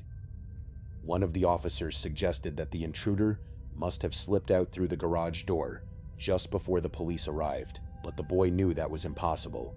He had been watching the only exit from the garage the entire time, and no one had walked out. To this day, his family has never gotten a clear answer. His parents believe the intruder simply managed to slip away unseen, but the boy remains convinced that whoever threw that football was still hiding somewhere inside the house, or had found a way out that no one else knew about. The mystery has never been solved, and he still cannot look at a basement storage room without feeling a chill run down his spine. It turns out that some basement secrets are kept not just by strangers, but by your own family. This final story begins when a boy was just 9 years old, growing up in a classic suburban family home. Like almost every young kid, he was absolutely terrified of the basement. It was a dark, cold, and unwelcoming place. But he had a major dilemma. The basement was the only place in the house where his parents kept their video game consoles. If he wanted to play, he had to brave the darkness. On the weekends, he loved to stay up late, sitting close to the screen and playing his favorite game, Driver 2, on the original PlayStation. It was an incredibly difficult game for a 9-year-old, and he spent countless hours trying to beat the final levels. He usually tried to finish his gaming sessions before his parents went to sleep. As long as he could hear the muffled sounds of the television upstairs, or the quiet voices of his mom and dad in the living room, he felt safe. He knew that if anything happened, a quick run up the stairs would bring him to safety, but the basement had a particularly terrifying section. Tucked away in a dark corner was the laundry and boiler room. This room had absolutely no windows, making it pitch black at all hours of the day. It was filled with old creaking pipes and a loud, rumbling water heater that constantly made strange, sudden noises. The heavy wooden door to the laundry room was always kept shut, but the boy would often pause his game, staring at the closed door, convinced he could hear something moving around inside. One late Friday night, he was sitting on the floor in front of the television, completely absorbed in his game. Suddenly, the silence of the basement was broken by a slow, heavy creaking sound. He slowly turned his head. The door to the pitch-black laundry room was swinging wide open. He froze, his heart pounding in his chest. He stared into the dark opening, waiting for something to happen. Then, a sound emerged from the darkness. It was a low, ghostly groan, a soft, sorrowful wailing sound. But as he listened closer, he recognized the voice. It sounded exactly like his mother. The boy let out a nervous laugh, feeling a sudden wave of relief. He assumed his mom had quietly snuck down the stairs while he was distracted by his game and was playing a silly prank to scare him. He stood up and called out, telling her that it was a nice try, but she had not fooled him. His mother had never been the type of person to play practical jokes, but in his mind, it was the only logical explanation. He walked confidently toward the open doorway of the laundry room, expecting his mother to jump out and laugh. He stopped right at the threshold, peering into the absolute blackness of the room. The groaning had stopped. As his eyes adjusted to the dark, he saw a tall outline of a person standing perfectly still in the center of the room. He took another step forward, calling out to her again, but this time his voice was trembling. He reached the edge of the darkness, and as he got closer, his eyes finally registered the figure's face. It was not his mother. The person standing in the pitch-black room was a strange, disheveled woman, with wide, vacant eyes and a twisted expression on her face. She was staring directly at him, completely motionless. The boy let out a horrific scream, spun around, and ran up the stairs as fast as his legs could carry him. He burst into the living room, crying and hyperventilating. To his shock, his mother and father were both sitting right there on the couch, watching television. They had not been downstairs at all. They instantly stood up, alarmed by his blood-curdling screams. The boy pointed frantically toward the basement door, sobbing that there was a strange woman hiding in the laundry room. His parents exchanged a long, panicked look. Without saying a word to him, they both rushed down the basement stairs, slamming the heavy door shut behind them. The boy sat on the living room floor for what felt like hours, crying and confused. Eventually, his mother came back upstairs. Her face was pale, and she looked exhausted. She gently told him that everything was fine, but that he needed to go straight to his bedroom and go to sleep. He was too terrified to ask questions, so he simply obeyed. The next morning, his parents sat him down at the kitchen table. They told him that the entire incident had been a big joke. They claimed they had asked one of their old friends to sneak into the house and play a prank on him, to teach him a lesson about staying up too late. They treated the whole thing like a light-hearted laugh, but the boy could tell their smiles were forced. When he asked who the woman was, his mother claimed she was an old friend from out of state named Debbie, who was visiting for the weekend. The boy tried to accept their explanation, but as the years went by, the story began to fall apart. Whenever he brought up the name Debbie, his parents would look incredibly nervous and quickly change the subject. Sometimes they would give conflicting stories about who she was, or claim they had forgotten the incident entirely. When he was 14 years old, he decided he had to find the truth. He waited until his father was asleep, quietly took his credit card from his wallet, and signed up for an online genealogy and public records search engine. He typed in his parents' names and began scanning through their family trees. Among the list of names, one entry stopped him cold. His mother had a sister named Debbie. He quickly searched his aunt's name online, and a local newspaper obituary popped up. She had passed away several years ago, but the timeline matched. He printed out the documents, walked straight into the living room where his parents were sitting, and demanded an explanation. His parents stared at the screen in complete shock. The room went silent. Finally, his dad looked at his mom and told her that it was time to tell him the truth. His mother broke down and confessed everything. The woman in the basement had indeed been her sister Debbie, but she was not a visiting friend, and it had not been a prank. Debbie suffered from severe, untreated mental illness and had a history of violent behavior. She had harmed several people in the past, and his parents had made a strict decision to keep her completely away from their son to protect him. But on that Friday night, Debbie had somehow managed to sneak into their house undetected. She had slipped through an unlocked door and hidden in the dark boiler room, waiting. If the boy had not run away when he did, there was no telling what she might have done to him. His parents had rushed downstairs, confronted her, and quietly removed her from the property, fabricating the entire prank story to prevent him from being traumatized. The boy was stunned. He realized that the sister his mother had kept secret for his entire life had been standing just inches away from him in the dark, armed with who knows what, ready to do harm.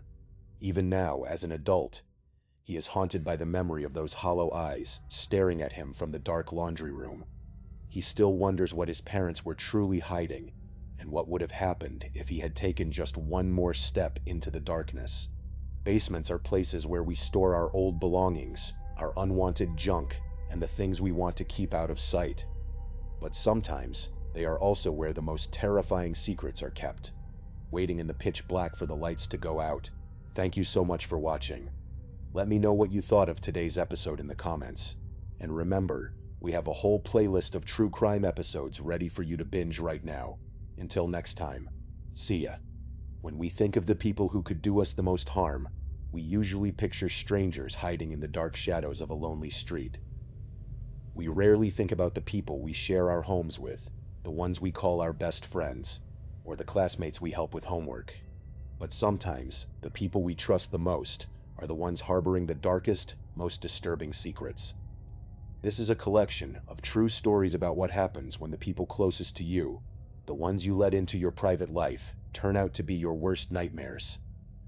Our first story begins with a young woman who had a best friend named Jess. They had been inseparable for almost 6 years, ever since high school. They went to the same college, shared a dorm, and eventually moved into an off-campus apartment with a third roommate named Stacy. While Stacy was a nice girl, she was more of a casual friend. The real bond was between the narrator and Jess. They shared everything, whispered secrets late into the night, and had an unspoken understanding that they would always have each other's backs. As spring break approached, Stacy and the narrator planned to leave for home on the same day. Jess had to stay behind for just one extra day because she had one final shift to work. On the day of departure, the narrator said goodbye to Jess, fully expecting to see her back home in a day or two. She hopped into her car and began the long drive. But 30 minutes into the drive, she realized she had left her laptop back at the apartment. The thought of spending a 2-week break without her computer was impossible, so she turned the car around and made the half-hour drive back to the apartment. When she let herself in, the apartment was completely silent. She called out for Jess, but there was no response. She noticed that Jess's bedroom door was wide open, which was highly unusual because Jess always kept her door shut. The narrator went into her own bedroom to search for the laptop, but it was not there. She walked over to Jess's open doorway and peered inside. There, lying flat on Jess's bed, was her missing laptop, sitting wide open right next to Jess's own computer. She walked into the room feeling confused as to why her best friend would have taken her computer. When she touched the trackpad, the screen lit up, revealing that she was already signed into her personal account. Jess had somehow figured out her password. The narrator looked over at Jess's open laptop. What she saw on the screen made her blood run cold. There was a folder open, containing dozens of photos of the narrator herself. Many of them showed her completely passed out on the couch after nights of drinking. Even more disturbing, there were photos of her wearing nothing but a towel, taken without her knowledge inside her own bedroom and the shared bathroom. A feeling of pure dread washed over her. She shut her laptop, grabbed it, and began frantically searching Jess's closet. There, hidden among Jess's clothes, were several of the narrator's missing belongings, including various articles of clothing and personal items. She gathered everything she could carry, rushed out of the apartment, locked her bedroom door, and ran to her car. She called her parents immediately, crying and shaking as she explained what she had just found. By the time she reached home, she saw that Jess had blocked her on every single social media platform. Jess never tried to contact her, and when the narrator returned to the apartment a week and a half later, all of Jess's things were completely gone. It was only then that a terrifying memory from their first month came rushing back.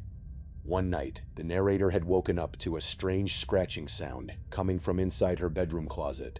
She had run screaming into Stacy's room. At the time, they found the closet empty, and Jess had claimed she slept right through it. Now the horrible truth was clear. Jess had been hiding in her closet that night, watching her sleep. The deep sense of violation was something she knew she would carry forever.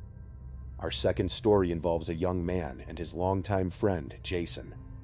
Jason was a guy who battled several severe mental health issues, including deep depression, chronic insomnia, and intense night terrors. He took a heavy regimen of prescription medications to cope with his daily life, and his friends did their best to support him. One afternoon, Jason called the narrator in a state of absolute distress. He explained that he and his roommate had just gotten into a massive argument that very nearly turned physical. Jason begged for a place to stay for just a couple of nights until things cooled down. The narrator immediately agreed and told him he could sleep on the living room couch. He sounded completely breathless on the phone, his voice shaking with a mix of anger and terror. When Jason arrived, he looked incredibly tense, pacing back and forth in the small apartment. The narrator tried to gently ask what the fight was about, but Jason shut down and refused to share any details. Jason dropped his backpack in the corner of the room, sat on the couch, and spent the rest of the day playing video games and watching television. Later that night, the narrator walked past the sleeping Jason on the couch and went to bed, In the middle of the night, the narrator woke up feeling extremely thirsty. Realizing the water bottle on the nightstand was empty, they quietly went toward the kitchen. As they passed the couch, they noticed Jason was not there. His backpack was still in the corner, so he had not left. The narrator assumed he was in the bathroom and headed back to the bedroom, leaving the door cracked open a tiny bit. But as they lay there waiting, the apartment remained dead silent. Just as they decided to get up and check on him, a strange sound began to echo through the dark bedroom. It was a rapid, rhythmic ticking or clicking noise, sounding almost like a small rodent scratching at the walls. The narrator looked around the pitch-black room. That was when their eyes adjusted to the darkness, and they saw a tall figure standing perfectly still in the far corner of the bedroom. It was Jason. He was standing with his arms flat against his sides, staring blankly ahead. Terrified, the narrator let out a scream, grabbed a pillow, and threw it at him, demanding to know what he was doing. Jason flinched, the strange clicking noises stopped, and he turned around. He walked out of the room in a bizarre, stiff, robotic manner and collapsed heavily back onto the couch. The next morning, Jason claimed he had absolutely no memory of it. He insisted that he had never sleepwalked before in his entire life, or at least, not that he was ever aware of. The second day passed without any further incidents. They talked, played games, and relaxed. Since it was Jason's last night, the narrator hoped for a peaceful sleep. But once again, in the early hours of the morning, the narrator woke up suddenly. This time, there was no thirst or obvious noise, just an eerie feeling of being watched. They got out of bed and walked into the living room. The couch was empty once more. The narrator called out Jason's name, but there was no reply. He was not in the kitchen or the bathroom. Suddenly, a muffled, whispering voice drifted through the room. The narrator froze, realizing the sound was coming from inside their own bedroom closet. They looked over and saw that the closet door was cracked open about 6 inches. Peeking through the dark gap was Jason's pale face, with both of his hands pressed tightly over his mouth to muffle his breathing. The narrator screamed at him to get out. When Jason did not move, the narrator marched over, grabbed his arm, and pulled him out into the light. But as Jason stumbled forward, the narrator's eyes fell upon his hand. He was tightly gripping a massive carving knife from the kitchen. Panic seized the narrator. They let go of his arm, sprinted to the bathroom, locked the door, and waited in terrified silence. After what felt like hours, they heard the heavy footsteps of Jason walking back to the living room couch. The narrator bolted back to their bedroom, locked the door, and sat on the bed shaking. At 3 in the morning, they sent a direct message to Jason's roommate, explaining the terrifying situation. The roommate did not reply until the next morning, but his message explained everything. He warned the narrator that Jason was extremely dangerous. He revealed that on the night of their fight, Jason had walked into his bedroom in the middle of the night with a knife, standing at the foot of his bed until the roommate tackled him. Jason had claimed he was sleepwalking then too, but the roommate knew it was a lie. The narrator immediately asked Jason to leave that morning. Jason packed his bags and left without a word. Although they still follow each other on social media, the narrator completely cut off all communication, left wondering if Jason's sleepwalking was ever real, or if it was a calculated cover for something far more sinister. Our final story takes us to a college campus, where a young man met a classmate named Milo. They became fast friends, mostly because they spent their classes helping each other cheat on exams and sharing homework answers. Over time, they began hanging out outside of school, and the narrator began sharing deeply personal details about his life, trusting Milo as his closest confidant.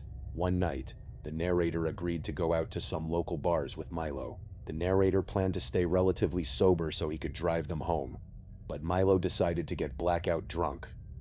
He started approaching random women in the bar, making incredibly inappropriate comments that left the narrator constantly apologizing for him. Deciding the night was a total disaster, the narrator dragged Milo out to the car and drove him back to his apartment. The narrator had never actually been inside Milo's place before. He helped him walk through the front door and laid him down on the couch, where Milo instantly drifted off into a deep, alcohol-induced sleep. As Milo fell back, his smartphone slipped from his hand and landed face up on the floor. The screen was still lit up and completely unlocked. The narrator had always been curious about Milo's life because Milo always had plenty of money to spend, but never talked about his work. Unable to resist, the narrator picked up the phone and began scrolling through his photos. At first, it was just typical images, screenshots, and selfies. But then the narrator clicked on the Albums tab and saw a folder simply titled Girls. Curious, he tapped on it, expecting to see typical photos. Instead, his heart stopped. The folder was filled with highly disturbing photos of young women, who were bound to a bed with thick ropes. Their faces were tear-stained, and they looked absolutely terrified. The narrator tried to convince himself that these were just fake images taken from some dark corner of the internet. But then, he noticed a very specific detail in the photos. The bed in the pictures was covered in a very distinct, bright blue comforter. Holding his breath, the narrator walked down the hallway to Milo's bedroom and flicked on the light switch. There, resting on the mattress, was the exact same bright blue comforter. A sickening wave of realization washed over him. His friend was running some kind of horrifying illegal operation, right out of his own apartment. Not knowing what else to do, the narrator quickly forwarded 2 of the photos to his own phone, deleted the outgoing messages, placed the phone back next to the sleeping Milo, and fled into the night. The very next morning, the narrator woke up to a chilling text from Milo. The message read, "I know you went in my room, we need to talk now." Immediately after, another text arrived, saying that if he had seen any pictures, they were just role-playing photos with willing partners. Terrified, the narrator ignored the texts. But Milo was not going to let it go. That night, the narrator heard a frantic ringing at his front door. He looked through the peephole and saw Milo standing there, pressing the buzzer over and over again, nearly 30 times. The narrator stayed completely silent, refusing to open the door. Hours later, in the dead of night, the narrator was awoken by the sharp sound of rocks hitting his bedroom window. He looked outside and saw Milo standing in the yard, looking up and calling his name in a low, threatening voice. Moments later, the sound of scraping metal echoed through the room. Milo was trying to force open one of the ground floor windows. In a panic, the narrator grabbed his phone, dialed Milo's number, and screamed that if he did not leave immediately, the police would be called right away. He slammed the phone down on the nightstand. Outside, the noise stopped, and Milo finally disappeared into the darkness. Since that night, there has been no contact between them, but the narrator still carries those 2 saved photos on his phone, absolutely paralyzed by fear of what might happen if he reports it. He knows that if Milo realizes the full extent of what was discovered, his life could be in grave danger. It is a terrifying reminder that the people we laugh with and share our lives with can carry dark secrets that we could never possibly imagine. Thank you so much for watching. Let me know what you thought of today's episode in the comments. And remember, we have a whole playlist of true crime episodes ready for you to binge right now. Until next time, see ya.